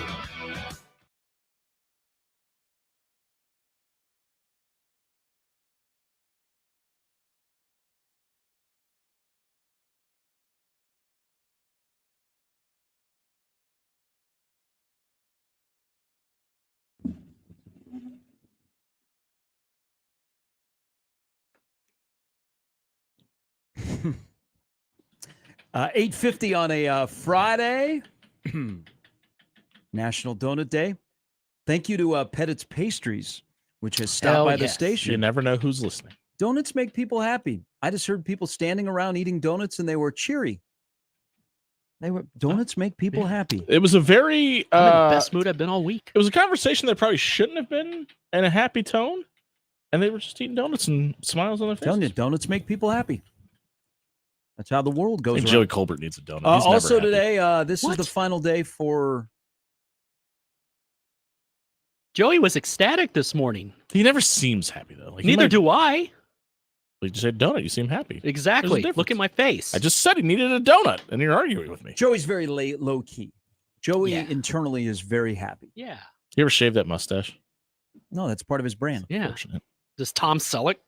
Did he take off the short shorts and shave his Ron mustache? Jeremy ever shave his back? Yeah. I mean, it's part of the brand. People often confuse Joey Colbert with Ron Jeremy. Final day. That's what you think.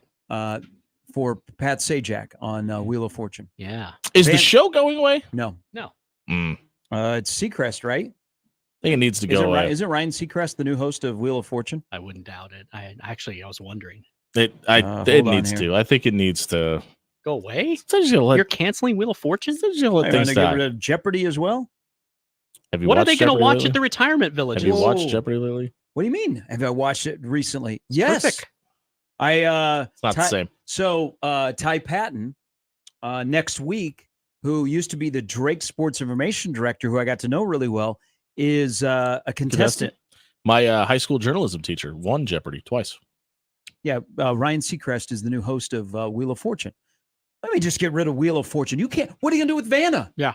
You're just going to kick Vanna to the curb? After 40 years together, you're just going to say, Vanna, you're out? Doing They infomercials were together. with Richard Karn. They were together from the first episode, right? Yeah, 40 years. That's Pat, the incredible. last Wheel of Fortune with Pat Sajak airs today. Yeah. He is on many of the Mount Rushmore list of game show hosts. Who would replace Vanna White?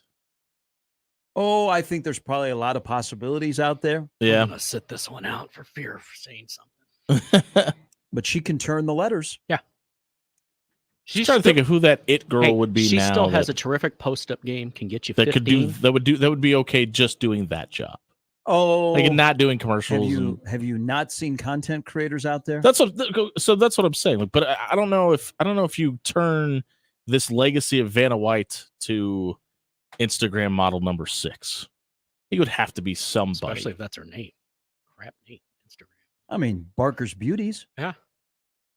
Yeah, that's different though. Vanna White's kind of on a pedestal.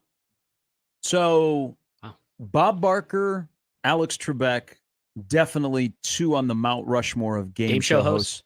Got to I go think old school, too. I think the next 2 could be up for debate. Now, Pat Sajak may be on that list. Wink Martindale, Bob Eubanks. Yeah, Monty Hall. Yeah. I think Martindale is going to be my next one. Chuck Woolery. Mm-hmm. Gene Rayburn. Alan Ludden. Dudes naming dudes. They were dudes. They had a lot of dudes back then. I've watched lots of Buzzer. Hey, I think you got to have some skill to host a game show.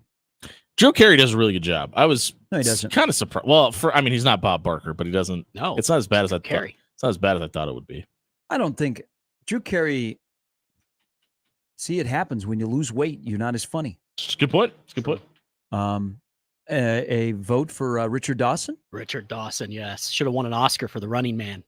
Fremont Fred thinks Miss Alabama 2024 could replace Vanna White. Not familiar with her skill set.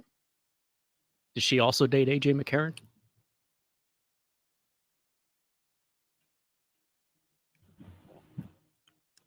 You're blushing.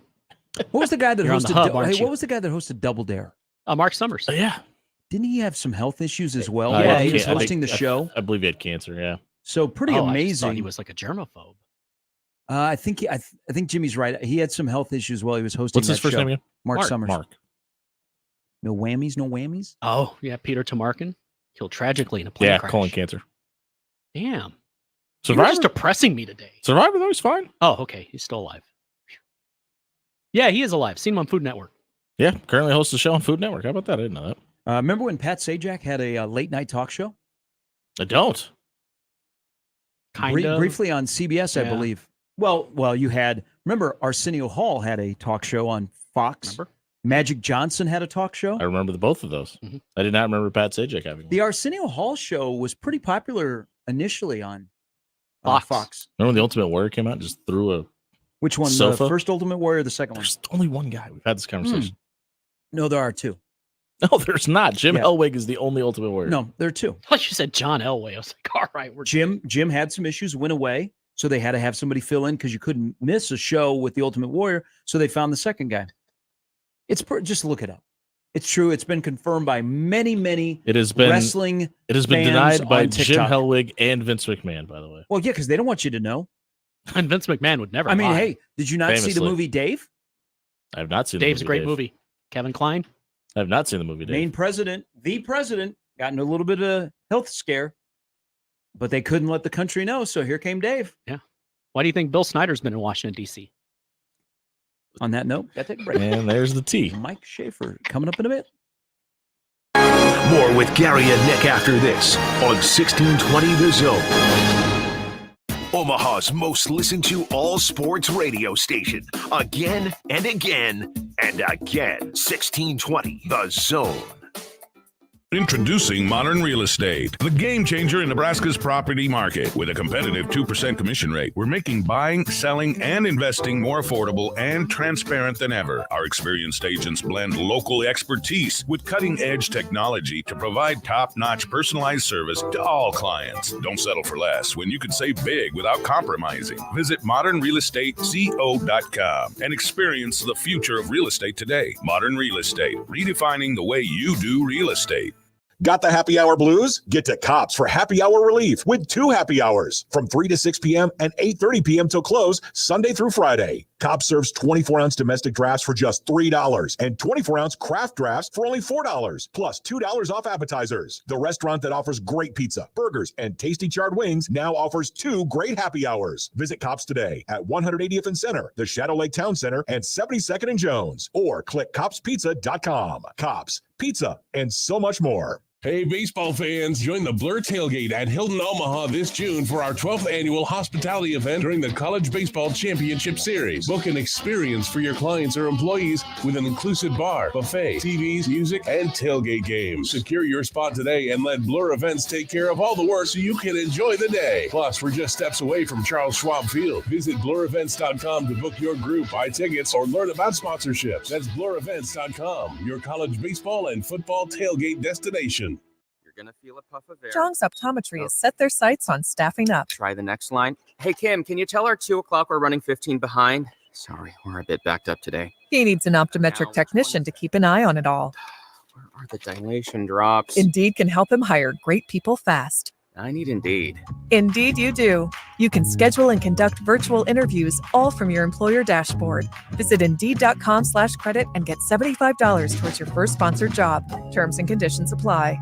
Success in today's electrical market requires your company to be able to adjust to an ever-changing field. A partnership with IBEW Local 22 gives you that flexibility with access to journeymen, apprentices, proven training programs, marketing assistance, entry into markets not available before, ability to expand and contract with changing market conditions, and a benefits package for you and your employees. Contact Bob at IBEW Local 22 for additional details at 402-980-7596. Prescriptions require an online consultation with a healthcare provider who will determine if appropriate. Restrictions apply. See website for details and important safety information. Subscription required. Price varies based on product and subscription plan. Hi, I'm Dr. Peter Stahl, board-certified urologist and senior vice president of men's sexual health at HIMSS. In my 12 years of practice as a reproductive urologist, I've helped many guys with ED, and it has never been more convenient to treat than it is right now, thanks to HIMSS. It really wasn't easy before. You had to take time out of your day, come to a physical office, and see a specialist like me in person. Now, through HIMSS.com, you can get world-class sexual health care and a full range of treatment options for ED through a 100% online process. It starts with a free assessment from a medical provider licensed in your state who can determine if ED treatment is right for you. If prescribed, your medication is shipped to you for free. So don't wait. Join the hundreds of thousands of guys who've gotten help for their ED through HIMSS. To start your free online visit and find ED treatment at up to 95% off brand name prices, go to hims.com/radio. That's hims.com/radio for your free online visit. Now back to Mornings with Sharp and Handley on 1620 The Zone.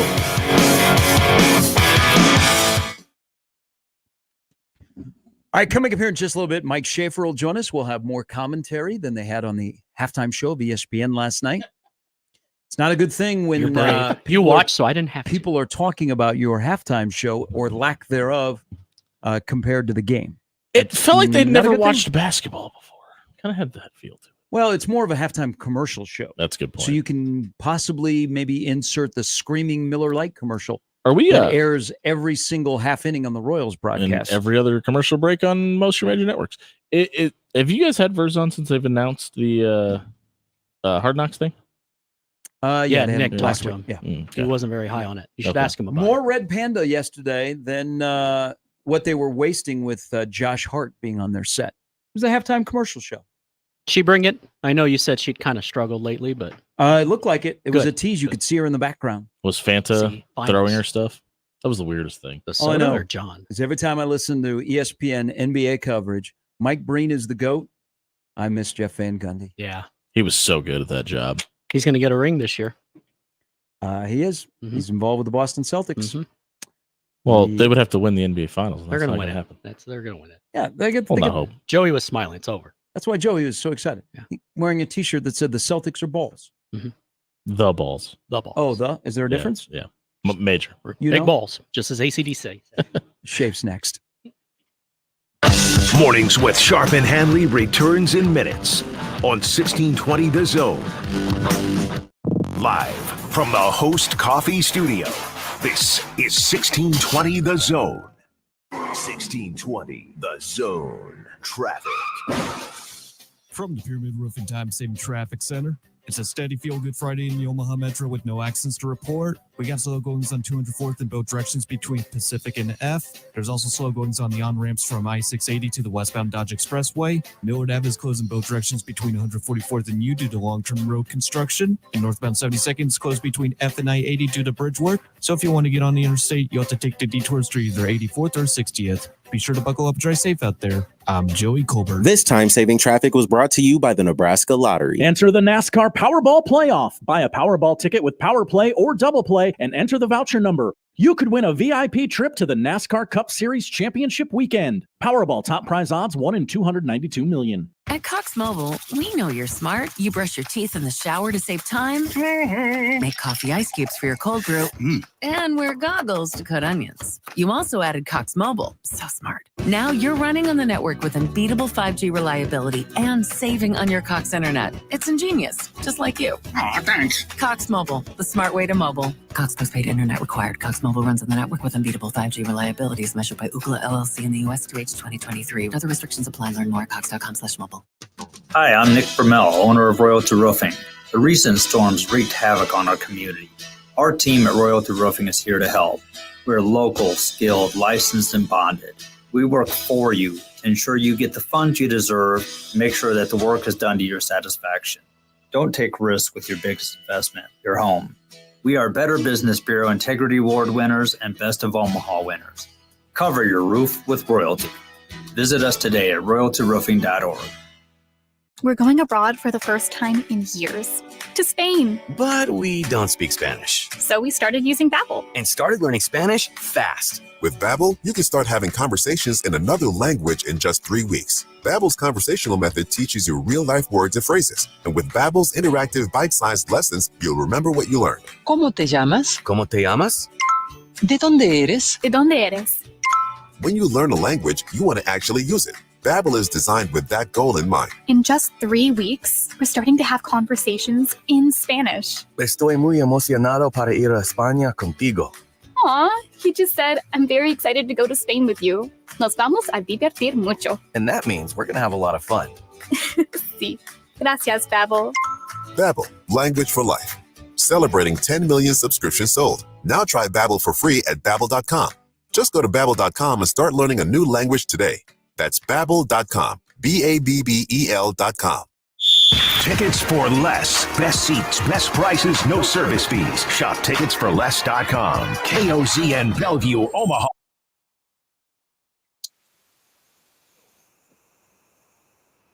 Now back to mornings with Sharp and Handley on 20 The Zone.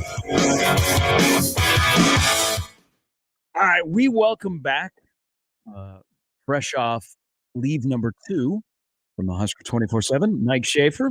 Good morning. How are you?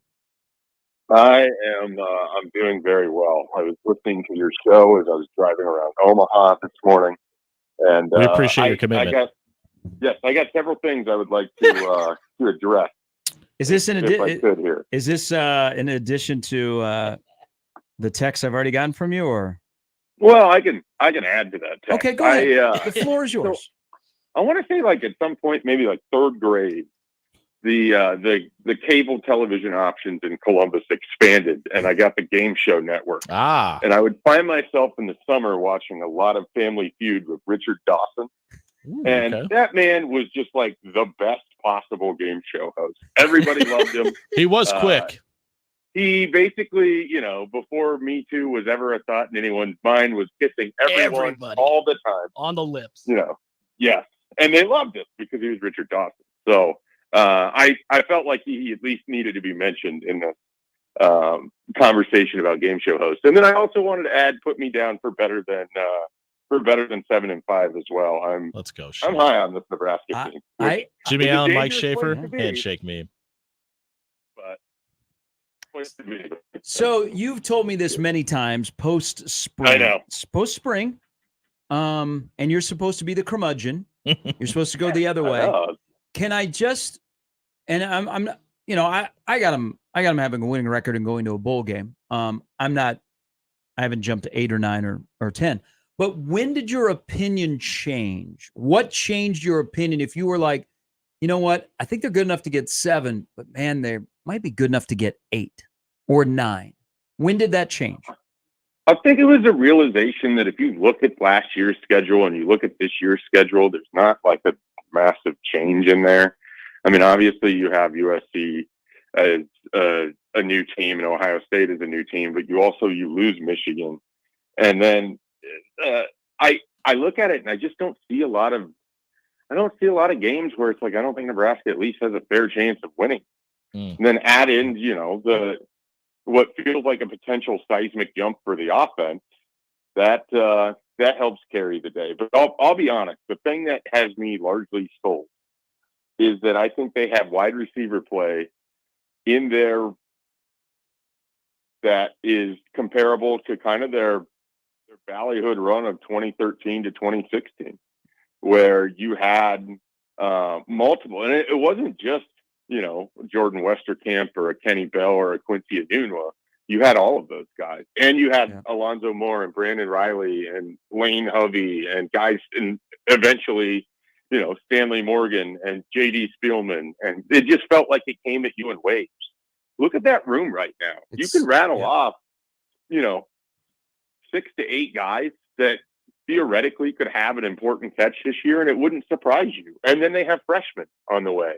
And they have guys that, in the tight end room that are going to be probably more usable than Ethan Carter was, because the quarterback won't be bounce passing it in there to him when he's wide open in the seam of the field. So it's an offense that I just look at what they have in the passing game, and I look at what they have at quarterback, and it just feels like they have an opportunity, to be able to put up enough points. I think their defense will be fine. I don't think it's going to be as good as it was last year, which I think a lot was sort of the schedule that they played, but I think it'll be comparable. And because of that, they should be able to win some football games. And I like the trajectory of everything. I also, maybe I'm buying a little bit too much of what the staff said, had some really interesting conversations. I think they really believe in what they did this spring with that spring league, and the competition that sort of created amongst the program and kind of the camaraderie that it created, because you had, what you would call sort of strange bedfellows, where you had guys that are starters, really having to rely on third and fourth string guys to help win those daily competitions. And it creates that, that kind of development mindset where this guy's in front of me, but I'm not that far behind him, so I'm going to keep chasing him. And when you do that, if there's an injury or you get put into a position to go be asked to do something, it's no longer, oh man, I hope it's not, hope someone else gets it done. So much of Nebraska football the last, decade has felt like everyone waiting for someone else to make a play.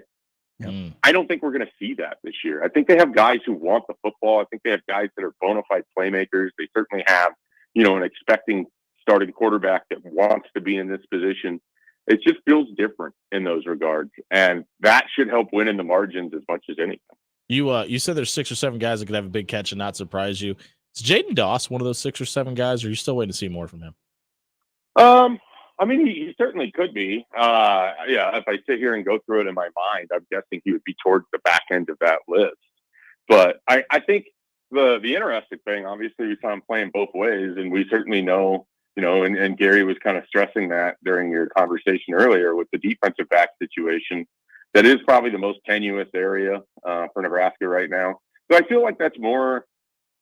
This is probably going to, come back to bite me. I feel like that's more of a safety conversation than a cornerback conversation. In no short part than outside of Colorado. I don't think you're taking on offenses very often, Ohio State and USC when you get there, but the rest of it, I don't think you're taking on offenses where you're worried about, just getting decimated by wide receiver play. So I think of it more as the leadership void that they have at that safety spot. And they don't have anyone that can easily replace Omar Brown. And Omar Brown made up for a lot of mistakes on the back end. So, even if Jaden Doss does help you as a defensive back, and he isn't as a wide receiver, the area where I'm primarily concerned in the defensive backfield is probably that safety spot. And it'll be that way until I'm not. Hey, this is it's good for him. He's got a nickname, and I'm talking about Nash Hutmacher, but he's on the cover of Lindley's. He's going to be on the cover of Phil Steele. What do you think helped him with his jump from 22 to 23? Because I know His first 2 years, we were like, is this going to pan out? And then he made a jump in his junior year. Why do you think he was able to do that? And what does another jump look like in his senior year? Yeah, I had a quality control coach that I got relatively close to in the Scott Frost era told me, what was his first appearance, I think, was the Wisconsin game in 2021. Yeah. When Damian Daniels went out, right? And so that's right. The week leading up to that, and really the whole year, he had just been wrecking things, whether it was, further down on the depth chart or in scout team, and they could see what was coming.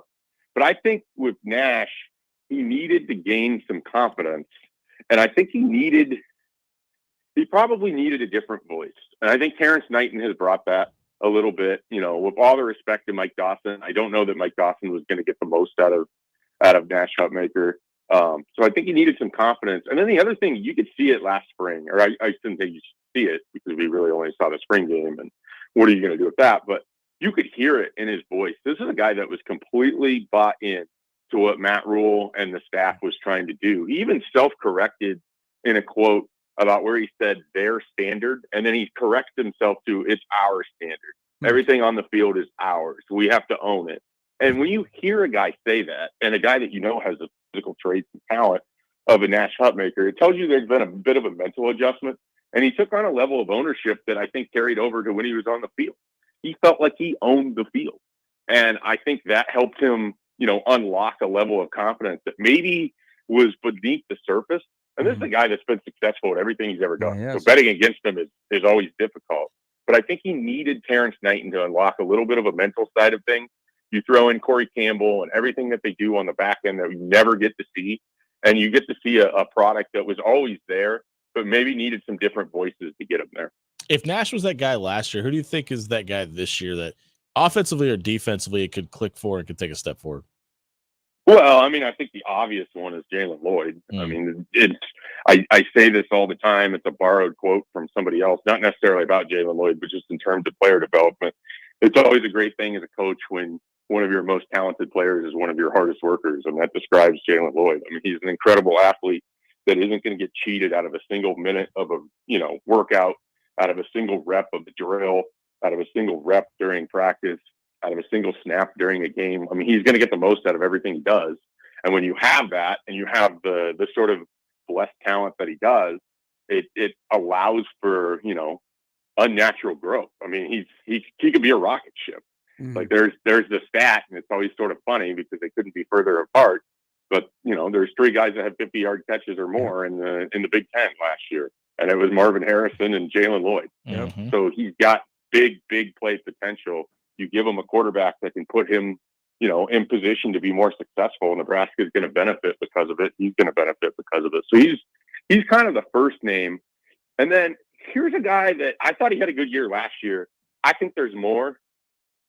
What do we think the best version of Jamari Butler looks like? That's who I was going to ask you about. That's a guy that I think could have, a strong season. He got his first real amount of playing time last year, and I thought it looked pretty good. If he put in the work this offseason and they can kind of set things up with their defensive line, he could be a bit of a havoc, wreaker in the offensive backfield for opponents. Yeah, he's running their defensive line room. Let's shift to some recruiting and approach this, please, from the Nebraska angle. Something or nothing that Christian Jones is not going to USC, but instead is going to Auburn this weekend. And for people that don't know, Christian is the linebacker from Omaha West Side.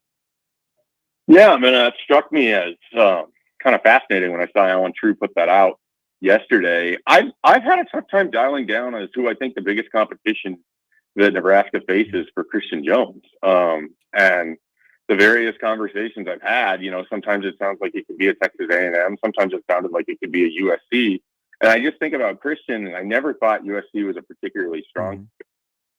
Think about it. He got offered by Auburn 10 days ago, maybe less. So that relationship is really new, and that's a great school and it's a great program. And so Hugh Freeze can get it done recruiting wise. So it wouldn't surprise me if he's excited when he comes back from what do they call it, the Plains down there. Yep. So it wouldn't surprise me at all. But I still don't know what the primary competition that Nebraska faces is. And I'm really fascinated by that. And he's got, after he takes that visit to Auburn, then it's time for the Nebraska visit. And I think they have to treat him a little bit differently. Like I think that that he's grown up in Nebraska and that Nebraska is going to always be an option. But I think they have to go really hard at him. And I think they really have to double down and sell him because it wouldn't surprise me if he chooses to try something else. But I think Nebraska needs to make that a very, very difficult conversation inside his brain because he's got a lot of friends over at this program now. Yeah, and they've invested a lot of time in recruiting him, too. And I do think it's important that we mention that he did take an unofficial to USC, too, and was just out there a couple of weeks ago. So that could have something to do with it. We saw yesterday that the freshman quarterback from Omaha Westside gets an offer to Iowa State. How quickly do you think we're talking about him picking up offers from the in-state school? Yeah, I mean, I think that, Braylon Warren is he's going to be another one of these guys that we're talking about for several years. I think the state of Nebraska is in pretty good shape for in-state recruiting for a while. I've been fortunate to bounce around. I've seen 4 different high schools now, and there's a lot of 26 and 27 talent to be mined in this state. And there's some guys that are going to go elsewhere and be successful players. And I think fans just have to prepare for that. But this is ultimately good for high school football. And for Braylon specifically, he steps into maybe the most difficult set of shoes of anybody having to replace someone as he takes over for Anthony, Rizak there at Westside. And in a program that, I'm fascinated what that offense looks like. I think with his arm, and he's got a live arm. I mean, this is a guy that the Omaha football community has been talking about for a while. His high school recruitment could probably have its own, 25-minute 30 for 30 if we really wanted to, and if the people wanted to talk about it. But, I'm excited to see what that West Side offense looks like. They could really spread it out and throw it on people. Yeah, it could be a different version of Omaha West Side. I think they will be. I think they will throw it a lot more. Jamarian Parker, big pickup for Nebraska, number 9 in the class of 25. Bigger deal, big picture, that they got a running back who is a 4-star, or they got a running back from the state of Missouri, but most importantly, St. Louis. Yeah, I was listening to you guys discuss yesterday, and it's a tough question because I think I'm going to go running back, and here's why. And I think the St. Louis part is really important, but the St. Louis part is only important if he is good as a running back at Nebraska, because this is a guy, and I know Gary talked about it, and I wrote about it, but this is a guy that has a chance to do the Pied Piper thing for you, which is this is someone that's well known in St. Louis, and he's regarded as a talent. If he were to go to Nebraska and have success, that's going to make other kids in the St. Louis area want to check out Nebraska. When he's back at Cardinal Ritter Prep and he's working out and he's got the Nebraska shorts on and there's people asking him about, hey, what's it like up in Lincoln? And he's talking about the facilities and the fan base and all of that. That's the exact kind of thing that can help grow an area, maybe more than anything else. And having that kind of level of success can expand what you do in St. Louis. So I think it's more important that he is a running back and that he's a running back that gives Nebraska another, potential person that's a dynamic playmaker. And that's what he is. And I don't know that they have a lot of that in their room. I'm very skeptical of their running back room. I think they can be very solid, but I don't know that they have anyone that should scare or keep a defensive coordinator awake at night. And I think Jamarian Parker has a much, much better chance of that, going forward. And if he does that, it could really help him out in St. Louis. We just talked about Christian Jones a minute ago. Who's a harder get for Matt Rule and his staff, Christian Jones or Chase Lofton? Man, I mean, it wouldn't surprise me if they went 0-2 or 2-2. Right. That's what I was trying to figure out in my head. I want to say Chase Lofton because you have all these other tight ends. And one of the things I talked about with him last week was look at how many tight ends Nebraska has taken. Is that a thing that you focused on? And he, to his credit, had a fantastic answer about how everywhere you go, there's going to be competition. And that if you focus on that, you've already lost the battle. And, sounding significantly more mature than I ever did at 17, 18 years old, but that's not anything new. But I look at, Florida State really likes him. They've got, talking to our Florida State guy, they have one other guy definitely ahead of him on the board, but they like him a lot. This is like a guy that he has put his own time into researching and recruiting and getting more involved.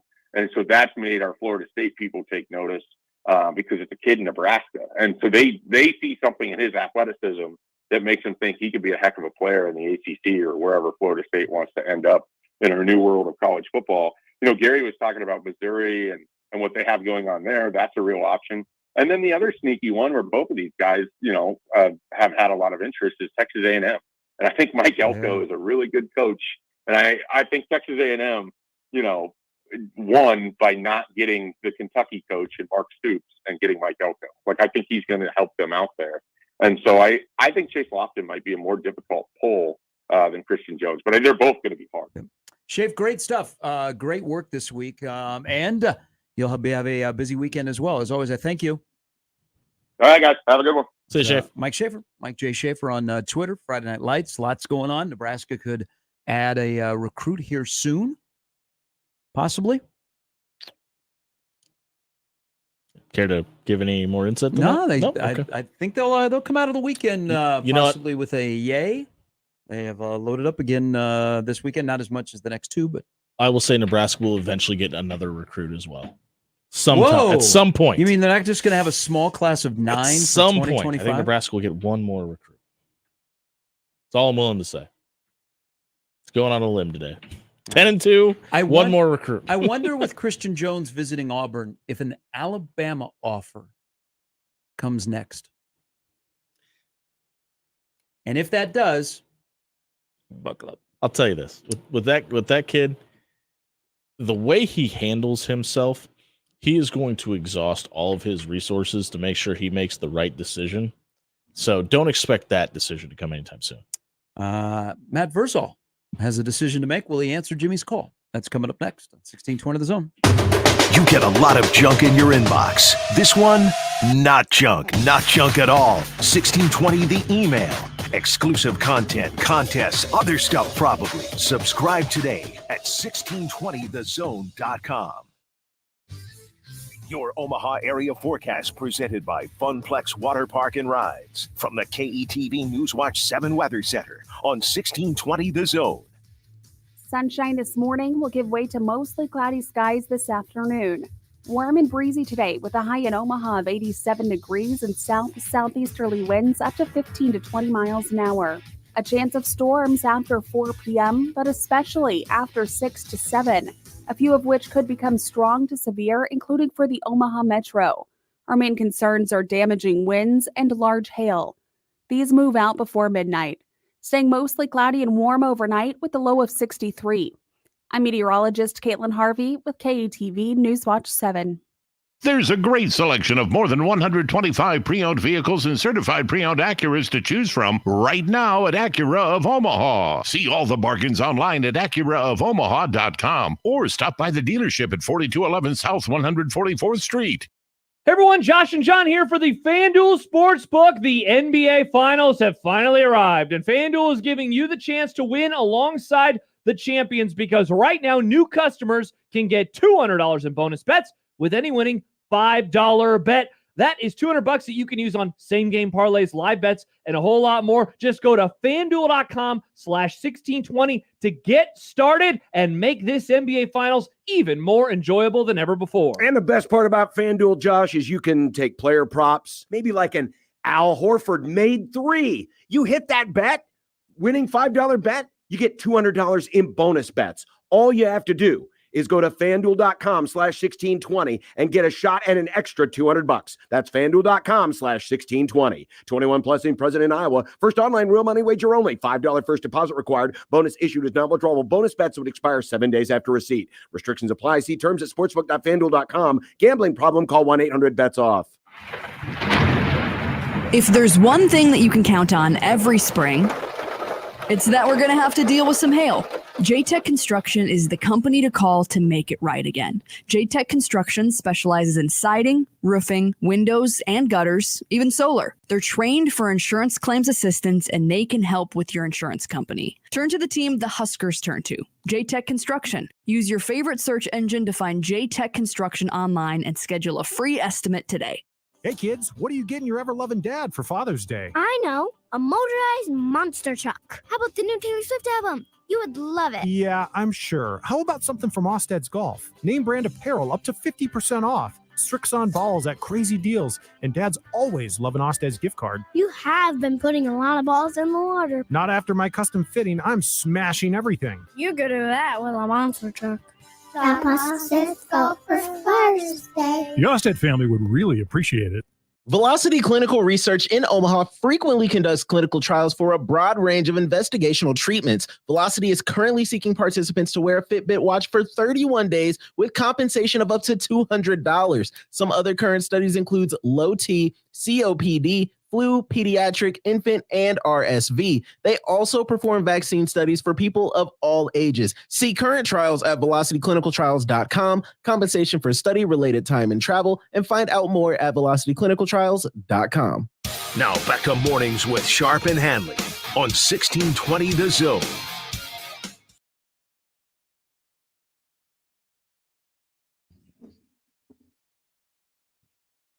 All right, let's welcome in our good friend, Matt Versal. Good morning, Vers.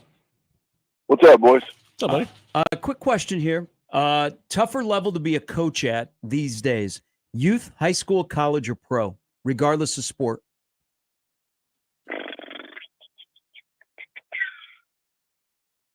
Pro is going to be the easiest.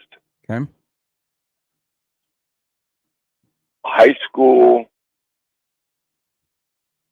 would probably be, I'm going to say youth. Well, what's your cutoff ages? Like what becomes high school, 14? Yeah, 14. I mean, that level down is all, high school down is all bonkers. Yes. Every kid is Division I caliber, probably going to Bama or Georgia now.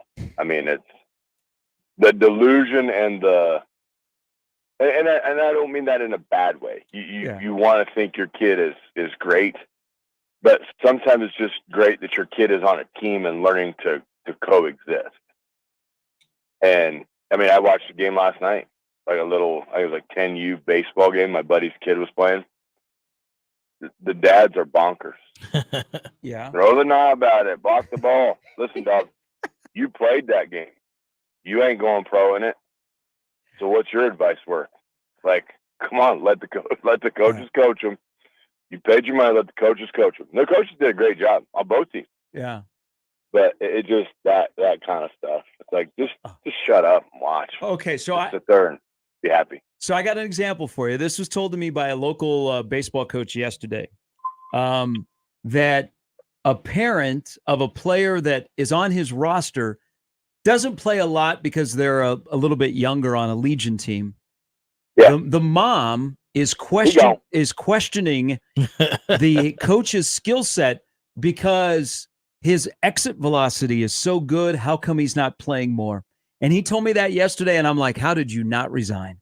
And like, my velo is great. We went and paid somebody $700 to test his velo. He's hitting tanks, dog. What are you doing? Yeah, you don't know about it. Mom knows the kid's exit velo and wonders why they're not playing more on this guy's Legion team. And I said, how did you not, first of all, just facepalm the rest of the day, or just go, I've had it. I'm done. I've been in this way too long. No. You hand her the hat. You hand her the clipboard. And you say, ma'am, you obviously know more than I will ever know about this game. So you are now the coach. I wish you all the best. When you play Johnny and everybody bails out, let me know how that goes playing 1-on-9. You obviously have a little biased opinion on this. What's harder, coaching or reffing? Reffing. Agree. 100%. No, zero chance. And I've said it on these always. Yep. Zero chance I would ever referee at anything. I have the utmost respect for those guys. They are human. They're going to make mistakes. As long as they acknowledge the mistake, that's all I care about. And that's why, like, I think, I mean, if you ask officials, I have a good rapport with officials now. When I first was a coach and I realized, or I thought it was just about the winning and not about the kid becoming a better human being, which then in turn leads to winning. Those referees that I had in C2 and Malcolm, I apologize to all of you. I really sincerely do. I called one guy new guy. I had one stint as a JV coach. It was his first game, and he flagged us. And I said out loud, "Hey, new guy." And he looked, and I said, "Come here." And the white hat came over. He goes, "You ain't talking to him." And I was like, no, just let me talk to him. And he goes, no, you're talking to me. I was like, I would like to talk to him. I don't have any problem with you. I'd like to talk to him. He goes, what are you going to ask him? I was like, if those glasses he has on have been checked within the past 3 months. I was a psycho. Now, I just simply, like our side judges, I just walk by and I'm like, hey, if you could watch, and I'm just throwing out a number, if you could watch 61 taking our jersey over our helmet while they're on offense, I would greatly appreciate it. He's holding number 85. That's all. And it's great too when they come over and they make the call. It's a little questionable, and then they'll just be like, hey, I might have missed that one. I'm like, no big deal. We get it. You do your thing. Hindsight, was it the right move by the white hat? Chance. There wouldn't be a fan left in the stands if I was a referee. I'd gate everybody. We'd searching for Bobby Fischer that thing so quick it'd just be the kids and the coaches. Hindsight, was it the right move by the white hat? I talked to the kid after the game. Okay. And I said, hey, I just told him, I was like, I'm a smart ass by nature. I was like, I know you're doing your best and it's your first game. I was like, I hope you have a good career ref, and we need good refs. So he was nervous, and I'm still 300. I was still 300 and some odd pounds this time. So he's like, this fat guy is going to fall on me. I got to stay. He stayed in the middle of the field, though. He did not venture to the side ever. I hope he's still roughing. He was a nice kid. I hope so too, because we need more men and women doing football. All right, I'm going to give you a little football porn here. This came up on my Twitter timeline, and I thought I'm saving this the next time I talk to you. You can only carry 3 runs on your football team. You have to choose only 3 between power, counter, trap, buck, pin and pull, inside zone, outside zone, duo. Okay. So pin and pull is BS, is just trap. And I can run these plays in any gap. Yep. Okay. Pin and pull is BS. Okay. It's just trap. So you can eliminate that. See, this is the thing with sports now. We all want to come up with some dumbass name for something that is very simple. Yeah, sound like the smartest guy in the room. Duo is the same as inside zone, and all you nerds that get on the interwebs, all you're doing in duo is telling your running back, you are not smart enough to read a hole. You are not bright enough. You're not an intelligent enough human being to watch the key we gave you, so we're going to tell you where to run. That's all duo is. Dumb. You give me inside zone, because I've got 37 varieties I can run off of that. Yep. You give me outside zone, I would probably take beer, but I don't think beer was an option. But outside zone, so I can press the corner, and trap, because I can run that 47 different ways from Sunday, and I will teach every lineman on there. You are making the calls. You block this the way the defense lines up, because guess what? They can't be right. If they want to go TNT, meaning covering both guards and the note and the center, we can still block it. It's awesome. You want to cover a guard and a center, we can still block it. It's awesome. And guess what? We throw in a little 2 opposite. We're going the other way because you did something good, and now we're just going to run away from where you did good at. So those would be the 3. And we'd probably win in 10 years. We'd probably win 12 state championships. Isn't it crazy how some programs think they could run all of those? It is. Now, okay, You can run all of them if you get rid of the stupid. Okay? Because one of the great things or the beautiful things of football is its simplicity. Mm-hmm. There were 2 rules for inside zone. There were 2 rules for outside zone. Trap, got to think a little bit more. No big deal. It's very simple. But when you can do those things and now you eliminate me as a player saying, oh, God, he moved a quarter of an inch towards me, that's going to change that. I hope the tight end understands that, and I hope the guard understands that, and I hope, oh, my God, and then the ball's gone and you're still in your stand. Yeah. Keep the game simple. All of you little guy coaches and little gal coaches, simple rules, and they will love the game forever, because that game prepares you for life. Baseball prepares you for resiliency. Basketball prepares you to be an internet star because you don't give an S about anybody but yourself, unless you play it. Hey, if you're getting your hands on an offensive lineman for the first time, you're having these conversations with him. What's more important, breaking down the simplicity of it, or making sure they're mentally tough? If we're talking about guys getting out on the gridiron for the first time, mental toughness will come through pain. Not out hurting people, but you're going to get hurt and you're going to get beat. The big thing that I stress to all linemen and tight ends is we can go play a game without them being quarterbacks, running backs, receivers. They can't play a game without us. They put 5 of us out there for a reason, right? To win. They put us out there. Now, there's a phrase I can't say on the radio, but it's F them all but us. And we're our own team inside of a team. And the teams that I've had that have bought into that are way good. Like when they can understand, because listen, when you get shifted to offensive line, you're right, wrong, or indifferent on your team. You're viewed as lesser than. You're not athletic. You're not this. You're not that. You're a lineman. Okay, great, Billy. You weigh 160 pounds. We're going to chuck you at center and see how that goes. You better put some respect on her name, Billy, or else it's going to be a long day for you at QB. You're going to be counting the lights many a night, bud. You better put some respect on him. You better buy some meal or two. Because when we're tight and right, team's good. Good stuff, my friend. Good talking to you. Are we not even going to talk about the fact we're world champions in cricket? Like, what kind of radio show is this? Well, I was going to ask about the Belmont Takes. World champion in a sport I didn't even know we had a national team in. Well, it was also the second match ever in the World Cup for the U.S. to beat Pakistan yesterday. USA world champs.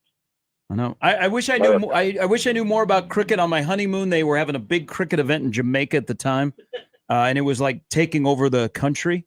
I just don't know enough, and I know that it's blasphemy to say it's just like baseball. I ain't got a clue in the world about cricket, but we won. USA, baby. Who's winning the Belmont verse? You just wait till Luke Littler, we figure somebody out, some 12-year-old dart prodigy, we're taking him down too. Appreciate it, my friend. We're gonna be vaping there, chucking bullseyes. It's gonna be a good day.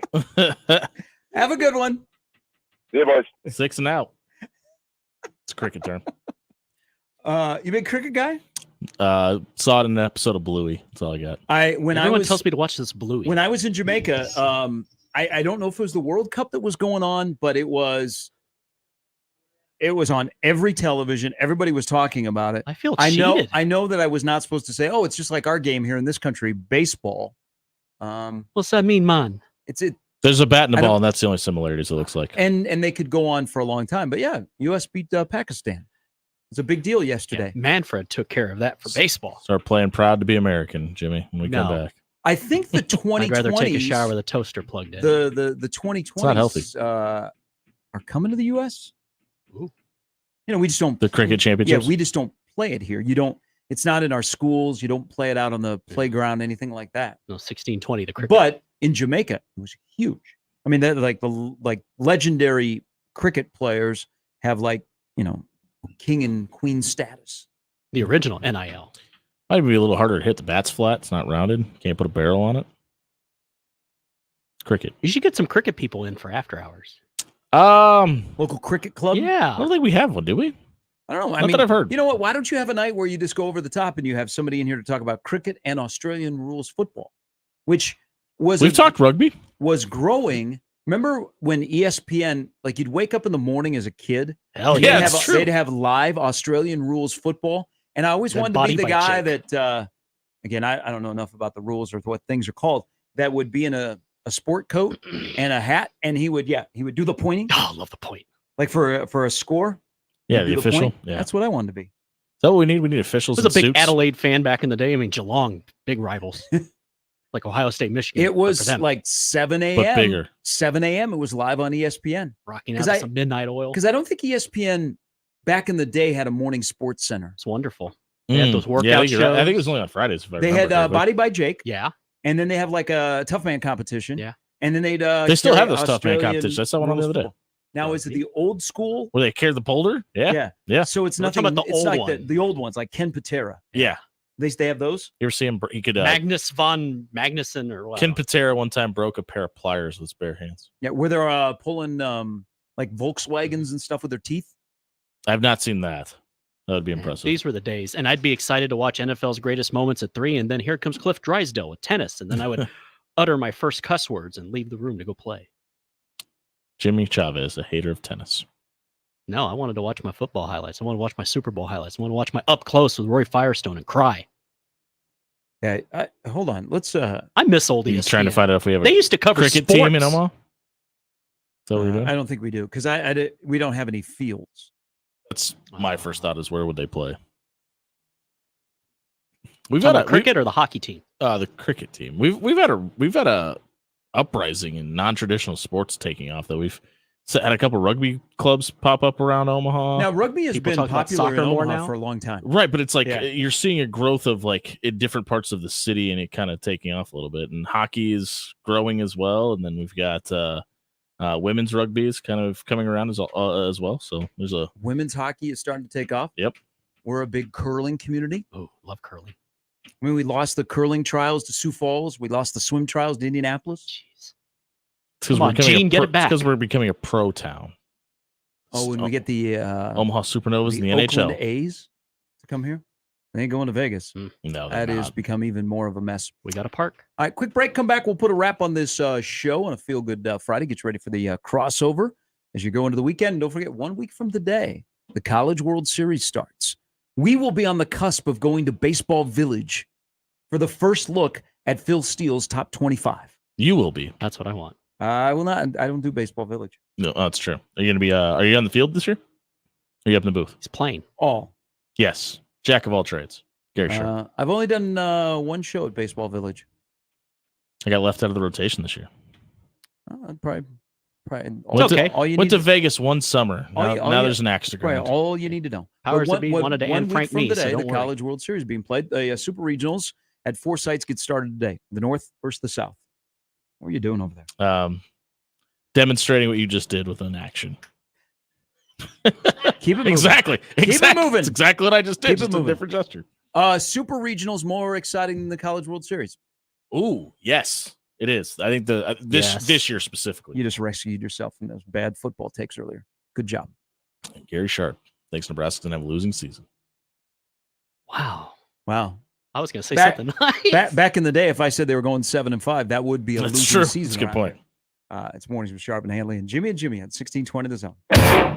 Mornings with Sharp and Handley on 1620 The Zone and 1620thezone.com with Gary Sharp and Nick Handley.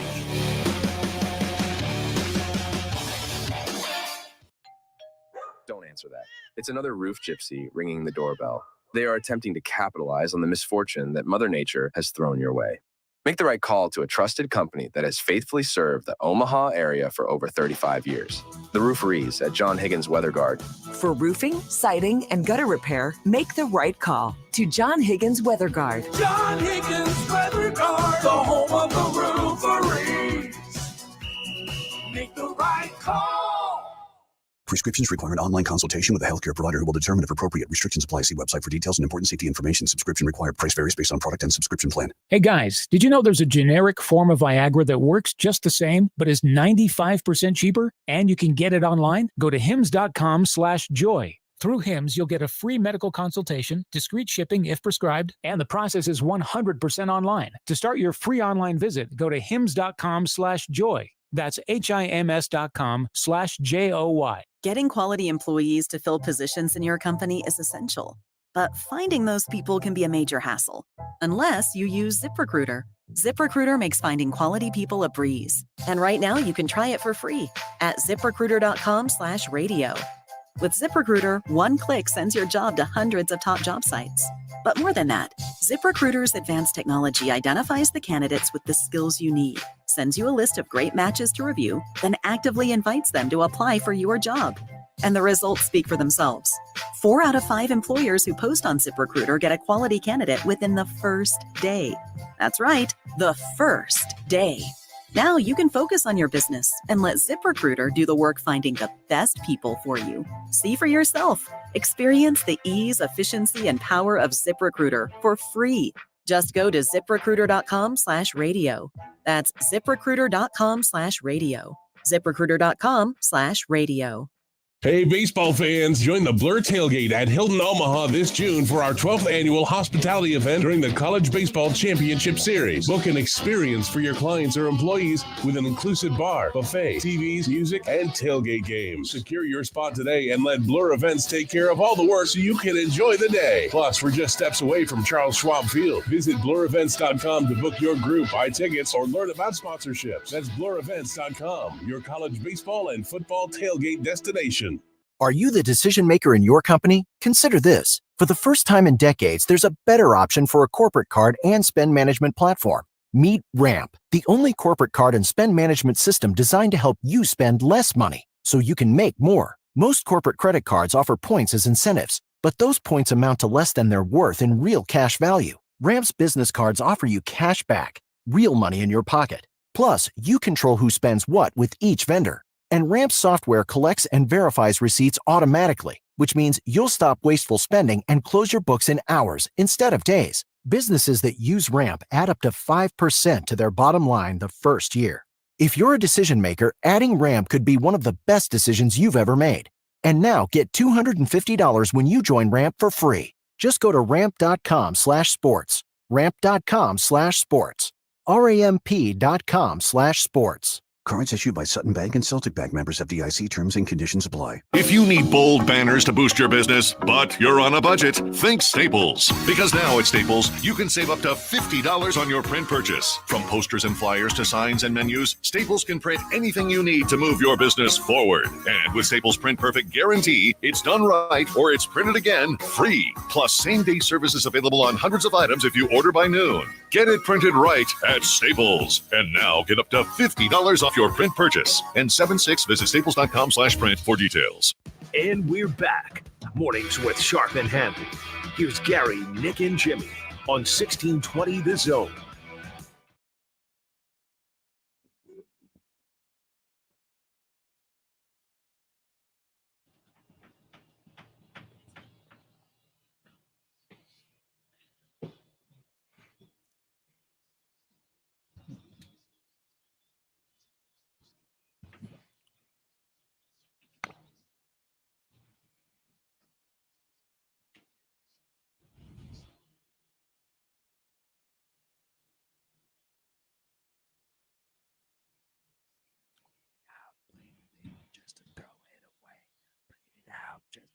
Just to throw it.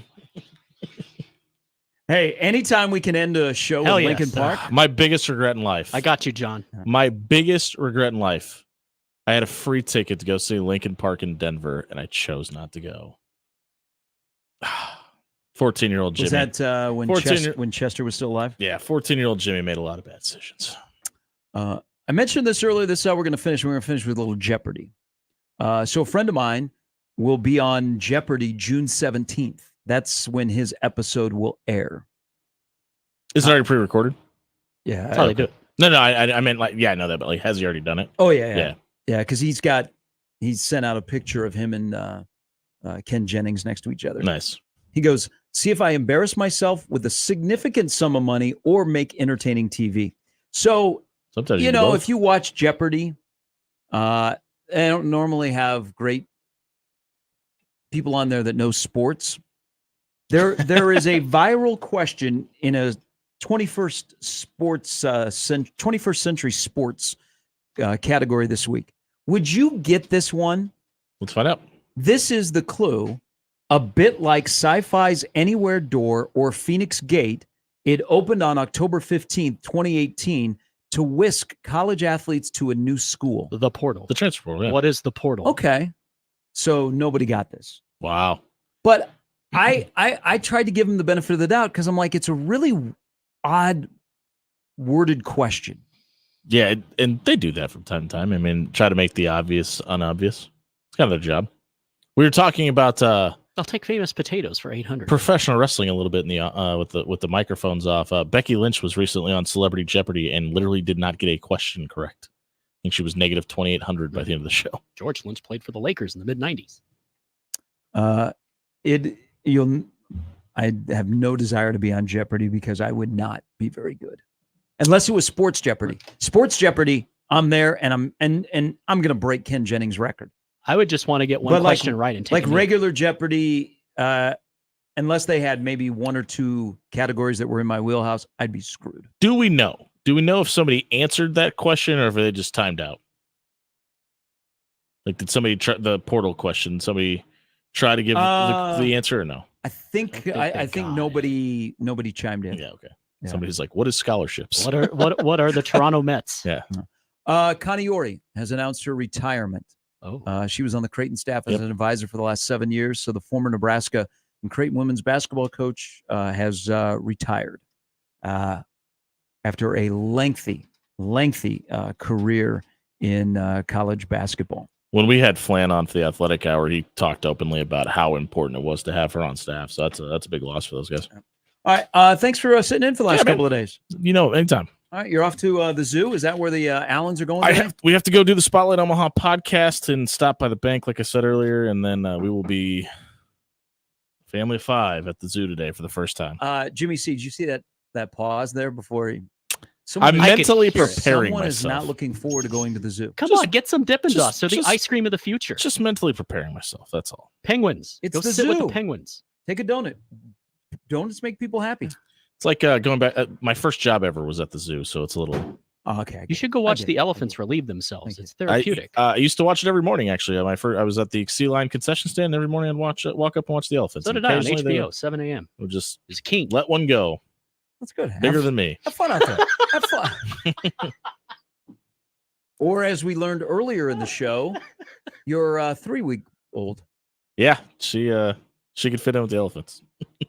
Wow. I'm sure that's what your wife wanted to hear. Yep. Skin a marinky dinky dink. Have a great weekend, everybody. Remember, live, laugh, and punt. Make memories. Have fun because a week from today, the College World Series starts right here in our beautiful city. And the field may be full when we rejoin you on Monday. Have a great weekend, everybody. Crossovers coming next for Jimmy Allen, for Jimmy Chavez, for Nick, who will be back on Monday. I'm Gary. It's Mornings with Sharp and Handley on 1620 The Zone. Live from the Host Coffee Studio, this is